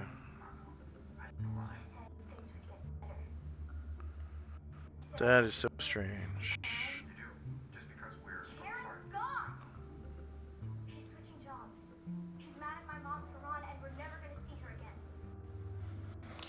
I can't promise. You say you want to help, but you can't. Can you, Joe? Can you send me on my token? Yep. Hey, I'm good to hear your voice. And it totally sounds sus the casual sort of way. And you can see him right down here. Just walking around the block. Thank you. I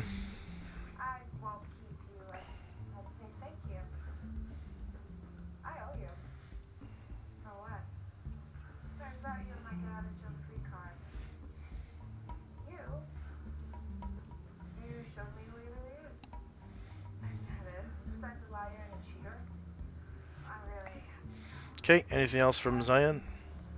Just be careful. No, that's it. Okay, on is securing those spells. Next up is the Sabertooth Hey, look. in the Colosseum. Whoever this girl is, she's still got her claws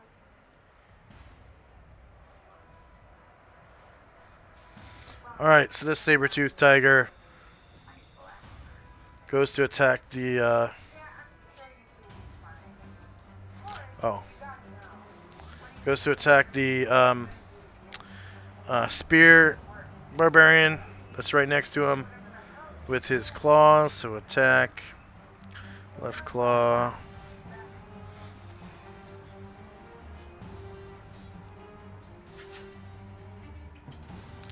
AC 11 misses. Right claw.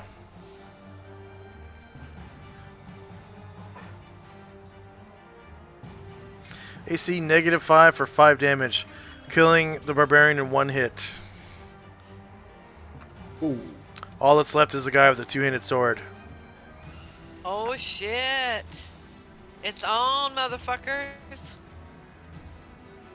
Okay, that was the 2 claws. So Sabertooth, having movement left and a bite, comes up to bite this last guy.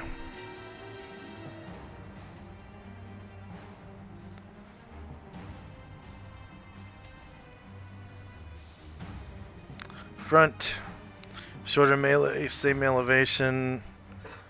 No mod, no mod.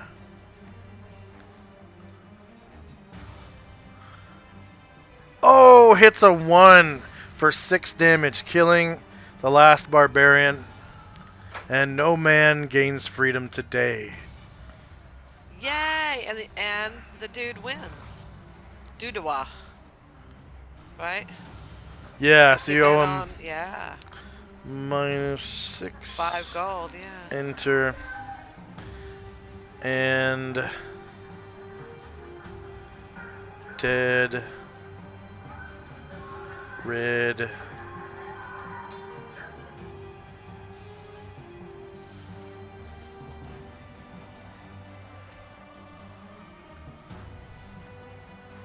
And an announcer comes out from one of the tunnels and says, "We have a winner! The Sabertooth! He gets a steak meal tonight.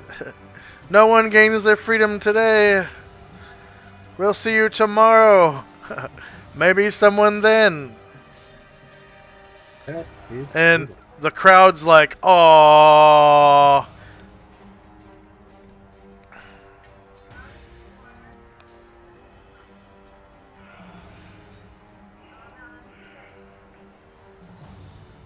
That actually looks like fun. And they all get up and they start leaving.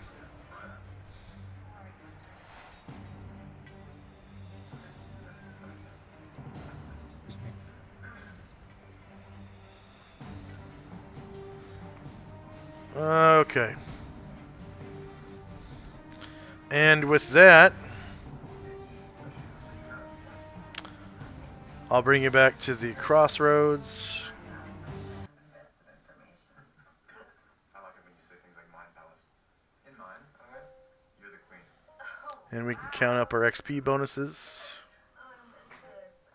There were a lot. A lot. Wow, we got 5 viewers right now. Did anyone gain a level? There has to be at least Zaldi. I am missing it by. Hold on a second. At this time. Because remember, you got 338 points at the beginning of the session. Well, why did you guys break up? This is a problem. One. She dumped me. Because we were thoroughly incompatible. And I'm dual class too. That's the issue. Said, 2, 3, 4, 5, 6. Multi-class. Yeah, multi-class music. Dual class is something else. You're right. Yeah. I feel your pain, dude. I feel your pain. So It I got sucks. 7 bonuses. 7. Stop asking I questions. was adding them as we were going along. 1400. Yeah, that seems about right. Do you exercise? A shaman? A hypnotist? We can't sleep in our Divided by 2. Hey guys, just I forgot I have to run payroll up to the Yeah, my math is right. So I'm missing it by about 400 XP. Less than 400 XP. Wow. Damn. What about Zion? No, I'm not close. Okay. doc's done. Problems. Okay. So next time we get together, we can, once everyone agrees to skip forward the 8 weeks for their downtime, we can do that. And several people in the party have a little bit more knowledge of the city, especially the Colosseum and the new temple and old temple, and the smithy, of course. So, Are we going to start back at the Coliseum? Because I was grooming what's his name that I owe the money to now, as to pump him for information about how the magic gets put on and what types of things might happen on Saturday and all kinds of stuff. you mean the old man? Yeah, Oh, sure, yeah. We'll start right from where we're at. perfect. Yeah, and then I'll give And him I already subtracted the 5 gold from my sheet, but I'll give it to him next time and we'll pick it up there. Yeah, that'd be okay, sweet. all right. So no levels. Actually, DM, I didn't make it. I Okay, did make it. you did. Yes. Nice. By Yeah. 87 experience points. Very nice. The next In game session, I'll be able to. Yes. is that in Psionicist or? Both. Oh, both. Okay. Yeah, I thought that you had to go. They both have to be this up each level in order to level. Yeah, yeah. I just waited until both of them were able to level up. I don't know if you can do one at a time. It's been a while since I played. Yeah. You do Second one edition. at a time. Oops. Well, in that case, I would have leveled up last time. But yeah, I mean they're both second level now. DM. Okay. So you can go ahead and roll your hit points for both your classes. They're both the same. One is a 1d4. And the other Yeah. one's a 1d. I think it's a D6. Silent a 6. Pretty sure Psionicist is 6. And then you get another D6 PSPs. D6 plus whatever.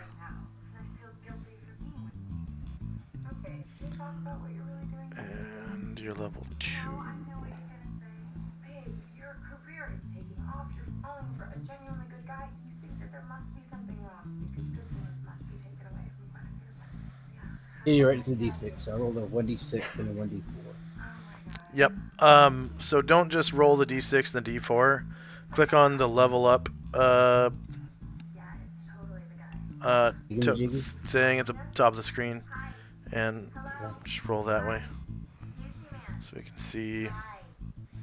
how much to raise your. There's room. So it'll ask Okay, you level up. if you're multi-classed, how many classes you have, yada yada. Okay, so it says which class? I don't see multi-class. The only thing I see is each individual class. Yep. Click one. Scion Okay. or Scion. Wizard.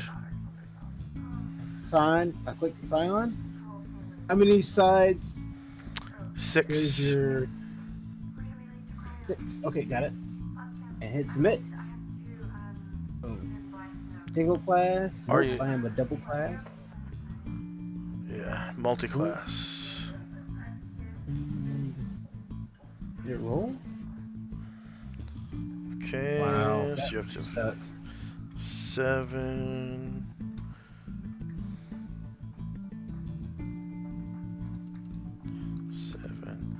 And your raw roll was a 5. So Scion 2, 5. Okay. And then do the same thing for Wizard. Okay. Fighter, Paladin, Mage, got it. Mage, D4, submit, double class, and roll. Okay, so you got 9 of 9 HP.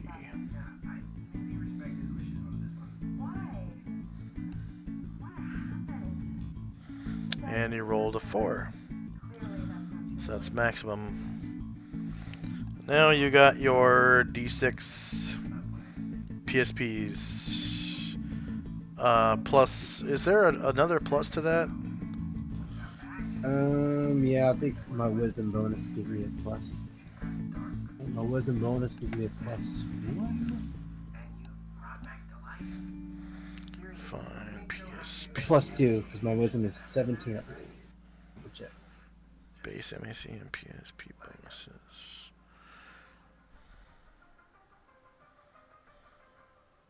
Nope, my wisdom is 16, only a +1. So D6 Then plus D6. 1. Okay, so you rolled 3 plus 1. And then I have a hit that gives me additional 2 hit points. Additional 2 power points for my kit level. 27. 27, enter. Whoops.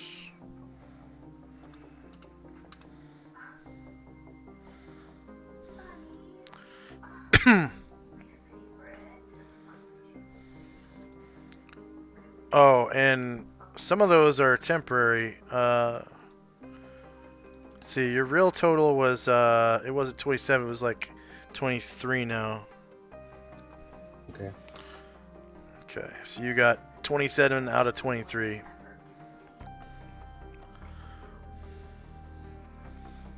Sweet. And then you're probably supposed to gain another psionic ability. Gain a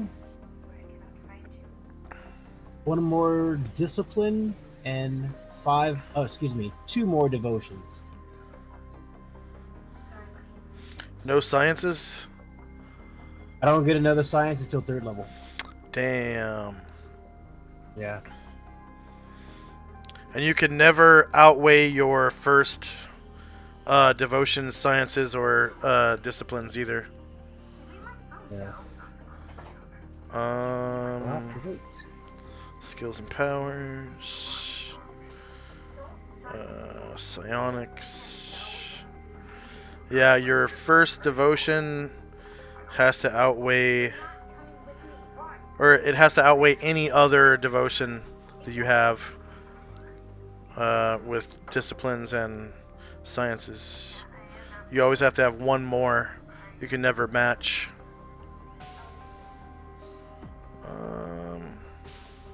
Oh, okay.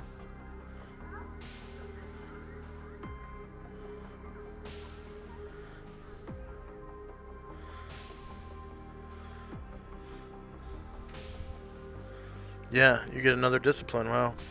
And 2 more devotions. And that is it. Which devotions do you want? Oh, which discipline are you going to add?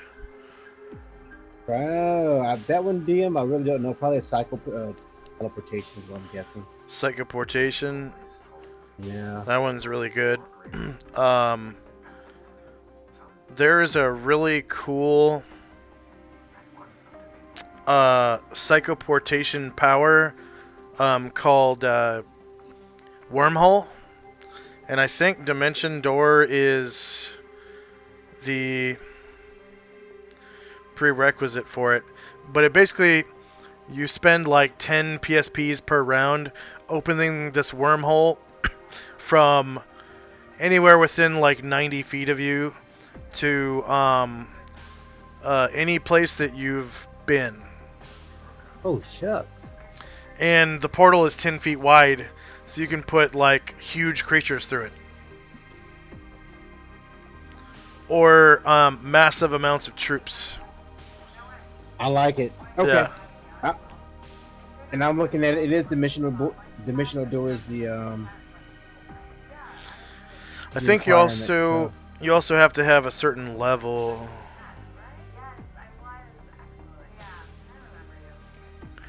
Psychoportive. Does it say a level? No, it does not say a certain level. Okay, just I'm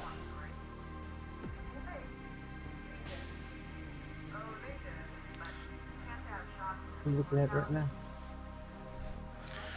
find wormhole 2 and 3. Power requires a prerequisite. Power described in the will and the way. Find wormhole. But yeah, that is like by far the most useful teleportation power in the game, because you can basically teleport the entire party through it, as long as you don't have gargantuan creatures that can't fit through a 10-foot wide door. Oh wow. And it doesn't age you or anything like that. There's And teleport without error only works on a certain amount of weight, so it's really hard to teleport like the whole party. And then there is a monk ability that Tenzi is able to use pretty soon, that has the risk of aging people. And then the wizard spell, of course, teleport without error. Only a certain amount of creatures can come with you because of the weight requirement. Wormhole's the best one. So you would become the party's like fast travel guy. And I heard you say something about Dimension Door. Do you need that spell? Because I have that on a scroll in my backpack. He's a little So different. He you doesn't can actually have copy it. spells. So Are you talking about dimension folding? You say Tenzi? yeah, dimensional folding has a risk of aging you. Yeah, that's just a clerical spell. You just have to have the time spear. Yeah, but it's if you were from it's from like Tome of Magic. numbers or something. Yeah, it's from Tome of Magic. That's just a. I mean, it's a. You said monk ability. I mean, it's a priest spell. You just have to have that spear. Yeah, but it's not every priest can use it. It's very few priests because No, of the not every it's- priest can use it. No. yeah. It's like was it time sphere or numbers or something? Yeah, I believe it's time because if you miss on it, it can age you up to 10 years, Yeah, depending upon how familiar you are with the place you're trying to go to. If you've never seen it yeah. and you fail your role, it's 10 years. But I was just saying it's not a monk ability. It's just a priest spell that you have to have that. You have that. Yeah, or what I'm spirit. saying is, it's usually just monks that can cast it, because they're pretty much the only class that has access to that. I guess it depends on the game system you're on. I mean, not the game. Like if you're on Forgotten Realms, yeah, especially Priests of Mystery, I know can have pretty much every damn thing. yeah. So it's not necessarily just monks. Dimensional folding. It is numbers. Numbers. So not many priesthoods grant the number sphere. Mainly just monks, but yeah, if you're playing Forgotten Realms, there's a bunch of different religions, I'm sure. But monks can be about almost from any religion, I suppose. Like probably just the lawful ones though, because they have to be lawful. But yeah, anyways, wormhole, super useful transportation spell to get a whole party, and it costs like what 7 PSPs to open it. If you it depends on how far. So 100 miles. 100 miles is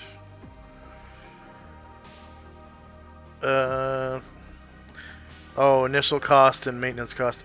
I think it was they averaged maintenance cost with initial cost. So interplanetary would be like 100 PSPs. 10,000 miles would be like 65,000 miles would be 96 divided by 2, so 48. 100 miles, yeah. And of course, you could do it in increments if you don't have very many PSPs, you know what I mean? Yeah. Yeah, that's the kind of thing that gets sinuses honey down. Yeah, especially if I have low scores like con, intelligence, and wisdom, which they're not too high, but it's all right. I work on grabbing tomes and whatnot. Increase those. Yeah. So you can't learn like a wizard, even though you're a wizard? His class earns XP as a wizard, but it's not a wizard class. Okay. It's not a wizard per se. Okay. Yeah. Well, yeah, but if you do have any scrolls you're willing to give to me, I would definitely willingly take all scrolls. Okay. Well, we'll take it under advisement. Ooh.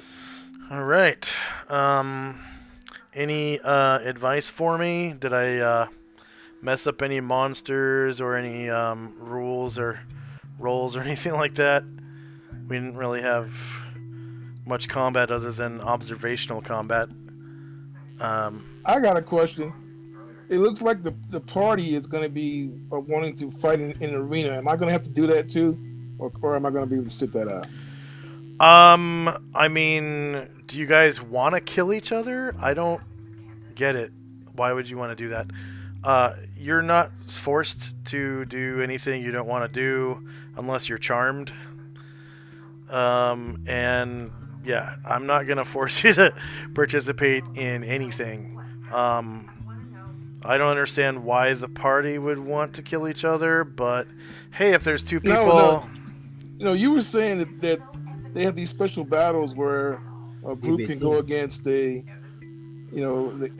monsters in this and Coliseum, whatever arena, and kill each other for magic items, and kill each other for magic items. Yeah.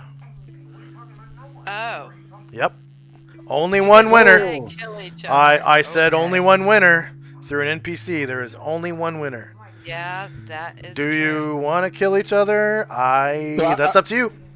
No, I don't want to fight anybody in this arena. I think the whole thing is evil. Yeah. And just a bad idea. Yeah. But it sounded like that's where this was going, and I didn't. Whether we were fighting each other or as a team, it didn't matter. I didn't want to do this. Yep. I wouldn't. It's supporting slavery. I wouldn't. No, actually, when they're volunteers, it is not supporting slavery.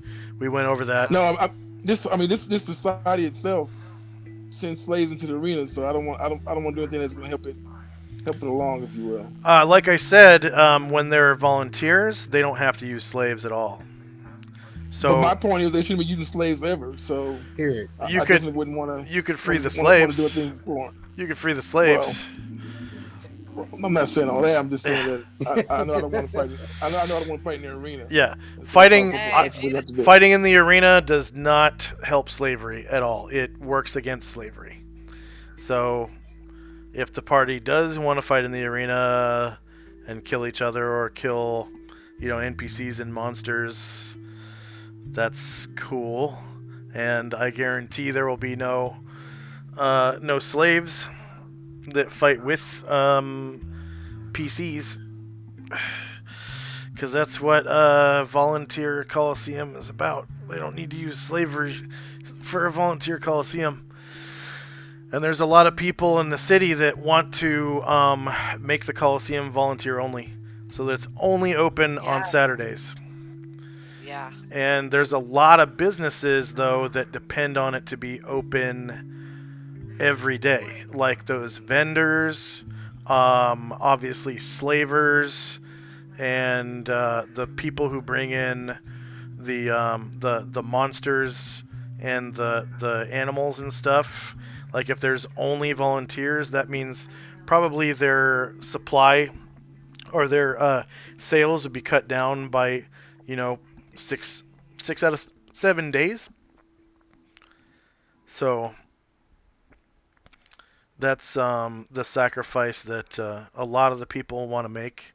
Like mostly it's the lawful good people that follow ISIS in the town that want the um the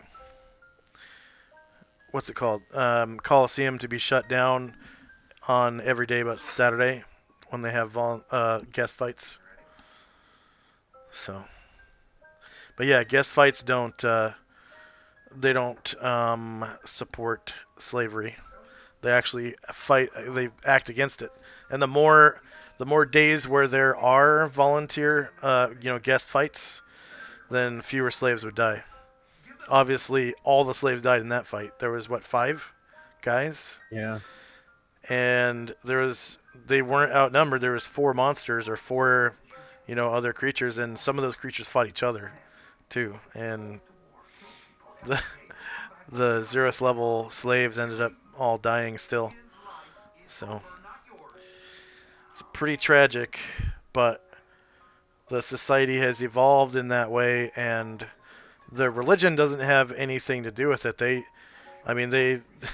They're there out of like duty because people expect them to be there. Those priestesses were they're like covering their eyes and shit.